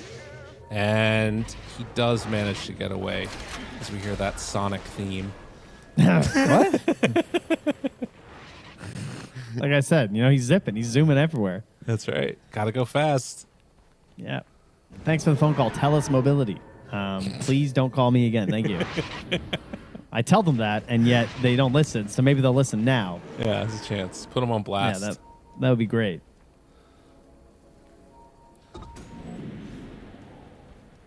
All right, Bat Rider's almost 22. 20 as well. Yeah, I had to double check that. I was like, what? I was like, oh, okay, that makes more sense. And it does look like they're going to be going in for the blink. Yeah, this is a bit of a bizarre window. And the hunt, they get him! Nice. Wow. That's huge. the neutral. Man, 4-staff lasso. Couldn't even get anything off. I mean, it speaks to the problem, really. Like, we talked about it earlier, that if you let this game go late with the item build that they were going for and stuff, eventually Tundra just come online in a big way. It's sort of like they're playing to not get caught as opposed to like playing to win a fight almost. But it's tough. Like they're so far behind now too. It's gonna be the Rack's going down. Up top, Whitemon taking some damage from the illusions, but back in the base, they hunt in Seneko out of the base now. And dead. Does not have buyback.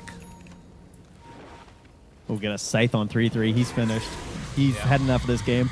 Oh, good play, BZM. Just blinks away as soon as the zip comes in.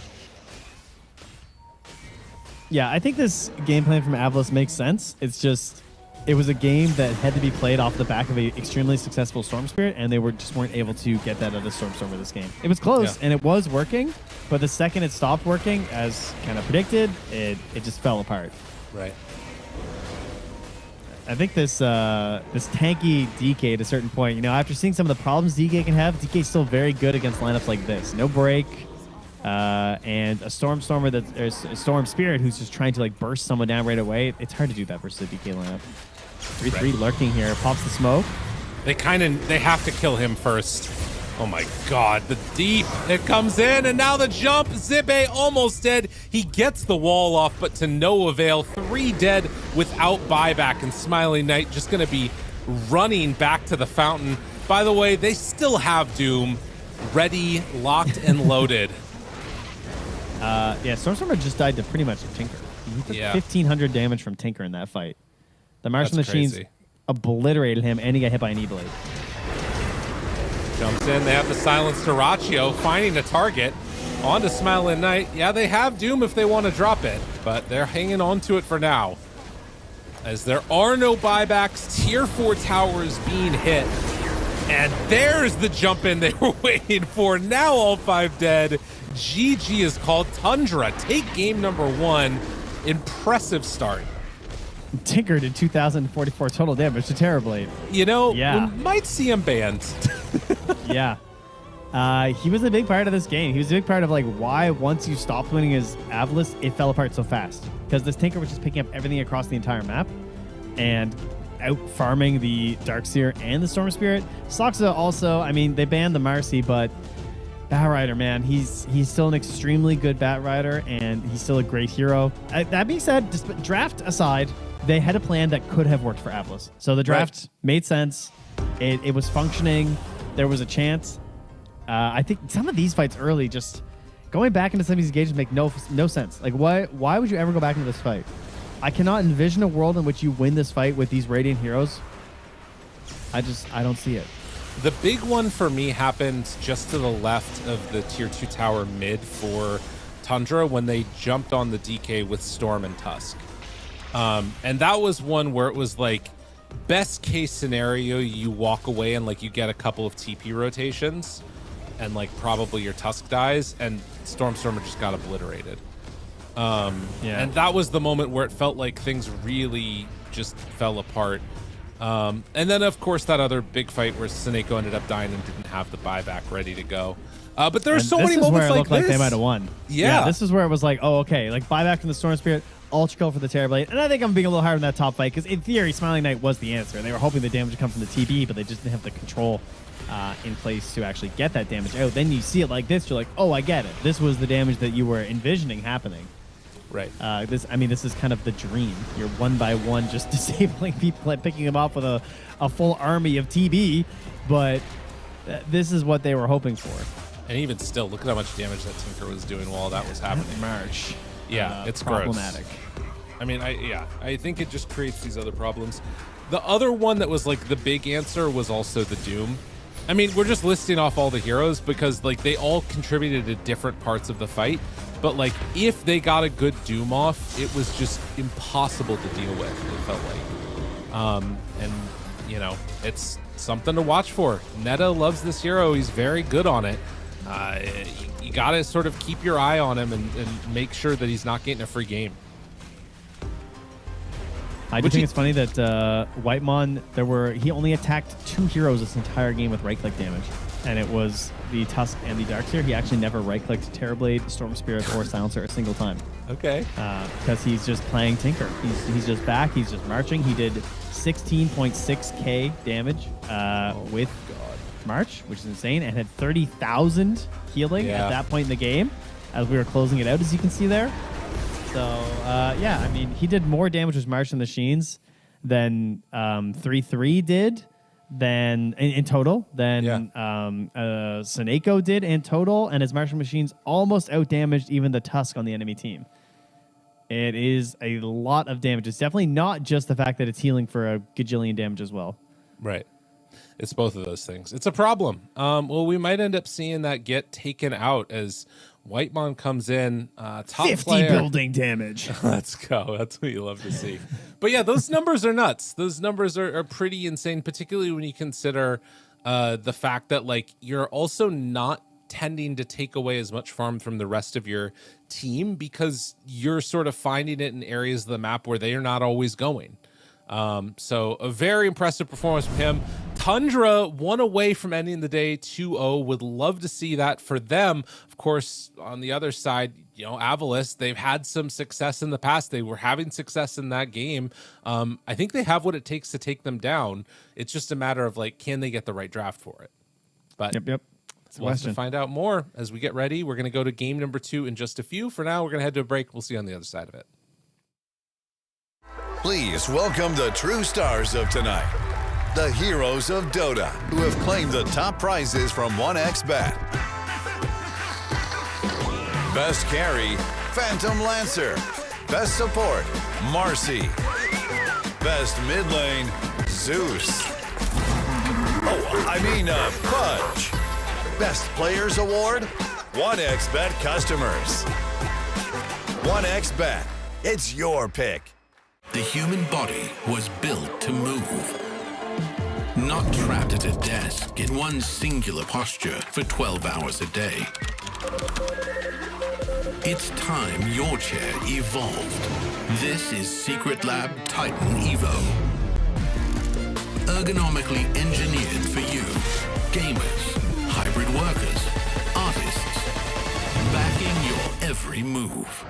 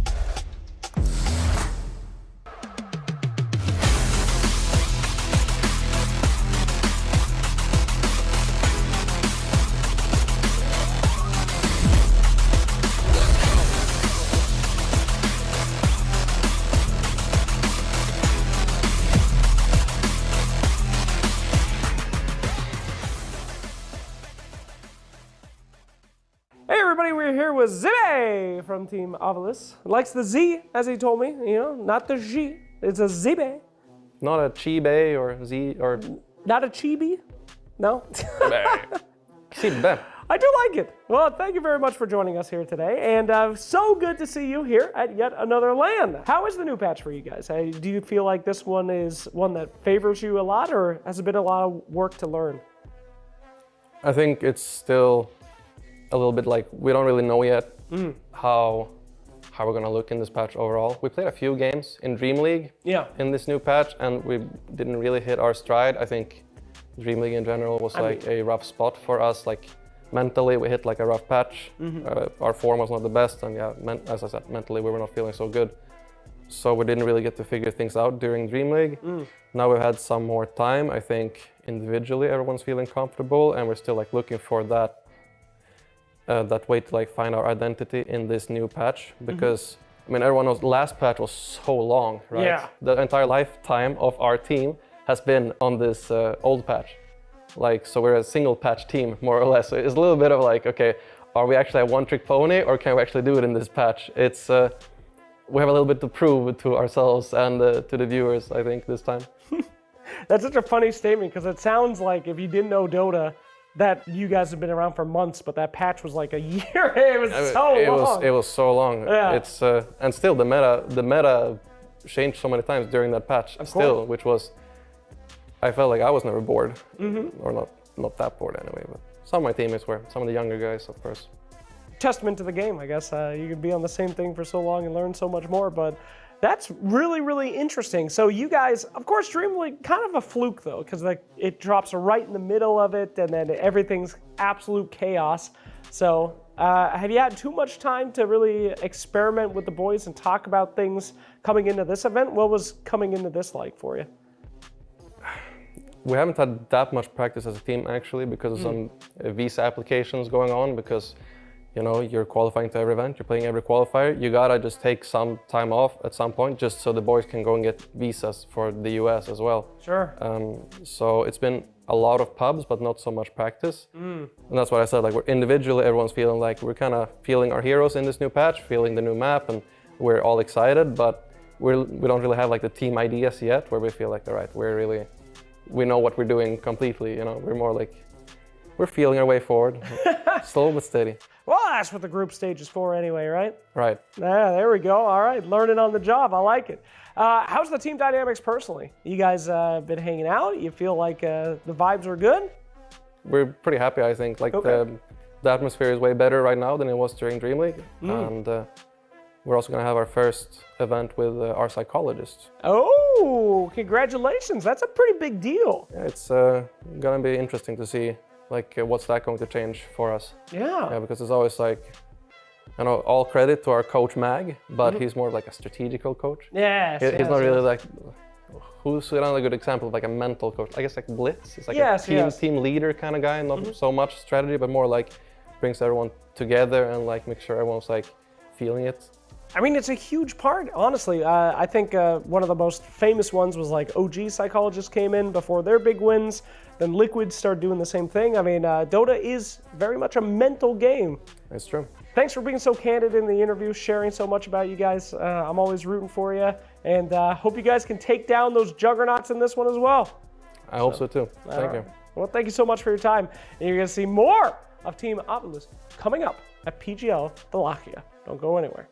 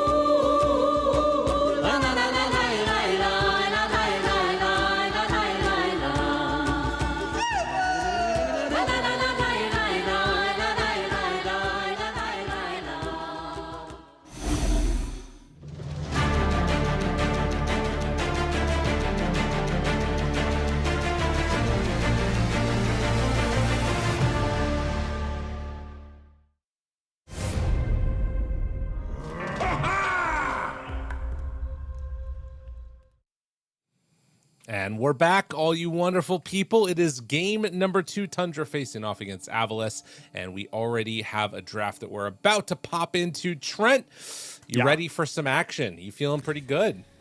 Yeah, I mean, game 1 was certainly Tundra winning, as kind of expected. Obviously, they've been looking very good lately, and as we know from Avulus, they're still trying to like figure themselves out, and they got this new patch to work with. And Jabay being interviewed there, just saying like, we'll get there. So that's the idea, and they are getting there. That's the plan. Right. I mean, they had some good signs, but Tundra were tundering into the second half of that game, and looked like their regular old selves at the moment. Some things won't look the same as game 1, as the Darkseer is taken out here. He's too strong in the laning stage. They're gonna have to find something else to play around here as Avulus. Yeah, it makes sense. And I think on the other side, you see from Avulus, they take away the Tinker. This also is first phase pick last time around. Yeah, super annoying to deal with. And it leaves open a lot of different things that they could run towards. Are we going to see that mag come out potentially? What else was some of the first bans? I actually didn't look back through it. I will in a second. But is there anything stand out to you that might be a way to go?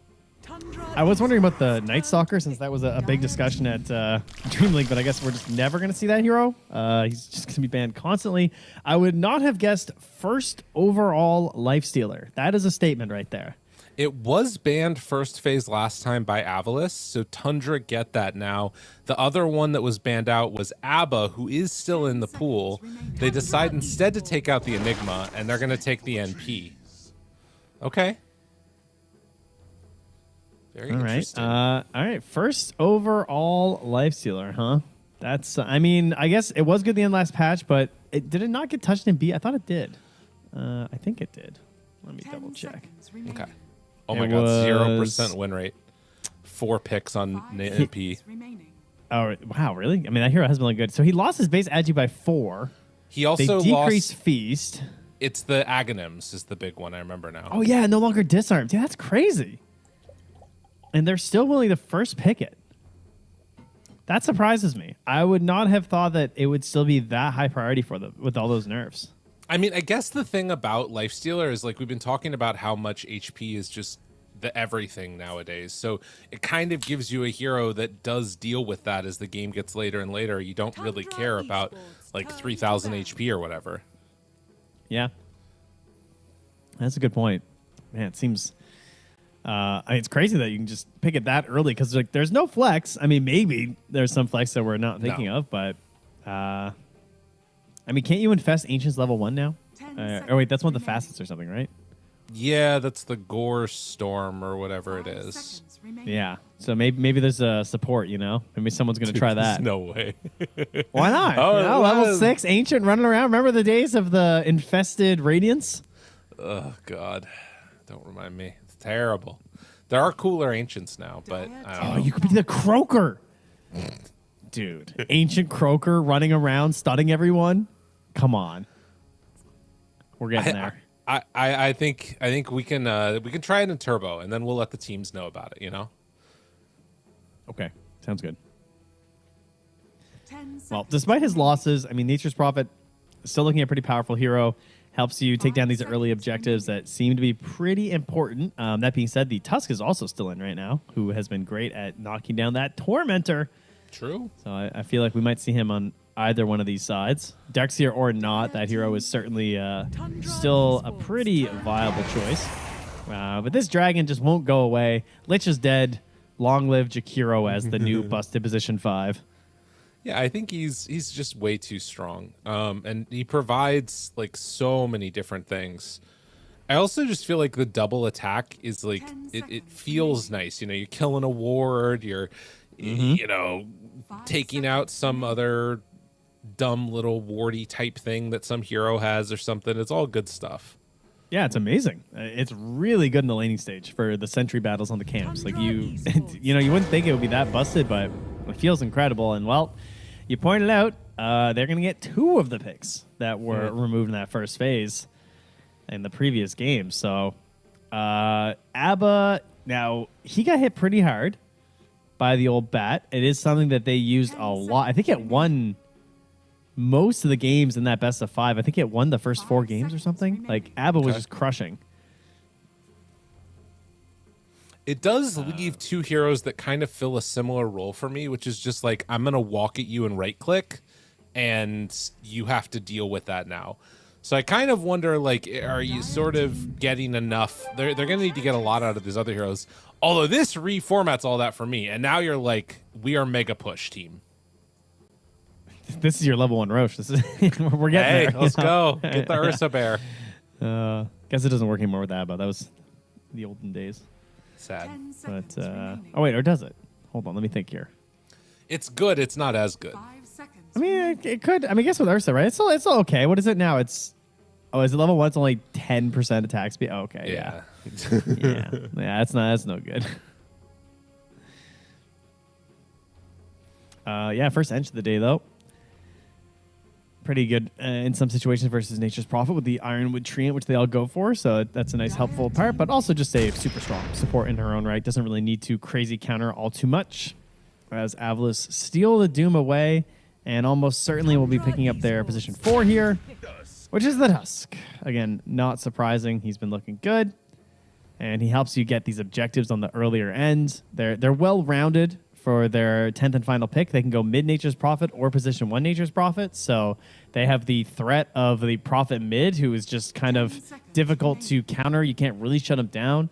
And then the potential for some sort of a big game-winning position 1 hero if they can find it here versus these Tundra ones. Is they just have to take a couple safe heroes.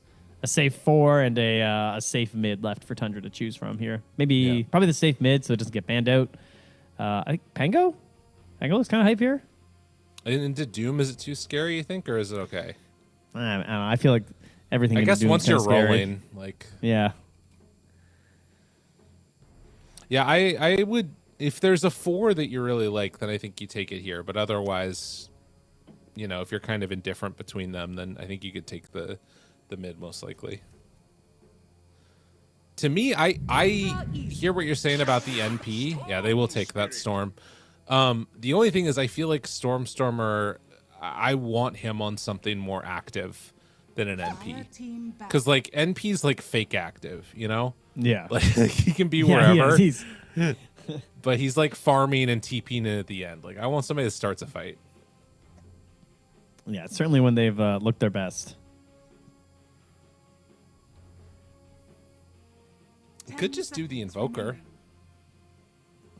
I mean, you got to be thinking about it. I would think with how important these early matches are in the Swiss stage, down a game. Kind of feels like something he would want to go for, but I don't know. Actually, I should check. Has he been gaming on this new Invoker? Because I don't know. He might not be feeling it. He's played 4 games on it so far. He's played a lot of Lesh and a lot of Visage actually. Interesting. Stormer. But I mean, I'm already hating on new Invoker. I'm angry. I don't like it. They're all going bots Midas again. We have the most useless hero ever. Just like he's not doing a he's just split pushing with Forge Spirits until like 20 minutes, and you just want to end yourself seeing him in the games. So Dude, I'm not keen to see it, to be honest. I had one which was the Atos Invoker that didn't use any spells, and all he did was right click. It was crazy. I thought you were going to say he was Atosing into Sunstrike, and I was going to say that's very funny. No. It was nuts. I didn't know what was going on, man. It was a very strange combo. It was like he was doing the Atos into like Meteor, Sunstrike, Deafening Blast combo. Which, fair, whatever, but it was a strange one. I mean, it's cool. It's nice for people to have training wheels. That's good. Absolutely. Some people need that to learn. Training wheels, apparently people say they suck. You're not supposed to do They them do anymore. suck. Yeah, don't do them. I'm big on the no training wheels. Yeah. Don't do it. Just get a balance bike. That's the one. And the experience of my 3 children, balance bike was king. Gotta get it. All right, what are we looking at last here? Tundra, they need a position 4 or 5, I guess. Technically, you could put Ench wherever you want. I am going to predict that they pick a Soxa Earthshaker, and I'll hate it, but he'll have fun. What about the Spirit? The what? An Earth Spirit. What do you think about that? No, I really hate that. I mean, it should be, in theory, a ranged 4, I think, looks best. Yeah. They're going to ban the Shaker themselves, fair enough, because every mid player just wants to play Shaker right now. That's true. So don't let Stormstormer have it. I think Hoodwink kind of looks okay again, but I don't know if Sox has ever been. He never really got back onto that train. His Marcy is in, but again, I think a ranged 4 looks a little better. Yeah. But he does love Marcy. And it actually with ABBA kind of has some interesting ideas there. Yeah. Especially if you think it's going to be an NP safe lane. Marcy ABBA sounds kind of hype. I wonder if it's worth sending the. Oh. Okay, so it's okay. So Sox is gonna take that. Dude, we don't have the animation for it. He's too new. For anybody that doesn't know, that is Ringmaster as the last pick. So there is a Ringmaster there, and now we're seeing what it is for Avulus next. He's using one of his Funhouse mirrors, unfortunately. So he looks invisible to you guys, but I promise you, Ringmaster is in fact picked, and they are standing next to Tusk. That's right. Sorry, I mean standing next to Storm Spirit, other side. So that'll be very likely Whitemon, and Sox is going to take the Enchantress, which now puts a lot of pressure on Stormstormer to take the Nature's Prophet mid, right? Because otherwise you're going to be running these treants into an inch. Right? That's like unplayable. So, yeah. I think you're picking a position 1. Yeah. Which I mean, I don't like that. Maybe it'll work though. I don't know. Is there anything else you could do? No, he's going for it. Yeah, he's going mid Visage. All right, he's saying, Smiling Knight, you're going to tank it, buddy. All right. Oof. Well, this should be interesting to see. The Carney Classics. I thought I was trying to say Canary, but it's Carney. Carney Classics. Gotta love the Carnies. Do you? I mean, did you guys have fairs, the exhibitions as they were called here? So they're called. Did you love them? As a kid, yeah. Did you not? I loved the fair. The Carnies sometimes kind of scared me a little bit. Oh yeah, no, they were scary. Yeah, no, that's true. But I mean, the rides aren't there without the Carnies. They're a necessary part of the whole procedure. You're not wrong. That's absolutely correct. Mine took place next to the horse racetrack, so it was kind of like it was really all of the sins of life put together. We had gambling, we had gluttony, and there was just vomit from the roller coasters. Yeah, there was also a barn too, with all the animals for the animal shows. So it was it was a classic farming area festival. I'm trying to remember where mine was. That I think, because I grew up in the East Bay. I think that they were like down by the highway, and like there's a bunch of crack houses down there and stuff. Nice. It wasn't the Why best. is it called the East Bay when you live on the West Coast? I find that confusing. I mean, we're just trying to throw you off. yeah. It's like the whole Greenland, Iceland thing. Exactly. Dodge. Oh, man. God, where is that East Bay? I can't find it anywhere. It's just more land to the east. They just send it your way. Go up to Halifax. That's where they're at. Well, I'm in the Avulus, East Bay. They're getting ready to go. Mag off to view his team playing on the other side of that wall as we get into this game number 2. Team hoping to dodge the 0-1 start. Would love to be able to tie this one up and go to a game number 3. Yes, indeedy. I would like to see a game 3. I don't want to be done quite yet. Come on now. I'm enjoying this Dota. By the way, Avulus, do not smoke into this Stormstormer. Wait, what? He already... Oh, never mind. Oh, he took the Sepulture. Yes. Yeah, this is the new hot thing. I've been seeing this a lot. Interesting. We're off Death Toll. No longer cool. And he levels up Grave Chill right at the start. He's like, I don't even want to think about a soul assumption. That's crazy. So currently in pubs, looking at Dota 2 Pro Tracker, it is about half and half. But the players I've been seeing in top tier games, I've mostly been seeing this facet instead, the Grave Chill facet. So, but some people are swapping back and forth. I can see a couple of players are trying them both out, trying to see just how worth it is. And they did recently nerf it in B, surprisingly, despite the hero not really popping off. They drop the smoke and then head back over.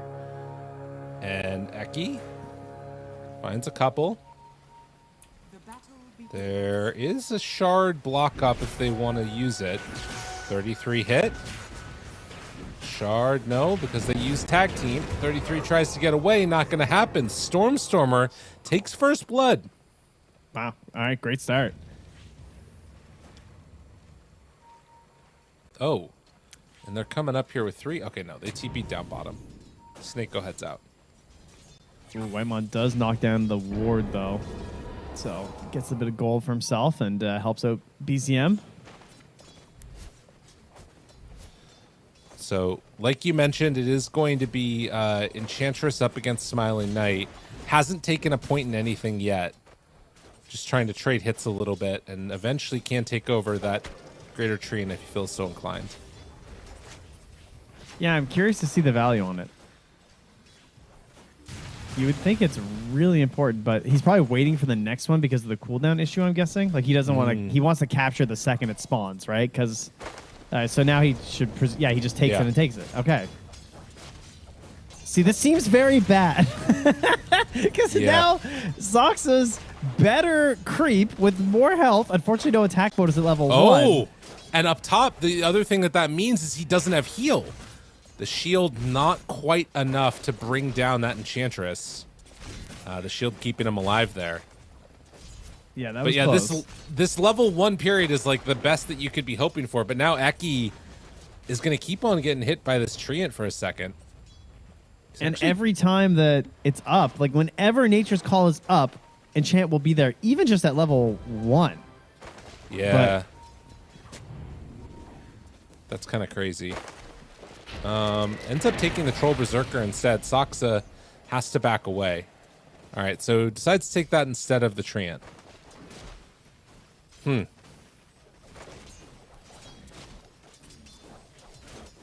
Well, it's definitely something to keep our eyes on how they do in that lane. The Ringmaster, the other one that I'm excited to see how he does, throws out the Impalement Arts. Snako hits, slowed down, tamed the beast. Done. Zibe now in trouble. They get level 2 and ready to hit away. Zibe, Dawn. Yeah, quick kills. Pretty good level 1. You're not getting away from that guy. Man. Oh, the open wounds cooldown refresh if a unit dies while affected. That's what ended up happening there. I thought he got level 2, but he already had it. Okay.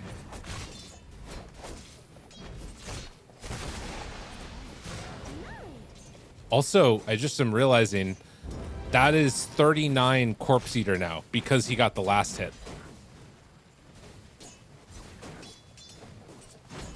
Oh, yeah, I see what you're saying. Right. Got 20 from the one last hit kill that he got on the hero. Yeah, that's nice, eh? And that was just nerfed, right? Right. Yeah.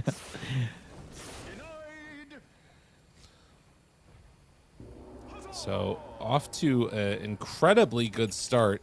And the main hero that is struggling is Zibe in this one. Only 4 last hits here. As Duraccio is just getting everything that he wants. And, I mean, as soon as Zibe steps up, he just has to run away. Yeah, it's crazy that that is with the Jakiro here. Yeah. You know, that's kind of a hero who you expect as a lane winner to do his thing. A little the bit of dagger a at whiff the very there. least. That might save him. Doesn't have quite enough mana on Ringmaster there. Well, he did have a blood grenade actually, but... Oh wait, he's going? Is he dead? He's going? He's going? Got him! Whitemon, what a gamer. Yeah, he even hit the mirror too for a potential tower dodge after. Jeez. And he's gonna block, take the observer, and maybe TP home. It looks like. Oh, he's a genius. He sends the illusion back. Saneko dual breaths because he thinks it's the real one, and now he's gonna kill a courier. Oh, he's the greatest. He's the greatest gamer of all time. Oh, and he's gonna die in the tower. Oh, get the kill. He gets the XP at least. Yeah. That was Saneko can't be feeling good after that. Holy moly. No. That's tough. Mid? Oh my god, and Saneko doesn't have his TP now. BZM turns, wants to hit on the Storm. Sox is still living for the moment. They're both so low. Eki low, but not dead yet. Woo! Impalement Art, Stormer running away. Oh, Whitemon moves he in. hits these. Oh my god, he got him. Oh, he got him with the dagger. Oh, jeez. Now he is level 4, hitting onto Eki. he does have Strongman Tonic. Gets Who him challenges bigger. the man? Fart Cloud. He has Fart Cloud if he needs it. Oh my god, he Fart Clouded him. And he needs to back out. The dodge! Oh my god, the dodge! A couple more hits, it's not enough. Dude, he was doing so much with that. That was crazy. This guy's been spamming Ringmaster, and everyone's just like, what does this hero do? I love that. That was great. This is nice to have a player who's taking advantage of this like that, like picking up this hero who's not that popular and just spamming 10 games of it. Also losing his pubs. He's 40. He's 4-6, but he's still busting it out because he's learning. Losing is learning, guys. That's what we know. Oh, that was excellent. I mean, and it's again a really good Hurricane start mid? across the board. All right, never mind. He gets saved. It's fine. Doesn't quite have level 6 yet. I think he gets it off of these creeps here, if I'm not mistaken. He's close, but not quite. BZM could play aggressive here if he wants to. Meanwhile, the wraparound coming from Soxa has creeps in the area. Eki is still nearby, but so is Seneko. So 5 heroes looking to be mid. They drop the birds in, try and do what they can. Stun is out. Stormstormer's still dropping low. Snowball pulls them in, gets the finish. Stormstormer's still living, barely. Finally brought down, but not before Storm died. Yeah, it was the bird who even got the kill too from Soxa, so BZM doesn't even get the bounty on that. That's painful. He just gets 35 gold. And at the same time, now bottom, Jive did get a kill onto Duracio's Courier, which had the Orb of Corrosion, so that gives him a little bit more survivability here for a bit longer, but he still got bullied out into a TP all the way back to the well, and now he's lost his Shrine of Wisdom because of that battle, and so they get both on the side of Tundra. Looks in, Impalement Arts are there. They throw out the Blood Grenade, tame the beast. Seneko, further trouble. They manage to bring him down. This is really very well bad news played for them. All right, well, at least he didn't get any galvanized charges. True. Keeping the catapult alive while the pressure mounts on this bottom tower. And honestly, I don't know if they're going to be bringing back people that quickly to defend this. I mean, Doom does finally come back in now. Or any more than, yeah, he's at 3 because of the death. That's the one. So there we go. But yeah, he's not getting out of control yet on BZM, but that is the goal. We haven't really talked about that much, but I mean, this game plan from Tundra looks eerily similar to the one from Avulus last game. Less threat of impending doom, I would say, from Avulus. They don't look like they scale is crazy. They're also a pretty fast lineup with the Visage, but nice ice path. Rage and run, save coming from Whitemon. 33 is there now too, trying to keep him alive. And they will be able to without too much issue. DD Storm, as his tower is down, but it is big movements, 4 heroes bottom from Avulus while they're trying to set up on Smiling Knight top. Yeah, Stormstormer's rotating down bottom here with the Visage, so they have a plan. They're coming to take this tower. Are you just going to counter push up top here with the Skelly Bros? Looks like that's the plan here from Tundra. Spooky, scary skeletons. That's right. And I mean, this tower is cooked. The drums beaten. Yeah, it's a pretty easy takedown there. But yeah, the question is, do they want to come and defend their own? There's already really good vision in the area, so yeah, it won't be able to happen in time.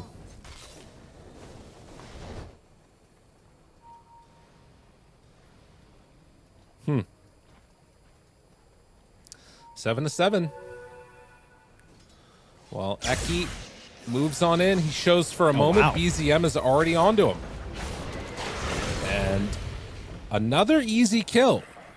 Yeah, galvanized up to 4 now. After that earlier death, like immediately losing your galvanize is kind of scary, but then moving around, getting a couple kills, he's building them back up. Yeah.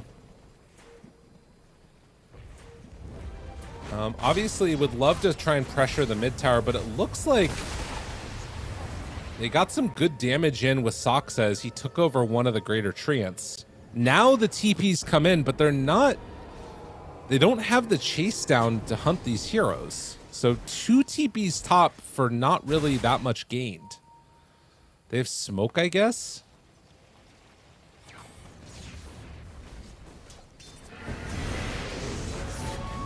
Yeah, this is awkward. Like, Jimmy's kind of close with Doom as well to, like, maybe come mid if they want to pressure this. Whitemon seems to think that, oh, okay, he just wants to smoke up with them. I thought maybe he was thinking they were making a play towards BZM by lurking nearby, but they're going to go for an Infest play into Jibei's Ancients right now as he's farming. So he's just trying to finish up his Midas, but they're coming hunting. Right, and there's all these heroes top that haven't really been able to do much besides, like, kind of farm. And 33 is putting the pressure on. Oh, but BZM finds a stack. Still looking and hunting. 33 gets caught by the shards up top. Soxa's in a bit too deep. It looks like he's just going to be kind of a sacrifice here. Yeah. Assuming they can hold their stuns. There should be no way he gets out of this, but they do scoop up a Jakiro for free in the mid lane at the same time. So it turns into a 1-for-1. I mean, it just feels like every time that they're making these moves, Tundra is getting more out of the map. Right? Like, yeah, they end that engagement with 3 heroes from Avulus up in the upper right-hand corner of the map, and Tundra take the mid-tier 1 tower. I also worry starting a fight as Avulus looks kind of impossible. Like, you can attack objectives, sure, but that's it. Someone had to buy an Orchid, so it has to be Stormstormer. It's like, because Nature's Prophet doesn't want to do it. Smiley Knight wants to go for this Mjolnir, so he has the actual damage, but they need an Orchid to at least threaten the initiation of Storm Spirit, so it's not super free. But that being said, we're going to have Whitemon, and he's going to escape act, I'm sure, and it's probably going to be really annoying. Yeah. Yeah, I mean, he's already done so much in the early game to set up his team for success, and now you also add into it this save. And, like, even though... I wouldn't have guessed the Atos. For what? For his Ringmaster, yeah. That's been an item that he's rushed in for most of these games. Interesting. Yeah. I guess... Do you think it's the combo later with the ulti? Like, did he actually... I mean, you're probably not going to finish it into Gleipnir, though, I guess. Right. I mean, I think some of it, too, is just, like, you like the build-up. You like all those items. As 33 gets brought down. Yeah, you get doomed. Happens. 4K gold lead. In spite of losing your offlaner right there. But there's the Orchid. So now if you try and get too aggressive with the Storm Spirit, you might get punished. Whitemon's positioning going to be key. And your ability to attack towers is still there. Eki and Snako feeling confident enough to sit here in the mid lane. And they're going to smoke up Stormstormer. So, oh, look at this. They're trying to backstab. They think that Duraccio's going to farm back towards his base, and they're trying to catch him there with an Orchid kill. But if Duraccio goes to the east to the Twin Gate instead, they're not going to get him.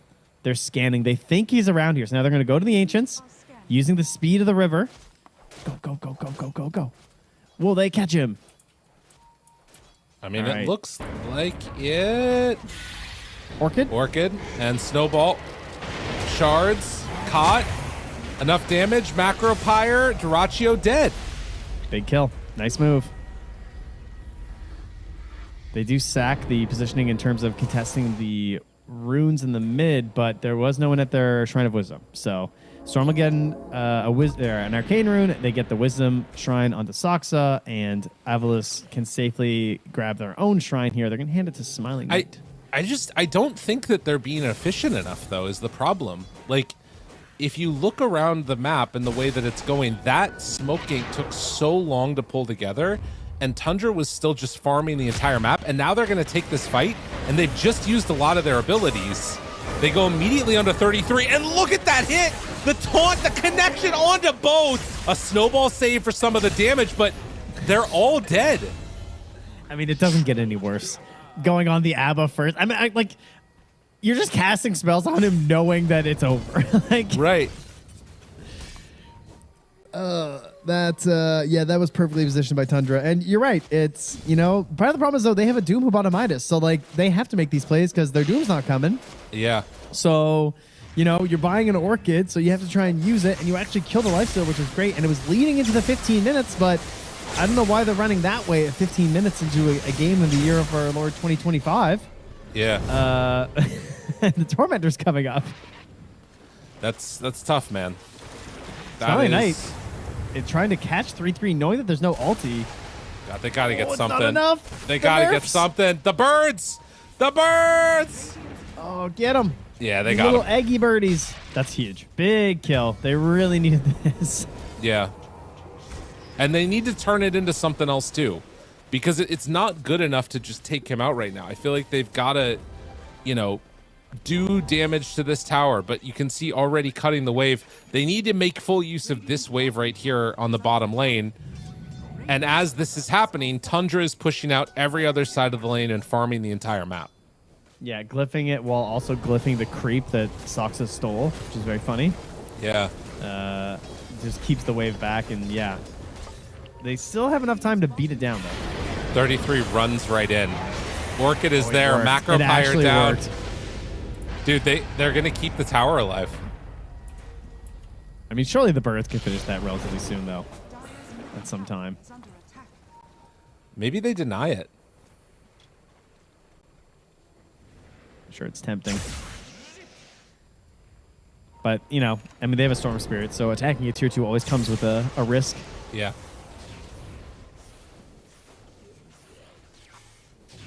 Man, they are really doing a good job of moving around the map and just, getting more out of it. And what's crazy is this is with a Nature's Prophet, right? Yeah. Smiling Knight is still doing kind of whatever he wants, and they're out farming him in terms of the movement around the map. And I mean, this is also now, Radiance Duraccio. Still. Yeah, their lifestealer actually has an item. Right. We also just saw Soxa pick up some of the trolls here as a potential to maybe push this bottom lane, but Seneko is lurking nearby, trying to shut that down so it's not super free. That's a big jump to Smiling Knight. Oh! Couldn't quite get him. Okay. Not He's even living. close, he says. Back to farming. Zibe. He is going to run away and walks into a ward. It's just out of vision. Now they see him. Things come out. Zip is there. Pull back in. Does have a greater healing Lotus, but will not use it.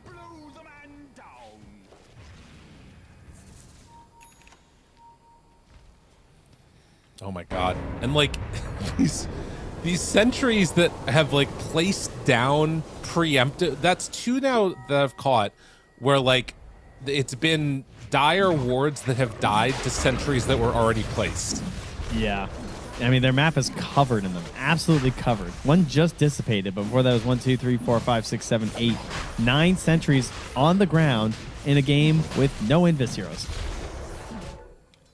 That's kind of crazy.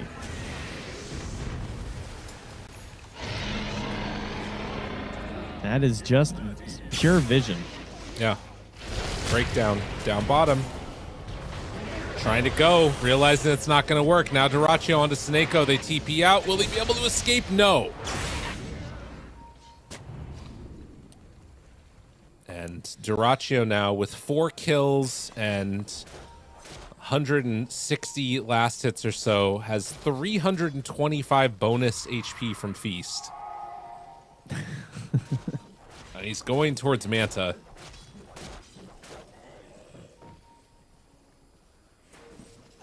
I don't know. Avulus, they've got to do something to upset the tempo, because if this game continues like this, they are just going to get out-farmed and lose.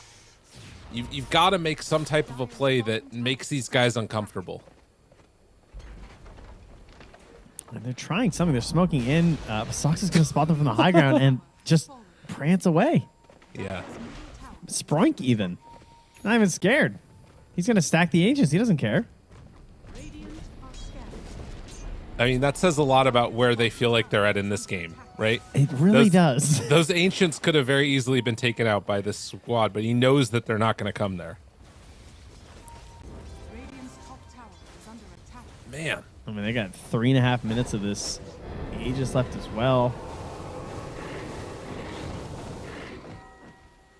And a big zip here onto Snako. The Orchid's there, but there's not quite enough damage. Friends coming in. All right, Aegis might be cooked here. Yep, that's not looking too good for old BZM. Zibe does have the Doom at the ready. Doesn't get the drop off, and now Eki low. They zip back in on BZM. Stop. The silence. Oh my God, the silence. Oh, the silence was too good. They destroyed him, and now Duraccio shows up. Yeah, do me now. I'm sure it'll go great. Holy crap, man. Tundra, they got some fire under them after that last tournament. Oh, that the blink in from 3-3 just to join BZM and help back him up there and make them waste more spells on the first kill. Helps the success of the escape after the Aegis. No opportunity to Doom. Man. It's, I mean, that was your best chance, 100%. Because they needed Tundra to just overextend a little bit, and they actually got it. But they can't fully capitalize. As we see this back again. Like, yeah, has the illusion rune, thought that they could get him on the second salvo, but there's just nothing to follow it up. Yeah. Couldn't get the Doom off in time. Or anything.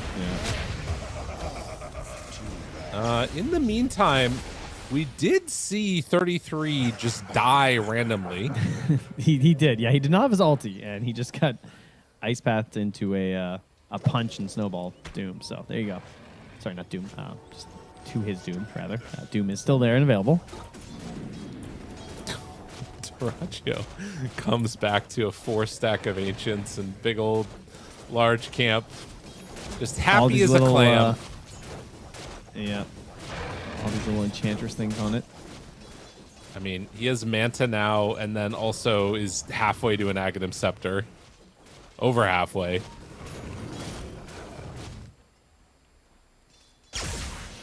You know what they need to do?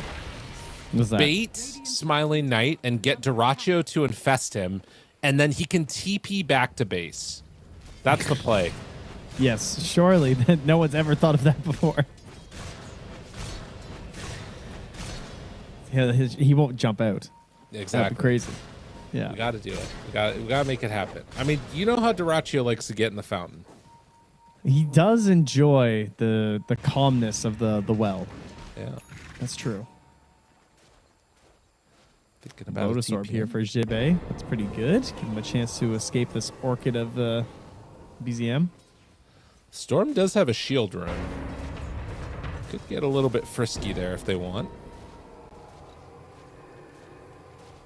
But not going to go for it yet. So 11,000 gold lead. As Tundra continued to just put the best foot forward and zoning Avulus, herding them to the sides of the map. Yeah. I mean, we'll see if the Ags for the Visage can turn this around. I mean, there's less sentries down now, so that's good. Right. Well, we'll see. So when you leave the Invis, they deal more damage for a short duration. It's 20% bonus damage, and then we have to combine that with the facet. I think that's the whole idea behind this facet being good. And there goes his courier with the Aghanims.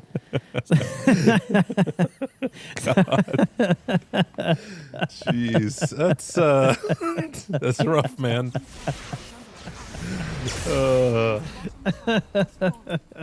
You know, it's the break sometimes. BZM, he zips in.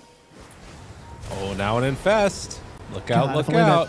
Seeker shot was a little more secret. Shit.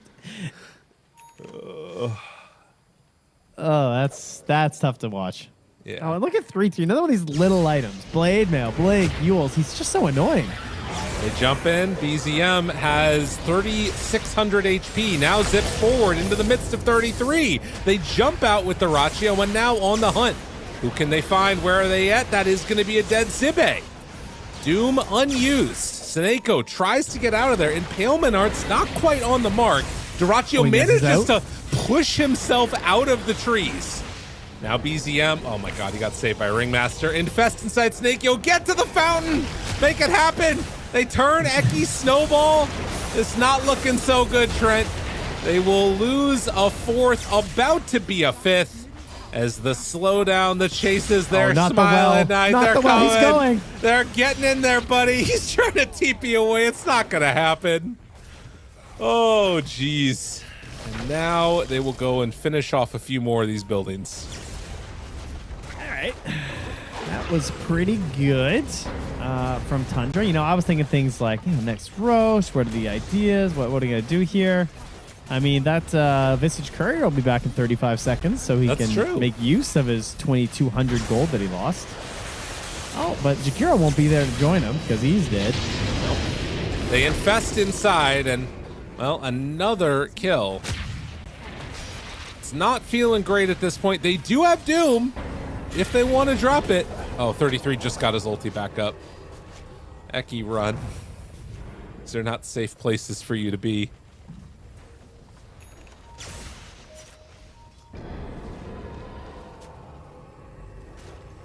Man, Trent, this one's painful. It is. It most certainly is. Smiling Knight tries to go for the Wisdom rune, hoping to pump his stats up here, but the Wisdom Shrine was taken, in fact. They weren't, they weren't winning that hard, Smiling Knight. They were actually over your base. Now, if this was submitted to you as a report of griefing when the Nature's Prophet is here while this is happening. All right, he's back. He came back. He's here. We're good.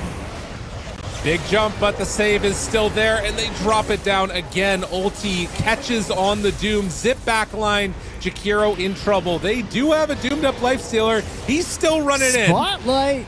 Not concerned at all. Tries to get away. The Infest is there. Onto Zibe. Explodes out. Another couple quick kills. And your little birds too, as GG is called. Tundra still looking good for a reason here in this one. Oh, he loves the well. He gets in there. He buys himself a Ghost Scepter. 29-12. All business here for Tundra. Whitemon does the circus music at the end as they do manage to come away with the victory. Ringmaster looking damn good. Those early movements that he had were so sick. He was just so annoying. He was so shockingly annoying in the first 10 minutes of this game. He had that vibe of like the 4 Monkey King kind of idea of just like running around and you're trying to deal with them and he's just like tonicking and jumping over stuff. That was really annoying, and it helped solidify BZM's game. And this is what they were hoping for last game on Avulus. They wanted a Storm Spirit who was able to pop off and have a lot of freedom in their match, but they weren't able to provide that for him. The backup for BZM just, I mean, always had Whitemon there for the potential save. You got the shields from 3-3 with this really aggressive and early game item build of just like Blade Nail, Blink, Yules, like cheaper end items that all together are just so frustrating to play against with this ABBA. Yeah, he makes everything much more difficult to play into. And, you know, I think that some of this was, like you said, well, like we both talked about, I guess. It's like you kind of had this Orchid, so you felt the need to make things happen on the side of Avulus. But every time there was a move to make something happen, it was just not as efficient as what Tundra was doing. Because the kill took longer to get, because they were in a worse position once the kill ended up happening. And so it's like, even though they were kind of directing traffic at some points on Avulus, it just wasn't enough. It was always going to be too little, because even if the best case scenario ended up working out, they weren't winning the game from that. So an impressive showing. And yeah, Dyrachyo had a hell of a lot of bonus HP. He really got involved as well. Yeah, it's the day of the involved carries between Shiro and Dyrachyo, looking very solid in this one. And yeah, that's our Swiss stage. Very important. The way it works, you just get matched up now versus the other winners, basically, and your losers get matched up with losers. And that's all the fun that you get to watch in the beauty of the Swiss group. And I mean, you predicted it. You were correct. We are way ahead of the other stream. I believe they're still in game 1 of Team Spirit versus OG. Get owned. we are done. Well, we are helping our production team get ready to bail out, you know? Well, that's what we want to see. An exciting day of Dota and much more to come. This is the results for the final day. Xtreme Gaming at Tidebound It's and over, Tundra. Lyrical? It's been really great having you all here. It's been wonderful. We're still going to be back tomorrow. My brain just turned off there for a little bit. But yeah, it's going to be a solid day. We had a great one. I liked seeing Xtreme. I liked seeing Tidebound, seeing China come back a little bit now, and you can see the standings after day one. Still waiting to see what ends up happening between OG and Team Spirit. But one of them is going to be in the winner column. One of them is going to be in the loser column. You can probably just keep them play. on those respective sides, as you Okay. can see there. Based on recent performance, this is what will look like later. Yeah, well, we'll see. It's still That's a got to play the guarantee. matches at. But it's what you want to have happen, you know? And I can't wait to see what ends up going on tomorrow, because I think that's when you start to really get like some pretty deep demarcations. That's a word Yes. that I Yeah, very decided good. to use it. And I think that's going to do it for us here. We're going to go end the stream, go check out the rest of the games that are going on. Yep. Much love, everybody, and we'll see you tomorrow.